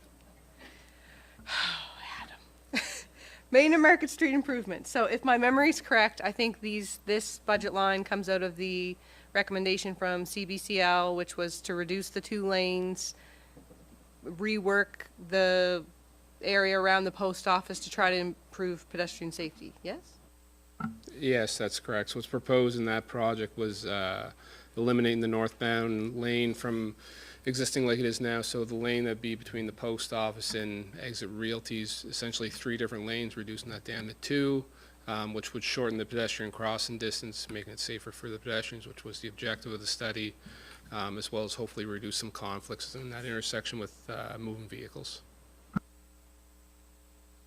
Thank you. And then Director Vino, for this item, I recognize that there's, A, B, C, D, but C, for fund the project from the sidewalks reserve, you had mentioned that allocation, but there are, we could also consider funds from the accumulated surplus if we didn't, if that reserve wasn't I'm not sure what the will of council is here, but I do know that this intersection has been a hot topic, and our last council struggled with this, and we were working to try to do improvements there. So this is the result of the study for that. But just wondering, if you could touch on, I guess, other options beside that particular sidewalk reserve.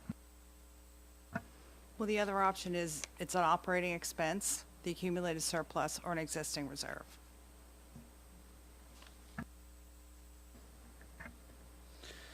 If we refer the project to future operational budget year, do we save $400,000 this year? No, you save $88,500. And just to be clear, Councillor Wenzel, those costs right now are on the District 13 tax rate. So you're not going to see, if you cut this, if council's direction is to remove this project from this operational budget, it's not going to save you any money on the tax rate, because right now, District 13 ratepayers are paying for this at 75%. I mean, there'll be a small effect on the tax rate, but it won't be a 3/4 of a cent, for example.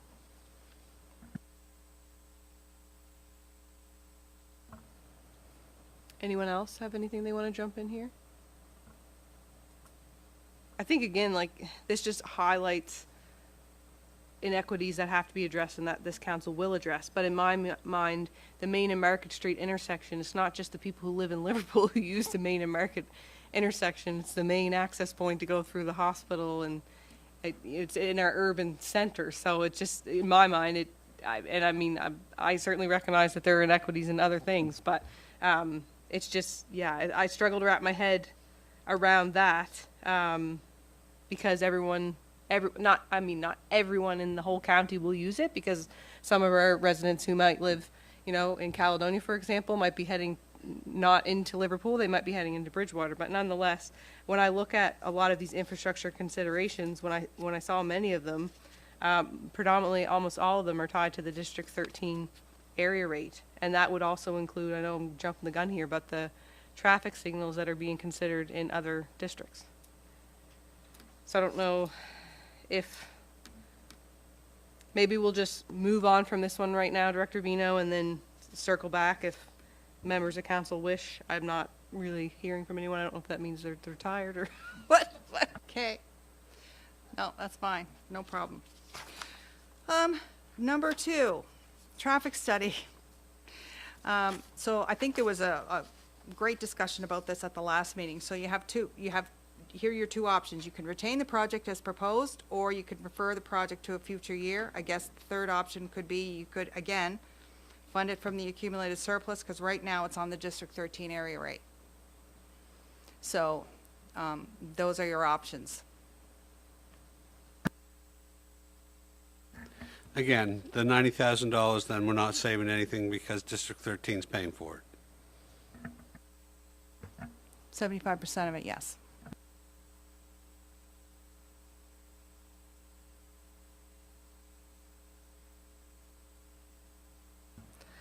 My comment would go back to, I guess, for this traffic study item of the 90,000. So we had some recommendations come out of the study, CBCL rather, saying that, how we could improve Main and Market, which is noted as number 1 here. And then if I recall, I think they also noted that the Main Street and School Street intersection needed further analysis. And I think Director Grant had said this would encompass that amongst, 8 or 9 other areas. So I think that the intent of that traffic study was to come up with strategies for traffic calming and just better flow of traffic in general throughout the town of Liverpool. And so my comment again would be the same thing. It's not just the people who live in the town of Liverpool. So, yes, taking it out doesn't affect the operating budget. It does small scale, but it affects District 13 and their area rate, and I think it's unfair, from my view, to fund all of this stuff from District 13. Now, in saying that, I had asked about the J-class roads, how that worked, because we have $250,000 in our operating budget right now for J-class roads. We don't even know if we'll get it, and typically we don't get it, but to my point, with the $250,000, it's affecting the operating budget. And the residents of District 1 through 12 who pay 75% of that cost, it does affect their taxes, as it would District 13, but smaller scale, it's a 25% chunk. But I guess where I'm going with this, I think if we don't have any certainty if we're going to get awarded J-class roads, and we have surplus funds, I think we should be considering pulling that out of the operating budget and supporting that through reserve funds, because it's not going to be an annual cost. Are we talking about the J-class roads or the traffic study? I need just... Sorry. I guess I'm trying to build my case in the fact that it's inequitable to put all, like, the ones that are tied to District 13, I don't think it's equitable to just slam that District 13 when they're for, like, traffic flow and things for the town of Liverpool, our urban center, which I think also was including, like, Bristol as well. But I'm also saying, because I know, like, Councillor Jenkins, for example, has brought up concerns before about inequities for districts 1 through 12. So in my mind, there's $250,000 on our operating budget right now, with 75% being contributed from districts 1 through 12 towards that J-class roads. But we have no certainty if we'll even get that awarded. And so I guess I'm just highlighting this because I guess what I'm struggling with is I understand that there are costs like maintenance and things like that. You have to build it into the operating budget because they will have cost again the next year. But for the ones that don't, I personally think it inflates the tax rate and unnecessarily. And so if we put $250,000 in the operating budget for J-class roads this year, and then we go 3 years without getting anything, like that $250,000 got worked in, we come next year, it increases a certain amount. And so I'm just highlighting that because I think there are many things that we should really pull out and separate because of where we're still sitting with the increase of 15.4 cents. I don't know how others feel. I'd like to hear from them. May I speak for a minute? So the J-class roads, $250,000, 75% District 1 to 12. So if council removes those and funds that from the accumulated surplus, first of all, it's an ongoing cost. Yes, there are years that you don't get it, but there are years that you do get it and it costs 3 or 4 times as much. So J-class road is, in my opinion, an operating cost.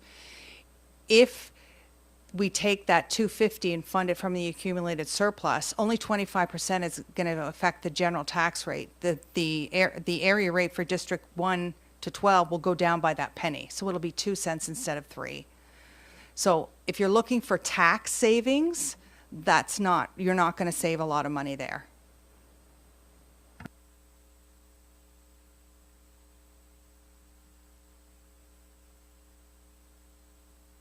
I'd like to get in here. I don't know how we got to J-class, but on the first 4 items, 1, 2, 3, 4. Yeah, so the first 4 items, they all the costs contribute to District 13 area rate on all the items: the sidewalk, traffic study, speed displays, rectangular rapid flashing beacons. So if I add it all up, it's $260,000 that all affects Area 13. So I guess I'm confused. I'm trying to ask the question, if we referred all those 4 options to next year, we will be saving District 13 tax rate, will we not? That is correct. And one of the other options you have now is that you can fund them from the District 13 reserve that you just transferred $800,000 into. And that will reduce that 177 down, which is what we had to pull out. And it will also give Director Grant the funds he needs to get those things done.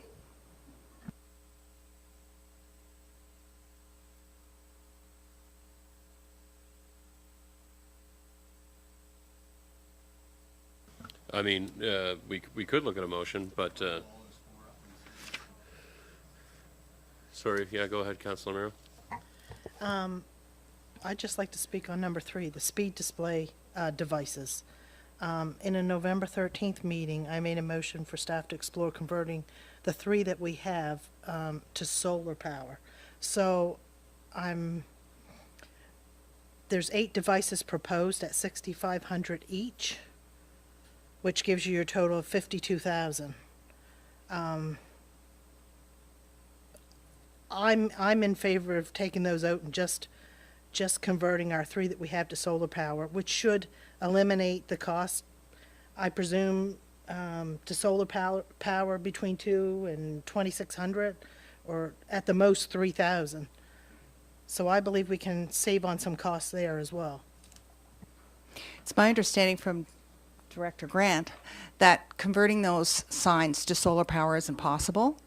And when we calculated the area rate for District 13, those signs were removed. So we only left one sign, the cost of one sign in District 13. All the other signs were removed and were part of the general rate. So maybe Director Grant can speak to why that we can't use those as solar. Certainly. So apologies for some confusion from last week. I went back, looked through my notes, and the Police Advisory Board did recommend the conversion of the 3 to solar, to solar. We talked to our manufacturer, and that's not possible. We'd have to replace the entire unit. They're each about $6,500 by the time they're hung on a post. Looking back through, I discovered, I guess, the confusion about the unit number of 8 came from the CAO, the previous CAO, who recommended that staff look at putting 8, 1 in each electoral district. So that's where that come from. Ultimately, it's up to council where they want to install them, how many they want, et cetera. But the 3 that we have right now, not possible to convert them to solar units. So isn't there a problem, though, putting those on provincial roads and not on our municipal roads? Yeah, absolutely. So each unit would have to be applied to the provincial government for permit to install them on the roadway, as well as seeking approval for a permanent installation. So looking at getting a post or whatever it is to have them supported onto. But yes, there's no guarantee we can get them where we want to. In conversations with the province, we could probably specify an area of a couple hundred feet along the street, and they would tell us where they would accept it at necessarily in that, but it might not be, literally to the inch of where we would hope to have it. So it can be done, but it's just a lot of work around getting them done.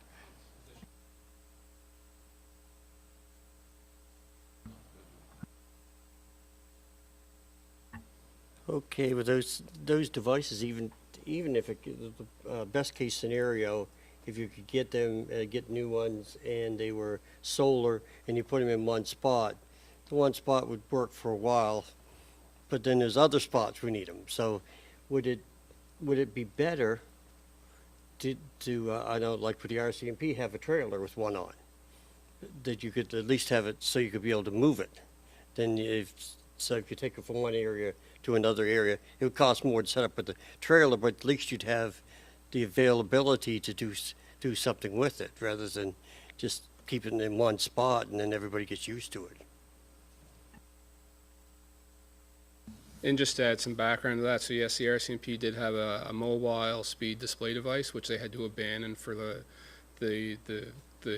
value that it cost them to keep it replaced. There's only one technician in Atlantic, Canada, I think it was, that could work on it, and the unit was consistently broke down. They'd install it, it would last a week or two, and then be broke down, sent away for parts, and ultimately they had to abandon that whole unit.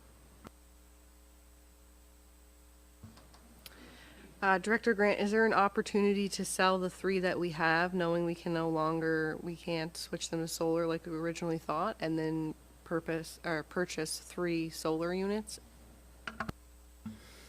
It's a little bit broader than that. One of the things in our horizon would be looking at an asset disposal program, which would see assets like that have no residual use to us sold off to municipalities, residents, whomever. So there is a potential to sell them somewheres down the road, but right now we do not have that mechanism. Thanks for clarifying that. I'm not supportive of all these speed display devices. I think in areas where they're provincial roads, they'd have to be just placed somewhere permanently, and I think that wasn't when originally we talked about moving them around and trying to get speed data for the RCMP. I don't really think that's going to work. I think if we are going to invest any funds, they need to be solar. I'm disappointed that they can't be switched, but recognize that obviously you can't control that. But I think that if we invest in any at all, we need a few of them, and I think we should be intentional where we put them, and it should make, like near a school in an area where speeding is an issue, that would make sense, not just kind of here, there, and everywhere. And then the other thing I would just add to that, why I'm saying they should come out, is because things have changed with our police advisory board, and I think I articulated this last time, but we were here for way too long, I don't remember exactly, but basically police advisory board has set priorities with our new district commander about like speeding and visibility and all of those things, and so we actually now have a plan in place that council's working with the district commander, so I think that we should give that a chance and see how things go. So I'm in favor of taking those out unless they were a few of them that could be identified in an attentional area.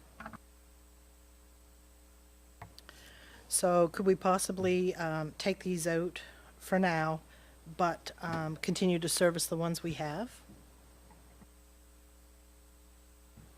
Certainly, if that's the will of council, we'll continue doing that. There may be times where the service is interrupted just for the sake of the batteries being dead in them, but we'll continue changing them on a bi-weekly basis until further notice. I'll look for a motion to remove the speed display devices as listed at a cost of $52,000 from this version of the operating budget. Moved by Councillor Carver. Is there a second to the motion? Seconded by Deputy Mayor Charlton. Any further debate or discussion? Councillor Mero? I would just like to make sure the ones we have are continuing. That's my expectation. Director Grant, that's fine. Yeah, go ahead, Deputy Mayor. I think also, if my memory serves me right, when we talked to Police Advisory Board, we wanted to transition those to solar, but now we have an issue with that. But we did talk about deciding where they land, because it's not practical for us, like our staff, to move them around every 2 weeks. So I think we could have that conversation at Police Advisory about the 3 that we have, where are they best served?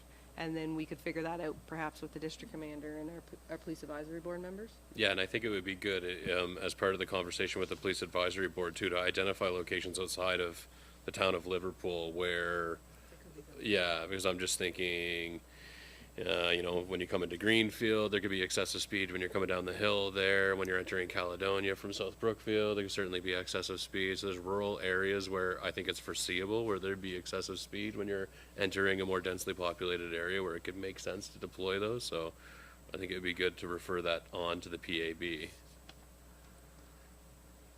Go ahead, Councillor Fancy. Like I say, I don't want to be a dog with the bone with this, but I think if you, I know the one they had, the trailer they had, it was just beat up. Everybody used it and misused it. So I remember when we had it here, it was all, the trailer was falling apart because we was using it between counties and such as. If we could ever get one that could operate properly, I mean, the RCMP were bringing it from Bridgewater over to here, and then all over the place when we called and asked for it. That if we could ever get one that could operate properly, then you could move it around to different places. I mean, if we wanted to work with the RCMP, maybe the RCMP could move it, because if that was to be the function, because we'd be just using it, maybe we give it to the RCMP to set it up around. I don't know, but because putting it in one spot, it just kind of kills the idea. Not unless you're coming into town, you want to get people slowed down. But even if you want to put it up by a school, you could put it up by one school, then you could put it up by the other school zone, or you could do whatever you want. I think it's just seems more practical anyway. But that's not for this budget.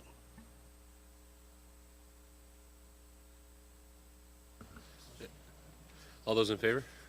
Question's been called. All those in favor? Carried. Yeah, just, you'll note that Councillor Roy is not in the room at the time of the vote. Sorry, Councillor Wenzel?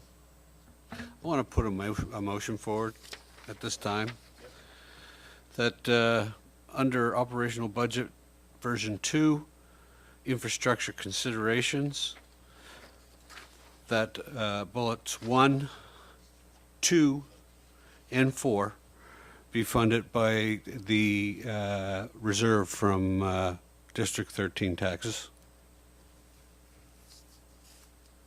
Is there a second to the motion? Madam Clerk, do you need clarity on the motion? Okay. Is there a second to the motion? Seconded by Councillor Merrill. As the mover, I'll let you speak to it first, Councillor Wenzel.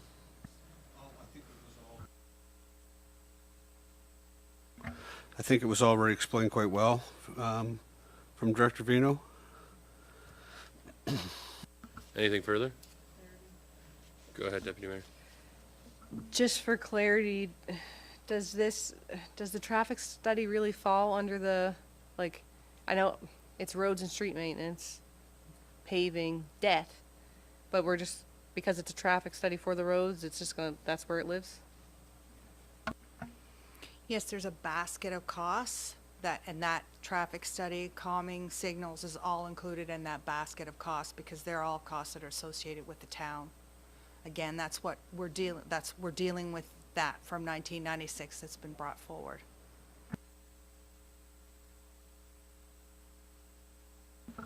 Further debate or discussion on the motion that's on the floor? And that is to fund the Main and Market Street improvements at a cost of $88,500, the traffic study at a cost of $90,000, and the rectangular rapid flashing beacons at a cost of $37,500, projected costs, budgeted costs, from the District 13 Reserve Fund. That's the question. All those in favor? Carried. So I think the next thing is the Port Medway lights, and there is one option put forward here by staff to fund the replacement, the $49,000 projected cost of replacement of the light poles at the Port Medway Park, Lighthouse Park, from the Parkland Reserve, which currently has a projected balance of $110,000. Or we could remove this from the budget if it is the will of council. We could defer it to another year. We could retain the project as proposed, which is on the tax rate. There's a note that staff understands that revenue is intended for maintenance and creation of parks, so for the Parkland Reserve, and this cost would therefore qualify for the reserve. And that reserve is the Parkland Reserve. Go ahead, Councillor Merrill. I believe this is a safety issue, and I'd like to make a motion to fund it from the Parkland Reserve, please. Is there a second to the motion? Seconded by Councillor Wenzel. Debate? Any debate on the motion? I'll ask the question. All those in favor? And those against? Madam Clerk, there's one opposed. Motion's carried. Next item is I'm just going down the list here, folks. The Beach Meadows swings, Beach Meadows beach swings. So again, could look at funding this from the Parkland Reserve if it would be considered an eligible or a qualified expense to be drawn from there. Could also elect not to change the swings for this year or retain the project as has been presented. Question, yeah, Deputy Mayor, go ahead. Just regarding some of the funds, I guess for accessibility, we have some funds in an accessibility reserve. We also, I guess it's my understanding we could consider potentially this project from that as well, but I'm not sure what's earmarked under that. So I'm just trying to go back and look at that, because also earlier in the conversation about the 30th celebrations for amalgamation, it mentioned Pine Grove Park and how there's, a desire to do accessibility improvements there. So is there anything built in this current budget to address that? With the improvements of accessibility to Pine Grove? I'm just trying to wrap my head around that before we potentially use this one, or maybe not leverage the accessibility. We could tomato, I don't know.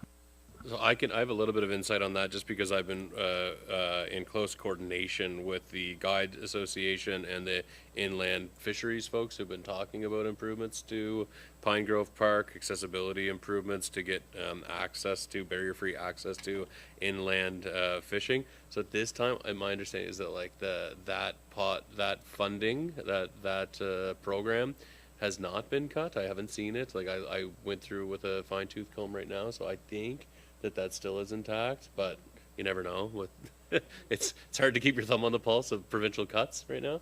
So I know that we had been thinking that the accessibility upgrades to Pine Grove, that we would be able to rely heavily on a provincial funding program for those. That's one piece of insight I have. Did you want to get in there, Councillor Fancy? Can I just speak for a minute about that? I Sure. just wanted to flag for all of you on page 22 of 32 of the budget workbook, there's $80,000 included in the accessibility budget for projects just like that. So we don't have it specified that this is for Pine Grove, but what that money's intent is to be used for leveraging other programs to do work just like that. And so I understand that there's going to be inclusive swings as part of this swing set. I didn't include that option. We have about $68,000 in the accessibility fund, but because it was not just an accessible project, I didn't suggest that as a funding source. So just so you're aware, there is $80,000 in our current operating budget for accessibility grant leveraging for projects just like the ones that you were talking about. And 68,000 in a reserve earmarked for accessibility projects specifically? That's correct. So when remember we had years where we had a $100,000 line and it just didn't get spent, and it was year and year and year. So then the 24-25 year, we took what wasn't spent and we made a reserve. And so this year we have funded the ramp and canopy from on the Astor from that reserve. It's like $11,000 or $12,000, and that's the only thing it's been used for. So the expected balance is about $68,000 at the end of the year that could be used for accessibility projects.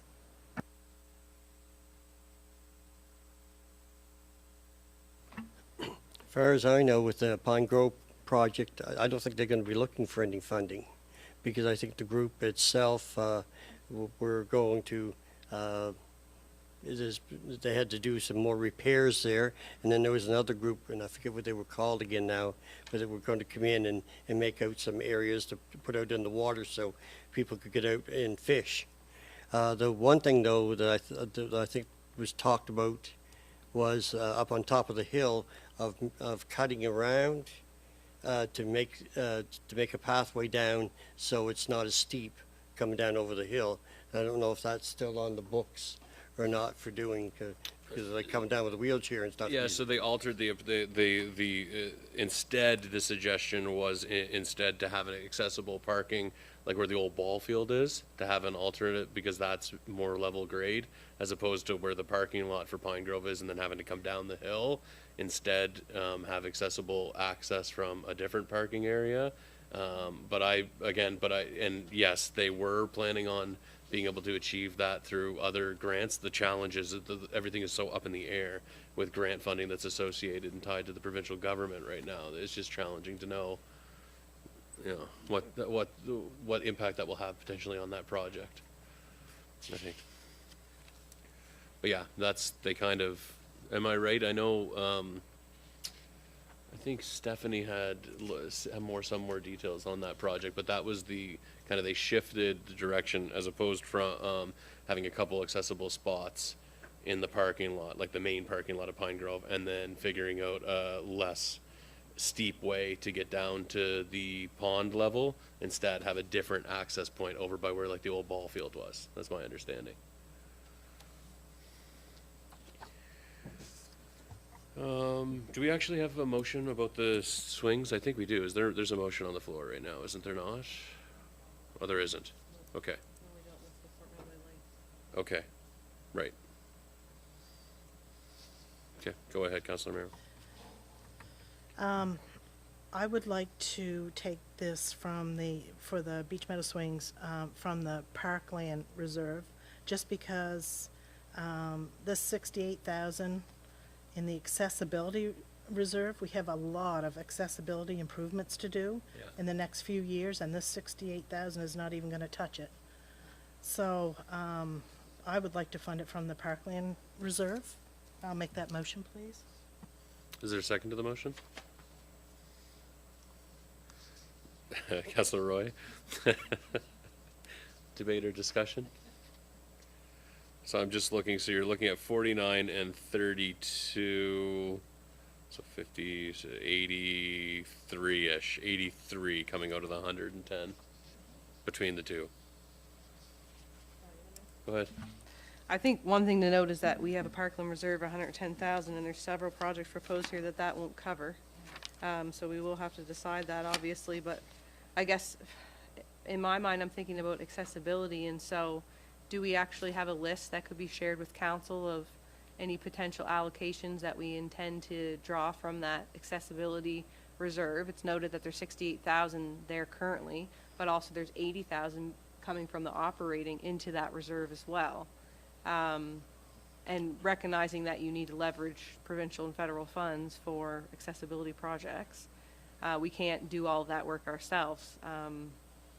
And I know the mayor and I were on a call with concerns about the provincial budget, and another, it was a CAO and another municipal unit had just said, you know, the province has changed a lot of items and legislated municipalities to get on board with accessibility, for example, by certain deadlines. And so this person had asked if there was any consideration to extend some of those deadlines with the reduction in funds from the province. So there's a lot of things kind of up in the air. I'm not discrediting accessibility. We need to make things more accessible, but I think we also have to recognize we can't take them all on ourselves. So I'm just wondering what funds are out, like, are there any funds allocated to those, like, that accessibility pot right now? Because if it's sitting at almost $70,000, we're also putting $80,000 in this year, and for multiple years we had $100,000 sit there untouched. So the $80,000 that's coming out of the operating budget does affect the tax rate. So I'm just trying to get an understanding if we're putting too much in it or not. I don't know.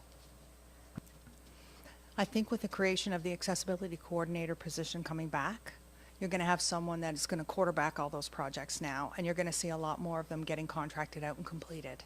So the $80,000 was included in the operating budget with that in mind, and then having her be able to access the additional 68 gives her that extra cushion of money, and she's really good at getting funding leverage. So, you know, what is $140,000 may turn into $300,000 in terms of matching.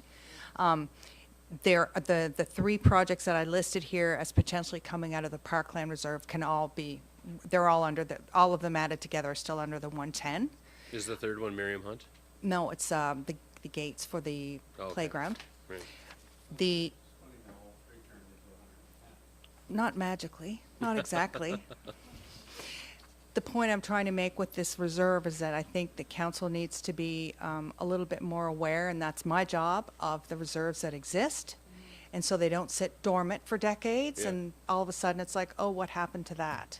So by bringing these forward every year to you at budget time, you can debate just like this and say, well, we can take this from here, or no, we don't, we take this from here. But it's about awareness and about not forgetting that these funds were put away at some point. In terms of the parkland, it's funded every year by developers who choose to pay that 5% rather than create that green space in their subdivision. Yeah, and on that front too, I would say that we are expecting a significant uptick in the amount of development.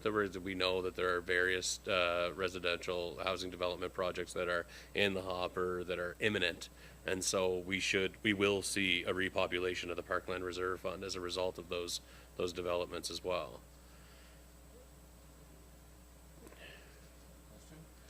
All those in favor? Question's been called. All those in favor? Motion's carried.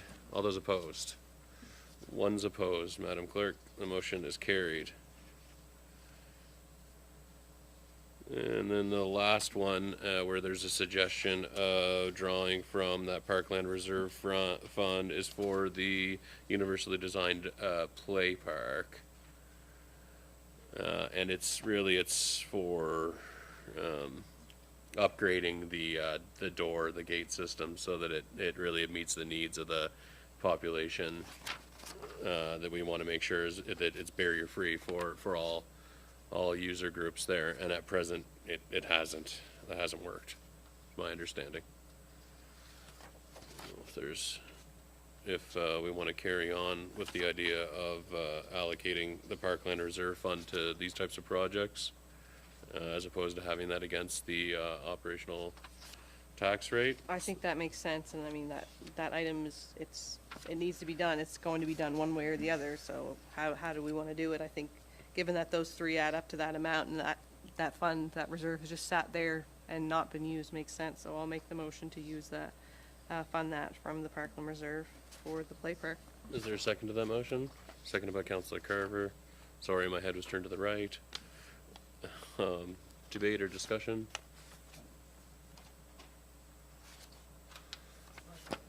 All those in favor? Motion is carried. unanimously that time around. So my math right, Joanne, now you got $7,000 left in that fund. That is correct. Councillor Wenzel's math skills are getting better by the day. Then we have the privateer park stage. I had a question on this one when I saw it come up. So I see the notes is that it's not suitable for long-term use. Is it? Is there something wrong with that stage that's sitting there right now? Yeah, certainly. So that stage was originally donated by a local business in two pieces. It was doubled in size throughout the process of them donating it, and it was never intended to be installed permanently, so it has no foundation. The method in which it's constructed makes it extremely challenging to brace it, to shim it up, and to keep it stable in the field where it's installed.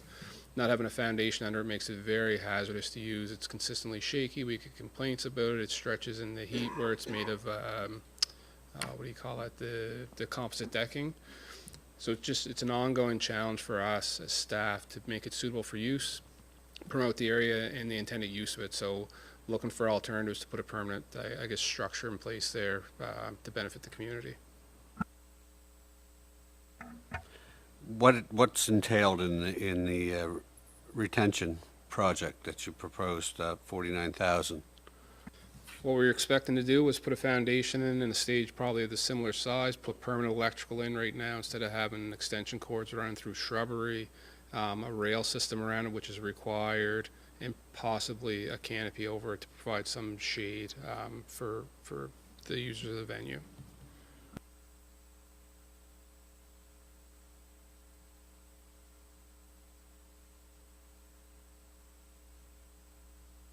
Well, I would, if option B is elect not to change the stage, then aren't we liable for safety if the kids are playing on it or whatnot, or will you just have to tear it down and get it out of there, or?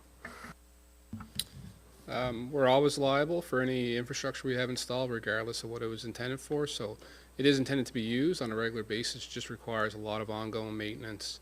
Our recommendation as an alternative would be to work towards a more long-term installation, if that's council's direction, identifying exactly what they're hoping to see from that location, whether it's a stage in the corner where it's at, whether it's another piece of the puzzle inside of that park, maybe it's over by the VIC.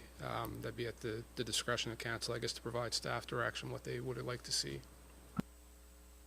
Do we know, just to carry on, just let me finish, do we know how often the stage is used? There's Canada Day, there's Privateer Days. Is it used in at any other time? Just twice a year?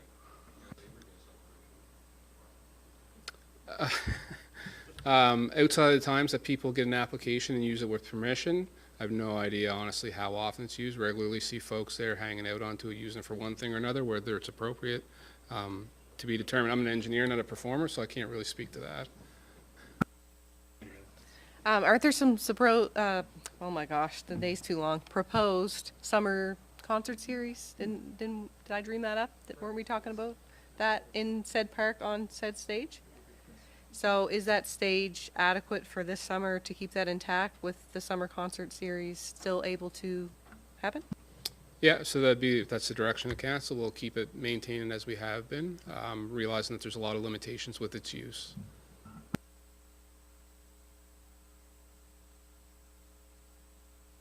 Just further on the electrical component, it was my understanding that there were some issues around privateer days in that park. So would these electrical things that you speak to address those issues as well, or are those separate? The privateer days is a separate matter entirely. Won't get into discussion on that right now, but this would service that stage, looking at whatever potential performers might require physically within that. That's right.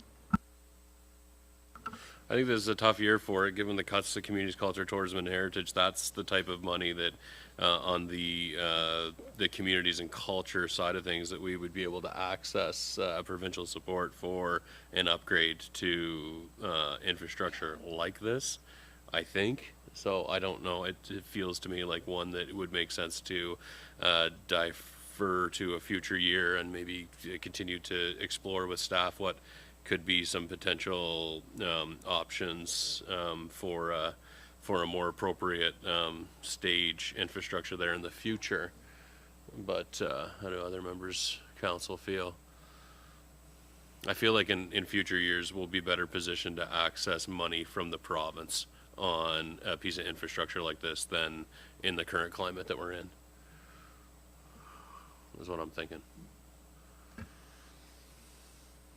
I would just like to see it left for now and plan to have something nice put there that becomes a destination spot for music and whatnot, and something that will allow the works department not to have to spend so much time keeping it upgraded and whatnot.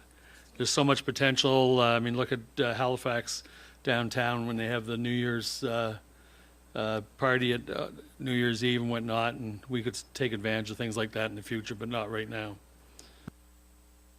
Because I also think that we're looking at exploring a strategy for economic development. My expectation, part of that would be looking at like revitalization of some of our downtown areas and our parkland spaces and whatnot to drive economic growth and economic activity in the community. So we may have a better sense of appropriate solutions and more deliberate ways to spend, and so that we're making sure that we're using best bang for our buck. Is there a motion on this one?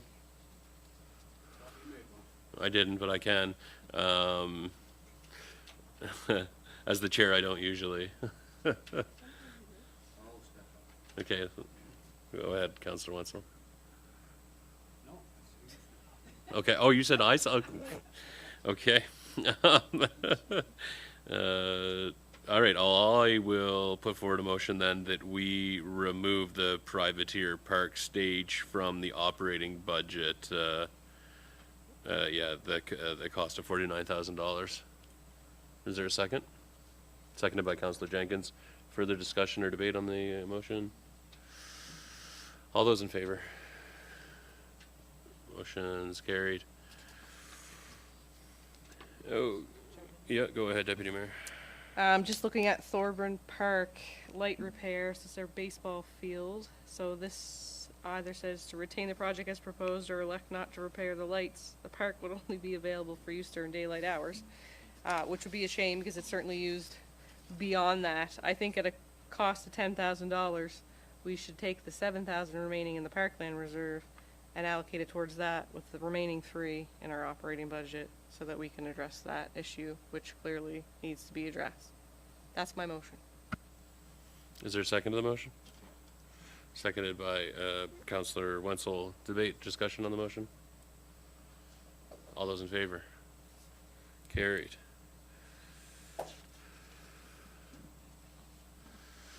Okay. All right, so we got through, you know what, I'm going to look for a motion to receive the report on the second draft of the operating budget as circulated. Moved by Councillor Carver with a second from Councillor Romero. All those in favor? We've received it. Call it received. We're not done though, just for clarity. Okay, so at this point, Council, are there, in preparation for this meeting, do you identify other elements of the operating budget that you would like to discuss, debate, propose revisions to? We all know that Deputy Mayor Charlton did. Yeah.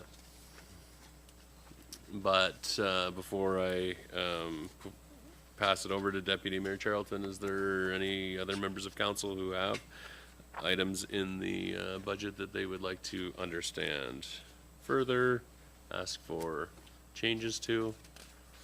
With that at this time. Councillor Merrow? I would like to take out the $12,000 that's contracted out for putting up the wreaths, and I'd like to have our men do that. Okay. What's that? Yeah. So I know that in some discussions about the wreaths and whatnot, there was discussion about the context in which we could or could not accomplish that task with internal resources. Did you want to speak to that? CEO Thorpe? Yes, Mr. Mayor. So there are some potential implications for our internal crews to complete that work, to ensure that we're conducting that work safely. So if it's the will of council, be happy to take that back prior to our next budget meeting and present to council any implications for us taking that work internally versus the $12,000 to have a contractor complete that work. Is that okay for now, Councillor Mero? Yeah, I'll recognize Deputy Mayor Charlton. Just one thing I noticed in reviewing things from the previous to this meeting, and just apologies because I need to pull my screen back up here on my laptop.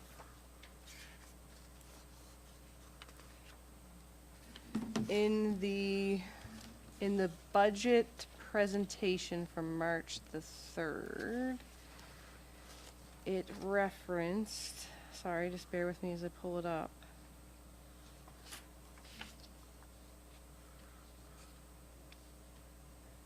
I had it and it just moved to a different part. So it referenced under proposed changes for the administrative department, the budget item is regional beautification and facade program, and it said that the budget increased from 40,000 to 52,000. And that key optional increase was the 12,000 added to reflect the contracting out of seasonal wreaths. Now, on page 23 of 32 of the workbook, there's Christmas lights and wreaths, and the year-to-date cost at the end of December was 11,541 with a projection of 20,000 for March 31st, 2026. With an additional with $23,000 in total being budgeted to March 2027, and so I'm wondering if that's not being counted twice. I'm wondering if the cost of the contracting, the wreaths, is built in the Christmas lighting wreaths line, and then also again in the facade section. It's a good question. And I mean, I will check into it. What I think has gone on here in terms of the date to December 31st, we may not have gotten the invoice until January for that, for the maintaining. But to your point, we'll make sure we'll go back and verify that that is not being double posted, for sure. Yeah, go ahead, Deputy Mayor. Sorry, and then also, I'm just wondering if before, like in one of our next budget versions, would we expect to see the year-to-dates for the end of January at any point? Is that something that's in the works, or is that not a reasonable ask? I'm just wondering, because some of these projected numbers are really far off from those year-to-dates, and it would just, I think, help us understand kind of the budgeted amounts coming in 2027 versus what was actually used. I can certainly work on those year-to-dates, but they're not going to be done. I have to have this report done by Thursday at noon, and today is Tuesday, and I don't expect to get out of here before 5 o'clock. So just in terms of expectations. Okay, yeah, and so I don't, there's no actual motion, because we didn't move it forward, but Councillor Mero had identified the Christmas wreaths, and members of the community have identified that as something for us to look at. So I think if we could get a sense of exactly, like a little bit of a sense of the $23,000 that's in the budget associated with those, just so we get a clear understanding of how that money would be spent. Your Worship, if I may. Yeah, go ahead. The two different line items there, the $23,000 is for the production. We still have to purchase those wreaths every year and the lights that go along with them. The separate fund of $12,000 is the installation of those. So 80 wreaths in multiple locations in Liverpool and in northern Queens County, and it's the production, and then the installation is a separate cost. But are both captured in the $23,000? No, the installation is not captured. Okay. Go ahead, Jim. Just for clarity, I know before hanging baskets as well fell in that regional beautification line, and we access grant funds to offset that. Have we been told those grant funds are axed with these provincial costs? Do we know? We have not received any updated info on that yet, unfortunately, no. Okay. While you're there, Pat, I see. I had a question about an economic development line item, and for those following along, I'm on page 176 of 230 under economic development. The line item I'm looking at is called regional beautification / the facade program. The year to date is under 20,000, 19,742, and then the projection is I think for the I'm not sure how the projection is 15,000, and then the proposed budget amount is 52,000.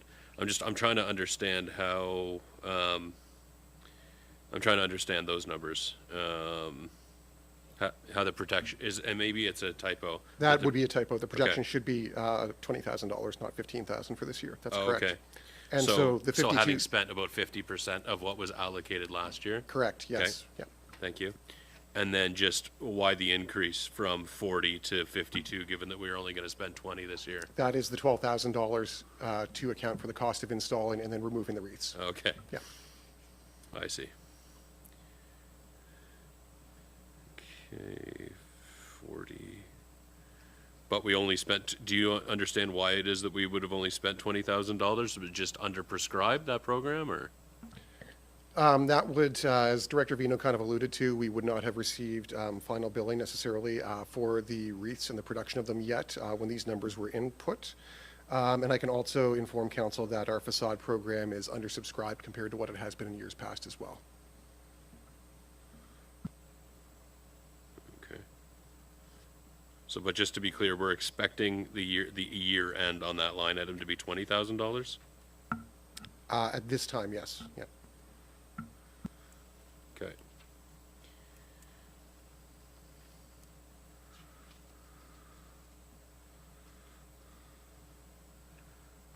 I'm not sure that we need to cut it, but I would like staff to reconsider if there's opportunities to reduce that line item in the budget from $52,000, just based on the extended, like the extent to which community members have accessed that and made use of that program.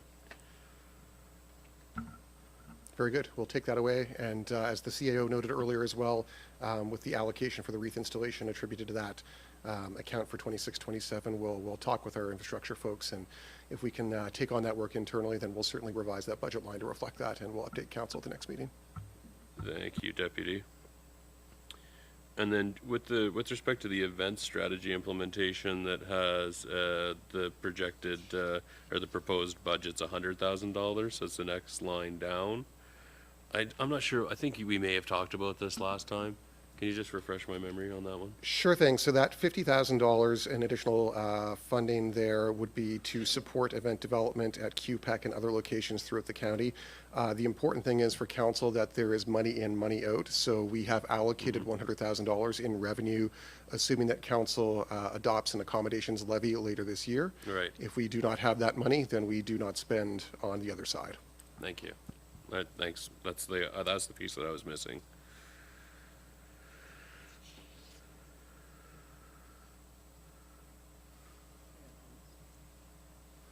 Any other questions before I hand it back over to the Deputy Mayor at this point? Okay, go ahead, Maddie. Thank you. I guess from my view, I would be looking to still pull some additional items out of this operating budget, recognizing that some things are going to fall under like maintenance. You know, like the photocopier, the plans have already changed. It's being leased, is my understanding. You mentioned earlier. The floor scrubber that was described from Queen's Place is a general maintenance item. Although that's a one-time cost, I'm sure there's a similar cost the next year for something different. So I'm not going to argue that. But as I look through this budget and Trestle Trail Bridge assessment, for example, $30,000 is done every 5 years. That will inflate the operating budget. And so I would be looking at this point for more things that we could pull and separate, recognizing that we are estimated to have a $965,000 surplus ending March 31st, 2026, so where we are currently. I flagged a few items. The Trestle Bridge assessment at $30,000 was one. the parking lot project that Director Grant had explained at QPEC with the price tag of $46,000 was another one I flagged. Plant recommissioning was on there. I assume that's because of the pool project that's going on. And no, can someone explain that? That's in Pine Grove, right? That's the Pine Grove because no. What's No, that one that's for? Queen's Place, and that's something that's done every so many years. It's part of the operation. I'll let Director Roberts. So it's never been done at Queen's Place. So bigger facilities, it's probably every 3 to 5 years. Facilities our size should be done approximately every 10. We're on year 15. And it hasn't been completed to date. It also will help with the addition of the pool. So it'll make sure that everything is running as it should. It'll identify inefficiencies. It also will be really great for our asset management plan. It's not something, if we're looking to save money, which I totally appreciate, I don't think that that is where we should be doing it. We thought we were talking about shrubs, plants. You're talking about like the ice plant. Yes, the ice plant. Big difference. I'm not suggesting we don't do that. I was just, I guess my point is for things that, like, if we're not taking like an estimation and building a little bit in each year, then if we're not doing it, if we're doing it every 10 or 15 years, and like this one has a cost of $52,000, it goes in the operating budget, and I don't want to sound like a broken record, but it inflates the tax rate. So if they're not, like, if it was $5,000 that was built in the budget every single year, I wouldn't argue that. That would make sense because you'd be allocating those funds for that purpose, but we're not. So I think that flags one issue, but I thought it was shrubs, so hilarious. Gosh, but I guess, I think, I mean, I will drive myself crazy with these documents going through them, and earlier I misspoke about a contingency, so, I think we have to try to figure out like what we can live with, or have staff come back with some additional proposals of how we can get this tax increase down, because 15.4 cents is not reasonable from my view. I know that we did pass a motion to consider 2 additional police officers. That hasn't been debated on or anything at this point, so that item we still have to chat about. But yeah, I guess I don't want to, from my view, I don't want to hold staff hostage to go through here, there, a little here, there. Like, I think we have to, as a group, indicate that we're not happy with 15.4 cents and ask for some options to get the tax rate down. And then you have to have conversations about level of service or increased revenues or whatever they may be. Yeah, I mean, I completely agree, given that we're staring down, that the reality is we've had perpetual or structural surpluses, and we're in the context where things are tight and we're looking at a big potential increase. And so I agree with the Deputy Mayor in casting a broader net of things that we could consider drawing from the accumulated surplus that aren't necessarily one-time costs, but once in 15 years, once every, that they're not perpetual, ongoing. So I look at, I agree that the items that Deputy Mayor Charlton had identified, and then also, potentially the physical activity strategy implementation. I don't think we implement one of those every single year. There's a host of them. Could we consider replacing the photocopier rather than leasing it and putting it on the tax rate, but replacing it as a one-time cost, and we do that once every 15 years and funding that from the accumulated surplus? I just think we're going to have almost $1 million from this tax year put in the accumulated surplus fund. The reserve, it presently is very healthy, much healthier than most other municipal units with operating expenditures the size of ours. So I think that if there's an opportunity to have staff cast a broader net for consideration of what could be pulled out, and maybe so the threshold's not a one-time cost, but something that's not an annual recurring perpetual cost, like a once in 10-year cost, a once in 15-year cost. Yeah, go ahead. Mr. Mayor, I'll chime in, and then I'll welcome our Director of Finance if it's the will of council. So just speaking to the surplus, so a couple of items with that. When we talk about financial best practice and we talk about these sort of infrequent costs, the reality is there's still costs to operate our facilities. So though they're not ongoing the same amount each year, something for council to keep in mind that we're still going to experience those costs at the region. So at such time where the surplus is no longer available to council to use as a funding source, those direct costs will then become part of taxation. And so just wanting to flag that for council, of course, if it's the will of council that we look to fund with accumulated surplus, staff will follow council direction, of course, just wanting to flag for council that essentially what we're doing is then deferring an operational cost. So we're paying this coming fiscal year out of a surplus, where in reality in future years it will be required to pay out of operation as well. So something for consideration. But I would just, to that point, I would understand if we were talking about drawing $500,000 from the reserve fund, but when we're populating the reserve fund, we're having accumulated surplus of $970,000 from this year.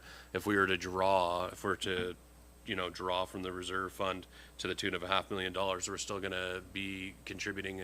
We're going to net, the reserve fund's going to be up $470,000. Would be my thinking on it. We have a very healthy accumulated reserve fund, and again going to experience a surplus. And so just my perspective, I think that we should identify not one time, but not annual costs that could potentially be considered for applying, in my mind, what is, and I get it's not directly coming off pulling money from the accumulated surplus for this year. It's coming from the reserve, and then the accumulated surplus would go into the reserve, and it would net out. But that's my thinking on it. But I recognize you, Director Vino. So I just wanted to remind council that when we passed the capital improvement plan, there was a line in there that we moved $500,000 from any overage this year from the accumulated surplus into our operating capital fund to fund those smaller jobs. You'll see it in the reserve activity report.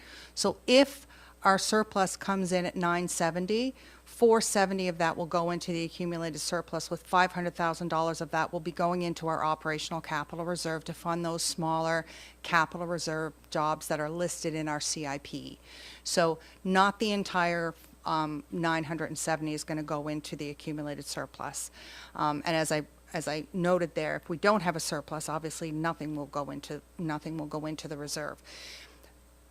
I guess my concern as your Director of Finance is that when you're looking at costs, don't just look at whether they're one-time costs or one-time and 10-year costs. Look at the nature of the cost. Is this an operational cost or not? Is this a cost? Is this what it costs us to operate our municipality? And so there's kind of two layers to that.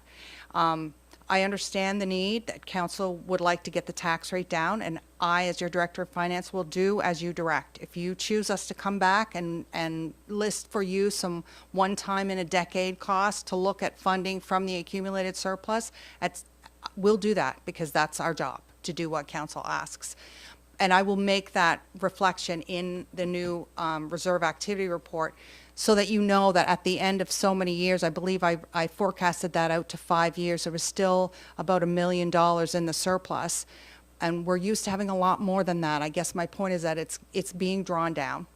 And we don't, this surplus, this substantial, that's not the word I'm looking for.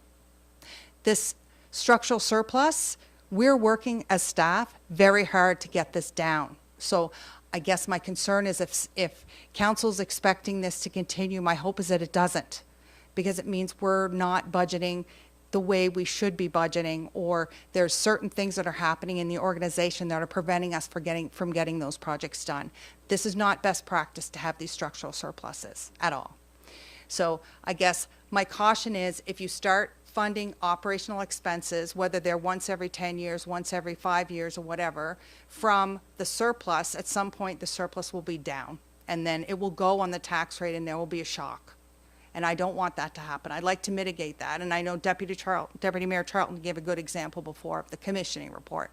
It would have been lovely to have $5,000 set aside and be funded from the tax rate over 10 years, and then we would have had a reserve to pay for that. but we didn't. But that, what you're talking about, is an operational cost, and that's why it would have been $5,000 every year, would have been part of the operational cost and the tax rate.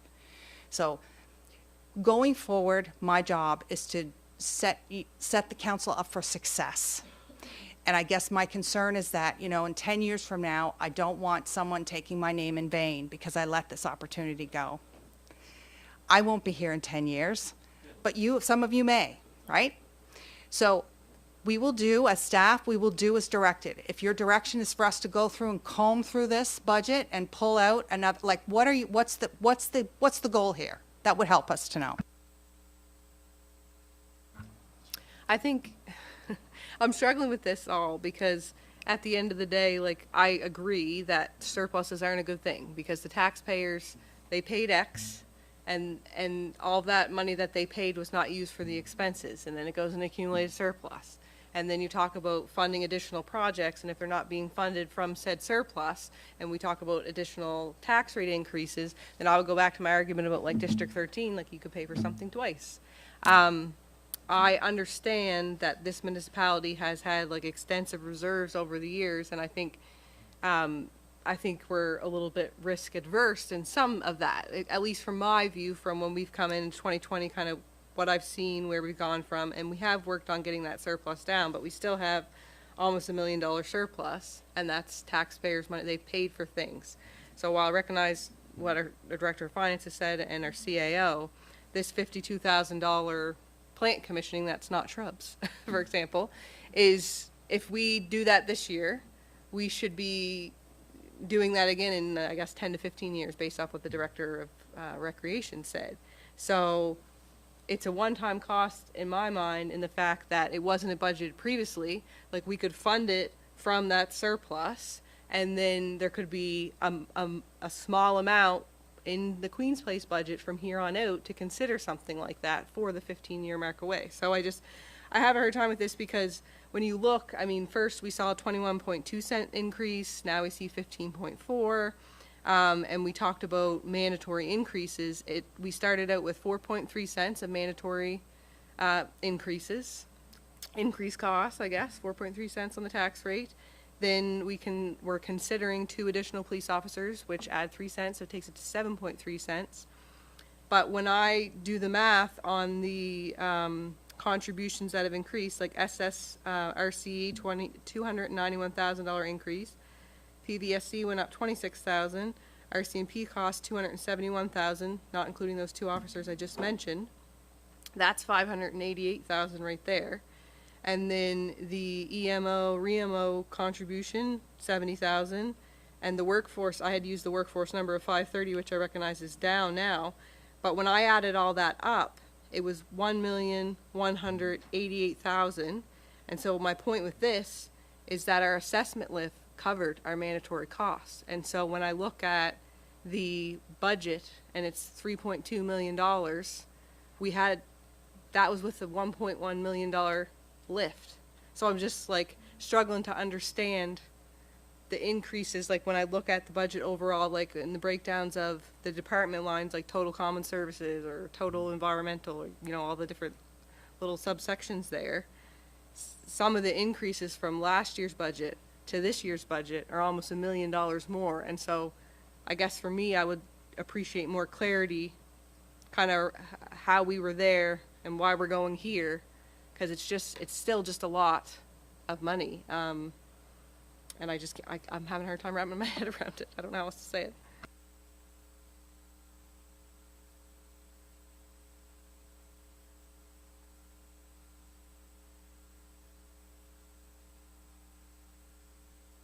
Are there other items in the budget, council, that you have questions or proposals about?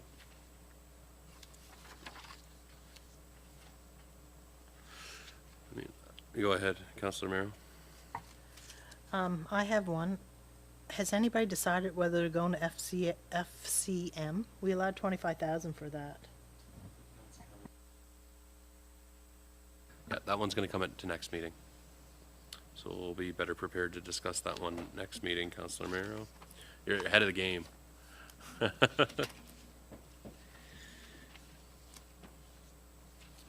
So this broader conversation that I think that the deputy mayor is highlighting is that we just have, there's a pretty large increase in our expenditures, which is a little bit hard to wrap your head around exactly how that's happening, I think, is what I'm looking at. And so, because it looks like we have about, so where we started was about $3 million of additional expenditures, but it was actually 4 because of the lift. Like, is that right? Yeah. You're gonna turn on your microphone, sorry. Right, can you turn on your microphone? Sorry. So if you're referring to the slide from last meeting, it was last year's budget versus this year's budget. I don't have that slide in front of me, so I really can't speak to it now. But what I did try and do there was go through the budget and look at the increases on a kind of a line or a group of line by line basis and kind of break them out so that we got a sense of where the big hitters were. I mean, I understand it's a lot of money, but we do incur increased costs every year. I mean, significant ones this year. You already had it today with the RFP for our garbage collection, significantly increased our operating costs. That's just the reality of it. But I don't have all those costs off the top of my head, not here today. Right. And I think what I'm sensing is that as we, and I do appreciate the going through with some granularity and some level of detail where council can be really engaged and members of the community can see what we're prioritizing versus what we're choosing to take out. But I think when push comes to shove, the sense I get from this council is that they're not comfortable with anywhere near a 15-cent increase on the tax rate. And so I'm not sure what the appropriate process is here in terms of providing direction to staff beyond specific line items. But my sense is that this council does not have does not have an interest or a willingness to approve an operating budget with that size of an increase to the tax rate. Is that fair to say, council? I just want to open it up to maybe get a understanding of where, after we've now made our way through this budget with a fine-tooth comb a couple times, where your level of comfort is with respect to the impact on the ratepayer when everything is said and done and the dust settles on our operating budget here. Because I think that's if we can get down to the brass tacks a little bit, then I think our staff will have a little clear understanding of where they need to look for and the size of reductions in expenditures that council's expecting to see. Really, I think it's appropriate that we get some clarity on that. Go ahead, CAO Thorpe. Thank you, Mr. Mayor. So one approach council could take is that you indicate specific line items that you'd like to see staff adjust. Another approach would be if we're all on it's very clear that this is not the final number that council's interested in, which is just fine.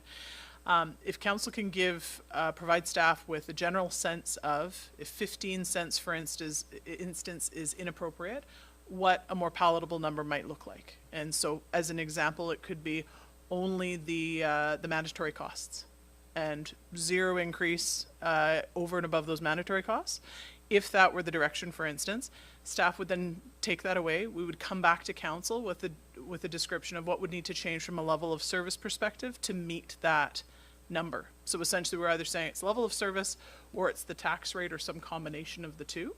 So in summary, if council has an idea of a number that may be reasonable for council's palate, staff would be pleased to come back with some suggestions on adjustments to the level of service to achieve that specific number or sort of that estimate or ballpark number. Yeah, I think that would be a constructive exercise to kind of flip the script from a reductive to kind of an inductive exploratory thing, because I just think that the dribs and drabs, or as we cut away specific line items, we'll be here for a month trying to identify specific cuts that we want to see made to get to a place where we're okay with the cost to the taxpayer. So council, what do folks think? You're hearing, I'm sure you're hearing from your residents. I'm sure that you've had, lots of time to digest and consider the proposal put forward in this proposed budget by staff. Where's your comfort level? Right now, I want to open up the floors to get a sense of where people are so that we can direct staff to come back with some different options.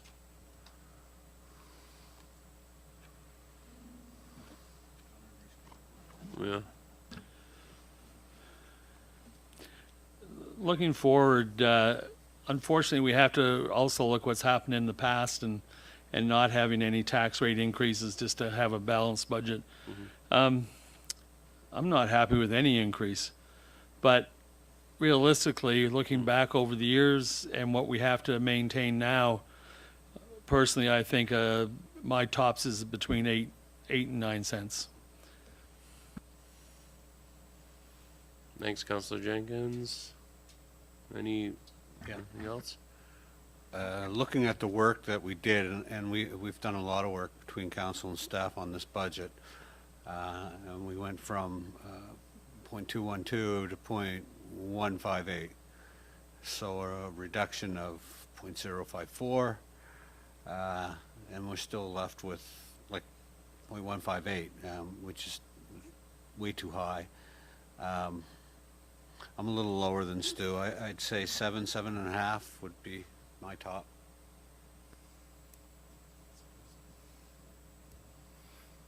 How do other members of council feel about this?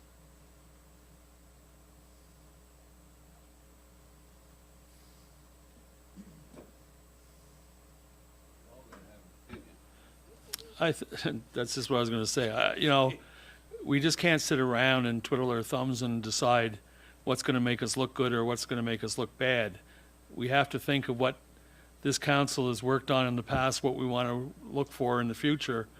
And whatever we do this year will also affect what we do next year. Mm-hmm. So it's not just the 1 year. It's the past experience, the past history of what's happened with tax rates. It's this year, and it's what we're going to be looking at for the next few years, and even the next council will look at. So we all have to come forward with a number. I always like going high because then my butt's covered, but we have to come up with a number, and it's only fair to our citizens that we do come up with a number that they can expect and know that we're looking out and trying to keep the cost down as much as we can while still keeping the expected services at a level that they can be happy with.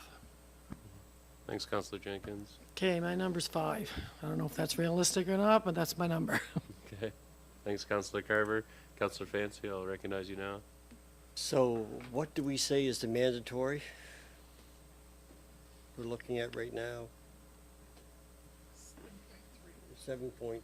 But does... Pardon me? The 7.3 would include the consideration for the 2 police officers that this council hasn't actually debated yet. Mm-hmm. So it was 4.3 prior to the consideration for the 2 police officers. And I see Joanne's got a green light. So that 7.3 doesn't include the cost of your current workforce either, because that 7.3 is a formula and it's based on certain lines, and the cost of workforce is many, many lines. So I would have to factor that in to that 7.3. So that's probably going to add another 3 cents onto that. So if you're looking for mandatory costs plus X number of cents, that way I can certainly come back to council. Actually, I wouldn't wait now. I would send it out to you as soon as I finish this meeting, so that you would know if you wanted the current workforce to complement with or without the proposed, because you still have proposed staffing in this budget that is still in there. So you need to tell me, what do you consider mandatory costs? Do you consider that the current workforce without any proposals or any regrades? And I will consider that and put it into the new mandatory cost so that you will have it by the end of the day.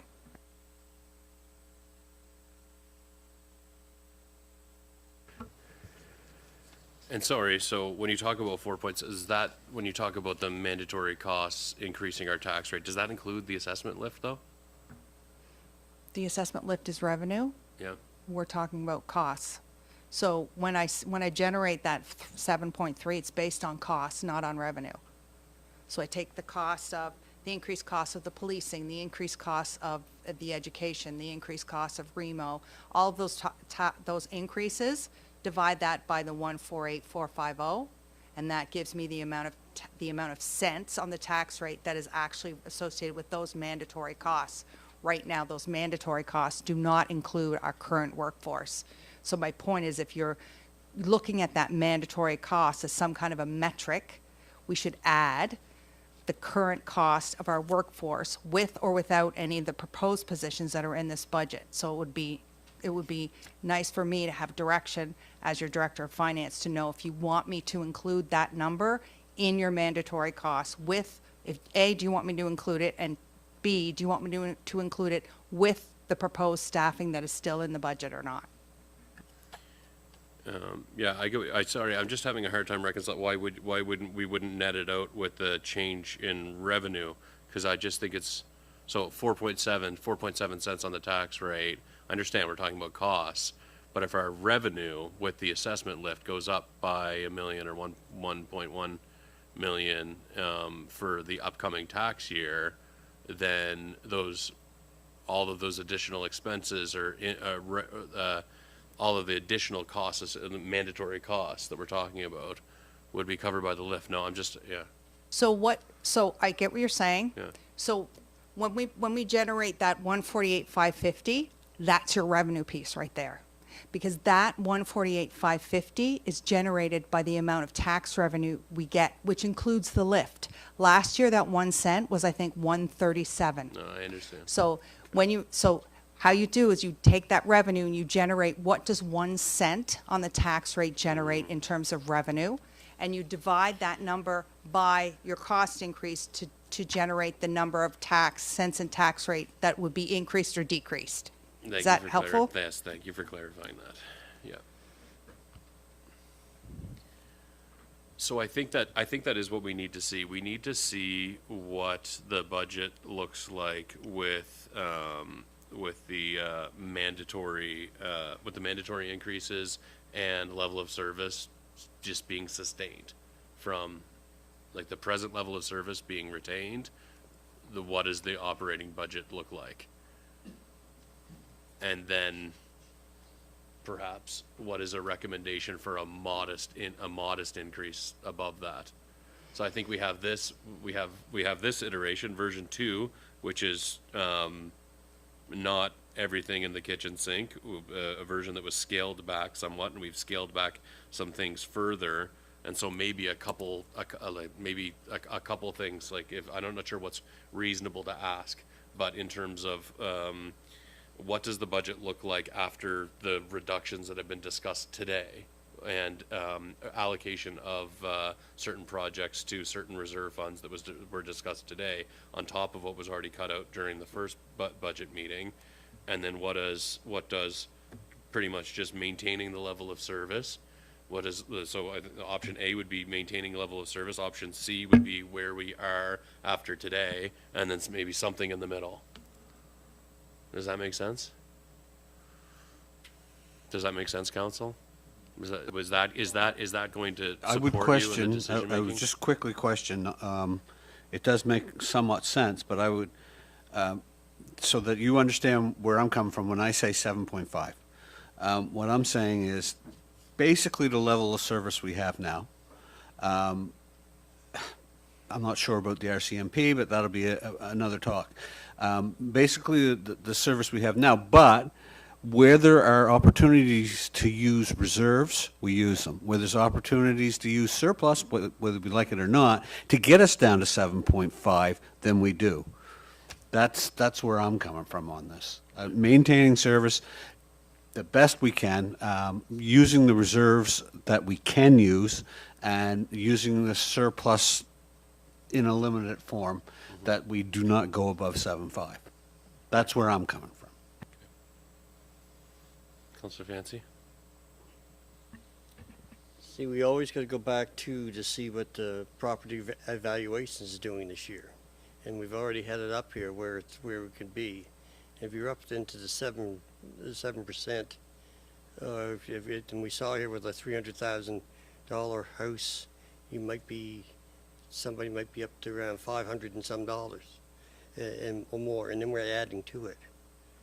The tax rate isn't just what we're bringing forward; is the valuation of the house is going up. So it makes it very tough for the community. I mean, we're into a spot where everything has changed, where we've had to put a lot into our union and working personnel, plus our staff this year. It's raised everything up to try to make it to a standard that we're going to keep people and go forward and have programming done right. And if we want to do things right, we have to do things right. But it's how far we can go with that combination with the property evaluation and this together, and because you're really adding them together, and it's scary. If I could, just on that, Councillor Fancy, that's why I mentioned earlier in the presentation about that that slide being revised, because the $77 was tied to a 7.3% increase, but the CPI that PVSC is using was 2.6, I think. 2.6% or 2.5? 2.6, I think. So our Director of Finance is going to revise that and bring it back so we can see, basically, if nothing changed with the tax rate, if you have your tax bill, if your property's capped, what would the increase be of 2.5%, so we can understand, because it wouldn't be the $77. And then further to that point, if we were to implement, say it's 5 cents, what would be the additional cost to that person beyond the 2.5 CPI increase? I think we need to really get an understanding of that, because we start talking about cents, and of course, like, there's affordability concerns and people are concerned about things, but it's not adding 148. If you're adding 1 cent, it's not adding that to one user. It's spread out. And so I think we have to understand what the actual increase is for us to have a better idea. So I would say I like the idea of it coming forward and showing us, like, if we maintain status quo of what we currently have, what does it look like? Because I think the public need to understand that, and so do we. And then that cup of coffee factor, so we can Right. actually see, Yes. For someone who has a capped assessment on a property that's worth around $200,000, what in real world dollars they're actually going to end Yeah. up contributing. How much money 100%. more in their personal budget Right. in a year are they going to have to contribute to the Right. tax base? But I think for our operating budget, like, if we can have the operating budget come forward and say, if we maintain status quo with what we have, this is where we are. If council were to consider a 5 cent increase, this is where we are. Like, we need to see kind of those breakdowns, because I think we struggle with getting into the weeds, but I just bring up the police officer thing again. Like, I get the request for 2, but are we in a position where we can afford to add 2 at this time? I'm not sure. And I mentioned the review of the policing, because there's funds allocated, I think, if I'm understanding it right, and Director Vino could jump in about the province component around policing. But I guess my concern would be if we added 2 police officers and then a review came back and said we needed 2 additional, but we already absorbed the cost, I think we would probably continue to absorb those costs. I don't know. And that remains to be seen on that one. My sense, because it's 3:47, I'll let you get in there, CAO Thorpe, is that we debate. I think it makes sense that we as a council need to debate the additional officers that have been proposed for this budget. But I would suggest that we debate that at a future budget meeting, just given where we are. I'll recognize you, CAO Thorpe. So, Mr. Mayor, this is what I'm interpreting as homework from council. So to bring back to council at our next Tuesday, the 17th special meeting for budget, the comparison for the PVSC numbers. So this question around 2.6% versus 7.3%, using surplus for infrequent operational costs, looking at what maintaining status quo might look like for a tax rate, providing council with options or budgets versions that would include and also remove those 2 additional RCMP officers, what that difference might be. Also versions with and without the remaining proposed positions that are included in your budget package, with the intent to get to a spot where staff could present to council, here's the mandatory cost plus a modest increase. So I interpret that to be a few cents in addition in discretionary costs. So that mandatory plus a few cents. Am I on the right track, Mr. Mayor? I believe so, council. Does that sound right? Okay. I think that is going to support, that's going to move us into the next phase of decision making with respect to this budget, or else we're going to need like another 5 sessions and nobody wants that. Yeah, no, I think that's okay. Is our Councilor Mayor, I'll recognize you. I just have a question. You said remove the remaining positions, so that's the custodians as well for Queen's Place, because that has never been brought up either, the 3 proposed positions there? Yes, so Mr. Mayor, we would bring both of, again, we're bringing a variety of options for council's consideration.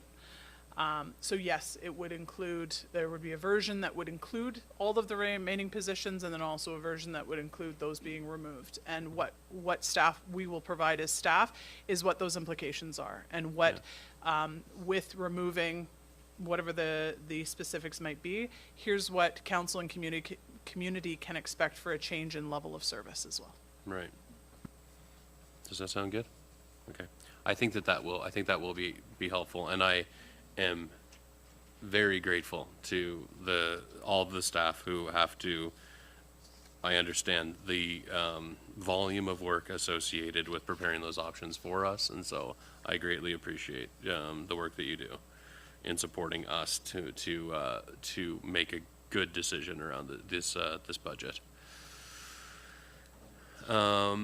Is everybody okay to move on from the budget at this point? I think that Director Vino would like a motion this time.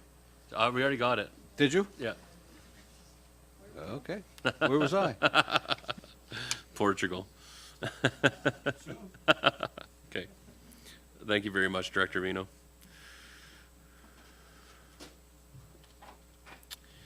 Okay. Is everybody okay to carry on? Yeah, we have more than 2, but is everybody okay to carry on though? Okay, so the next item of business is under bylaws and policies, the second reading of the public sewer systems bylaw number 11. I think that's sounds like a Director Grant thing.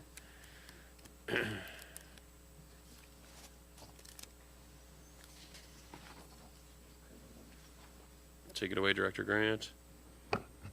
Thank you. So I was here roughly 4 weeks ago to present the first reading of this proposed changes to the sewer system bylaw. And at that point, they provided some feedback. So I guess we'll relay back to council if there's any follow-up comments or concerns from the proposal to be addressed right now. Any questions on the second reading here? Or any questions about the amendments to this to the bylaw?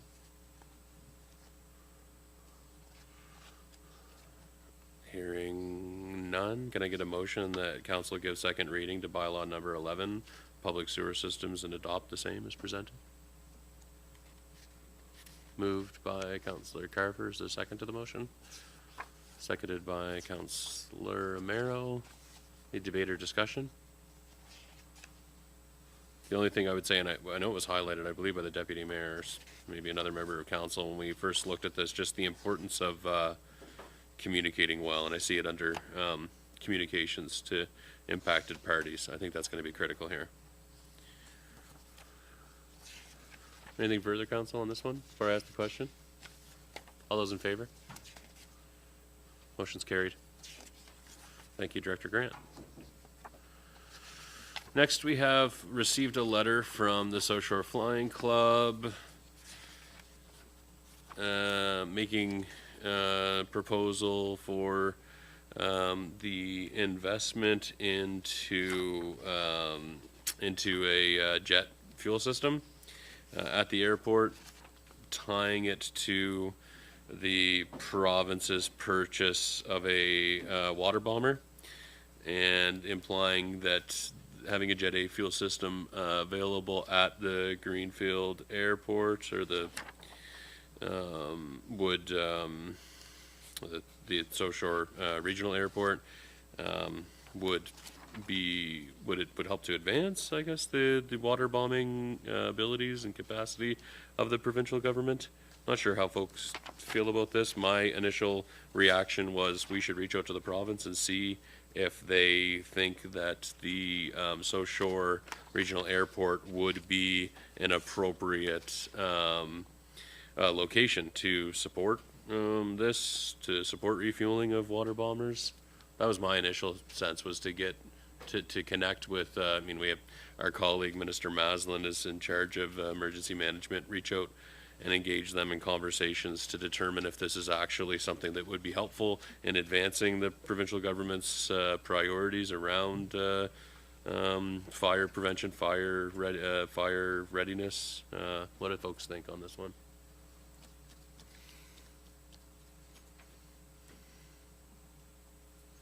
Realizing that we're getting pretty late in the day here, any feedback, any thoughts emerging after reading this letter from the South Shore Flying Club?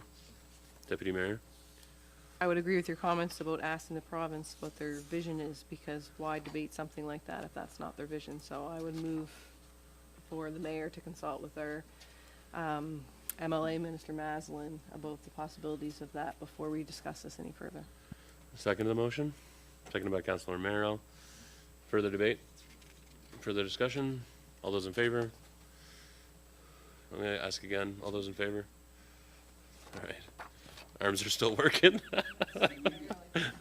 Just on housekeeping, I gotta go. So can we have this next round skip Roberta just for a second and go to me? Sure.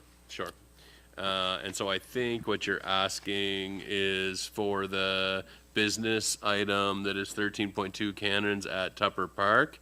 Would you like to just deal with that as the next business item of business, Councilor Wenzel? I sure would. Okay. I was supposed to bring this up last. Hold on, I gotta get a vote from council on it. Yeah. And so council. Sorry, Roberta. All those in favor of shifting 13.2 to be discussed next on the agenda? Carried. Okay. so we'll do that. We'll do 13.2 cannons at Tupper Park. Okay, my apologies. I was supposed to bring this up at our last meeting, and I completely forgot. So it's a recommendation from the Heritage Advisory Committee to have staff to have a cannon that is situated at the corner of West Street and School Street in Milton refurbished and relocated to Tupper Park. Put that motion forward on behalf of the Heritage Advisory Committee, and for information purposes, the municipality's Engineering and Works Department back in 2024 estimated that the cost would be between $5,000 and $7,000. Is there a second to the motion? Or was that a motion? Yeah. Okay, the motion is seconded by Councilor Merrow. Debate or discussion on this? Councilor Jenkins? Is this the cannon that's stuck in the ground? So we have no idea what shape it's in?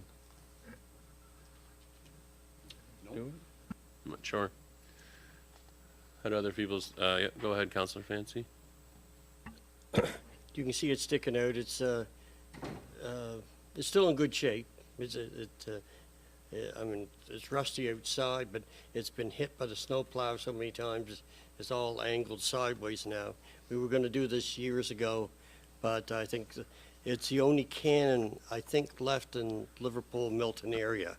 Used to be a lot of cannons. I think the cannons a lot of them are down by the Hank Snow. I think they're piled down there where they collected them up around the area. It's the last ones left still sticking out of the ground, and it had the significance where it was.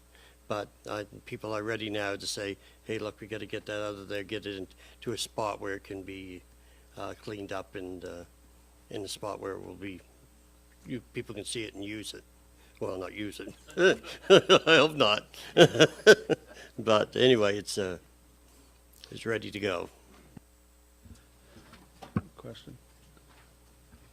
Is there, Director Grant, is there no way that could, a chain could be put around that and pull up straight out of the ground?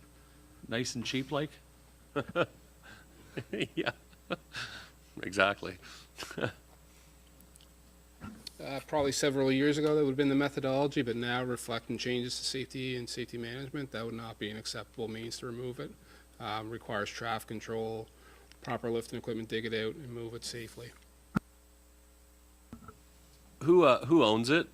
Who owns is it on municipal land right now? Is it an asset of ours? So who owns it? Whose is it? Do you know? Who owns the damn cannon?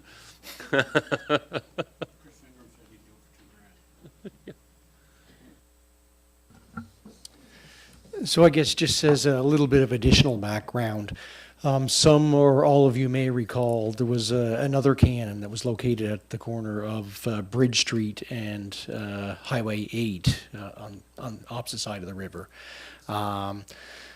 That cannon was removed when they redid the bridge back in 2015-ish. And that cannon was I guess, fixed up and placed on a mount in Tupper Park at that time. And I believe, Councillor Grant, that was done by the Works Department as far as that refurbishing. So, so this cannon that's on the corner of School Street and West Street is a sister cannon to that one. I guess they come off the same ship many, many years ago. So as far as ownership, who knows? I guess the cannon is located within the provincial public road system, but as far as ownership,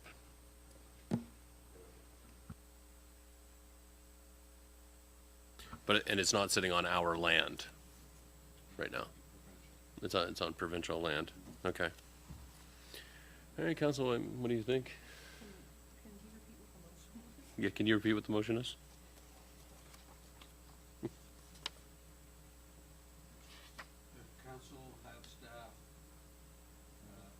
Microphone. Your mic, not that mic. Now, have a cannon that is situated at the corner of West Street and School Street in Milton refurbished and relocate it to Tupper Park. And we did have a staff report that talked about what the foreseeable costs were that were associated with that. And presumably this is not afforded for within the current budget? Like, this is... No, that's why. Okay. I think it's just important to note that we're not committing to it right at this second. It would be consideration of a couple versions of that budget, and where we land with that, I'm not sure, but I think that just needs to be clear. Maybe a friendly amendment to be considered in the operating budget for the upcoming operating budget? Maybe a friendly minute to have staff report back to us at an actual cost. Yeah. Because 2024, we said $5 to $7 grand, right? And it's substantially higher than that. So maybe if you could bring that to us next time, that Director Grant. Okay. For those at home, we got a thumbs up from Director Grant. Two. We'll make that 2 thumbs up from Director Grant. Okay, all those in favor? Carried. I'll excuse Councillor Wenzel at this time. We still have quorum. And we are going to carry on. All right, so correspondence for information, reports from in camera, nothing. I am going to provide a really quick mayor's report.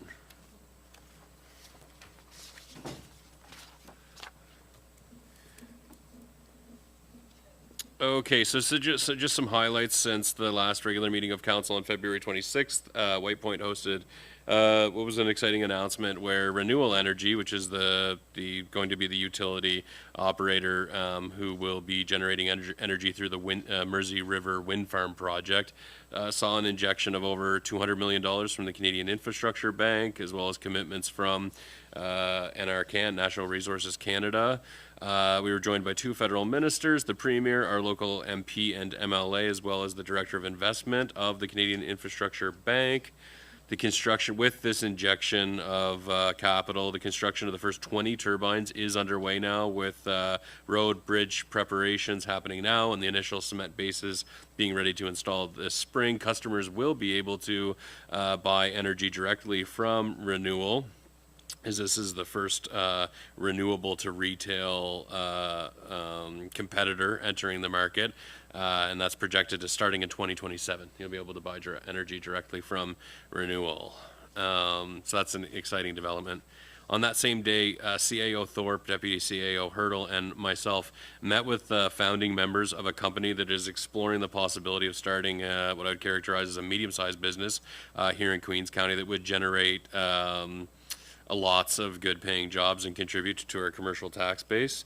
I'm excited to see that those conversations have continued to evolve, and that we can expect that this group will be preparing a presentation for a public meeting of council in soon.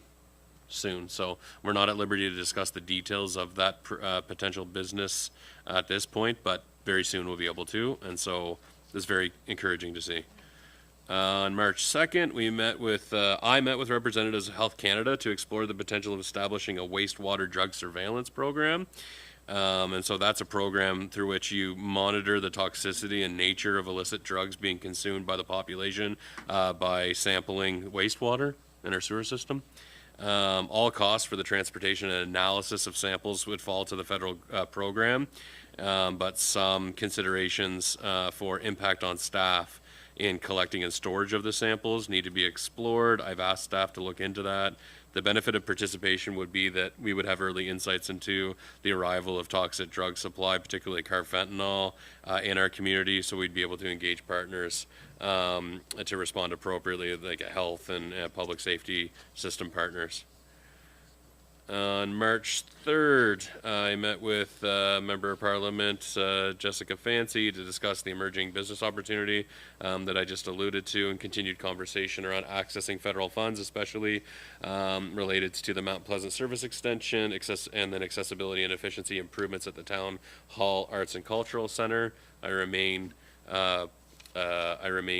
encouraged that we are going to be able to secure substantial federal funds on both of those fronts.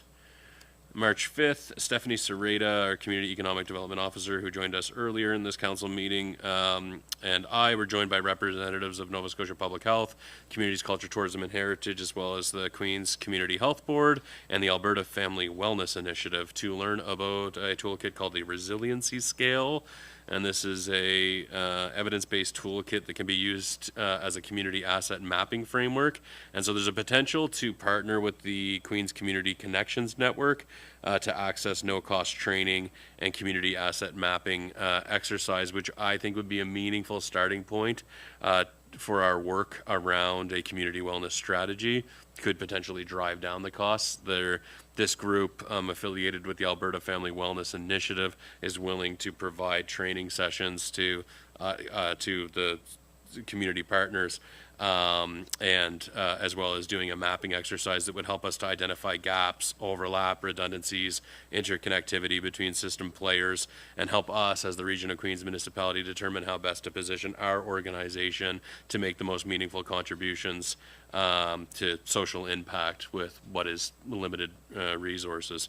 So more to come on that, but I think it's a very, free resources are always good, I think. And this is important work, especially given the amount of provincial cuts that we're potentially facing. And then on March 8th, I was joined by Deputy Mayor Charlton, Councillors Carver and Fancy for a celebration of International Women's Day, which was hosted by the Jane's Place Society at the Verney in Caledonia. It's an opportunity for sharing and celebration of the contributions, success stories, and resilience of women in our community, locally and abroad. And it was very well attended. I think we've outgrown the Verney. I think that it's safe to say that event has outgrown the Verney, although Verney is a really lovely place to host it. We were busting at the seams. It was standing room only. And then lastly, throughout the past week, I've met with many nonprofit service providers and community groups who will be impacted by the proposed cuts to the provincial budget. I'm encouraged. I'm hearing that there's just today announcements coming from the provincial government that several of the envisioned cuts have been walked back. And so perhaps I will limit my comments on that front at this point as we seek to learn more about what that actually looks like. Yeah, and so I'll conclude my remarks there. Any questions for me emerging from my mayor's report?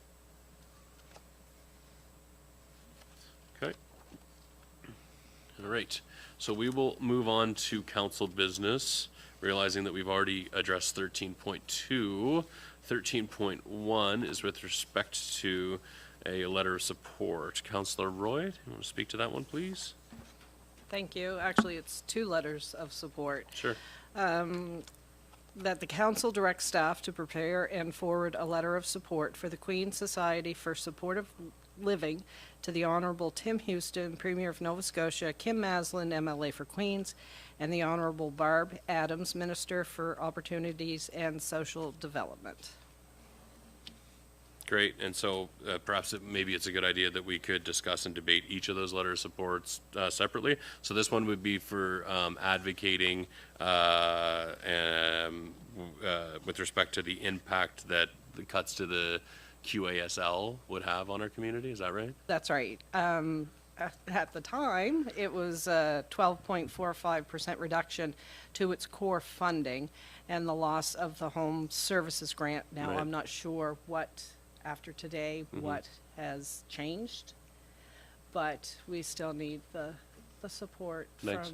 from, from council that, we want these guys to have a second look. Thank you, Councillor Roy. Is there a second to the motion? Seconded by Councillor Carver. Further debate or discussion? Do you want to speak to it further at this point, Councillor Roy? Any further debate or discussion? I had the opportunity to speak to representatives from QASL and gain some understanding of the very disruptive impact that so to your point, 12.5% reduction in their current funding levels, as well as various grants that they had taken advantage of. They had a program at the Riverbank General Store, which they own, and providing meals for seniors, and it looked as if that program would be threatened by these cuts, and then the home supports grant as well. My understanding from what I'm hearing trickling in is that a lot of the cuts in the disability support sector have been walked back, but I do think it's appropriate that we could prepare a letter of advocacy that is appropriate given where things land with the provincial cuts, and just to advocate, if it's the will of council, to advocate for the importance of continued supports to QASL and the work that they do. Any further debate or discussion on the motion? I'll ask the question then. All those in favor? Motion's carried. Those opposed? We just have one councillor who's abstained from that vote as they weren't in the room during the discussion. Councillor Roy, is there another letter of support that you wanted to advocate for? Yes, there is. Thank you. That council directs staff to prepare and forward a letter of support regarding Perkins House and regional tourism initiatives to the Honourable Tim Houston, the Honourable Dave Ritzie, Minister for Communities, Culture, Tourism and Heritage, and Kim Maslin, MLA for Queens. The Perkins House, we know what she means to everybody here in Queens County. It's the only provincial-owned museum in Queens. It's the oldest building in the Nova Scotia Museum complex. Simeon Perkins was declared a nationally important person with national significance because of his diaries. And we, it's a piece of history that we really can't afford to lose. And as far as the tourism piece of that, the loss of Peggy's Cove, VIC, the airport, and Yarmouth, that's where our information goes out to draw people here. Everybody knows Lunenburg, everybody knows Peggy's Cove. We need our information in these areas that people can pick up. And I mean, Peggy's Cove, you go 2 or 3 times a year to drop your information off because they've run out of it. So to lose that, I don't know, lose that help, that, that extra effort to get tourism dollars here it's going to hurt. And last year, our numbers were through the roof. We had over 4,000 visitors. That's because of people not going to the U.S. Yep. Lots of Europeans coming here, people from the U.S. coming up here, and Canadians staying in Canada. So, and yeah, online is fantastic, but self-service in Nova Scotia just doesn't support that.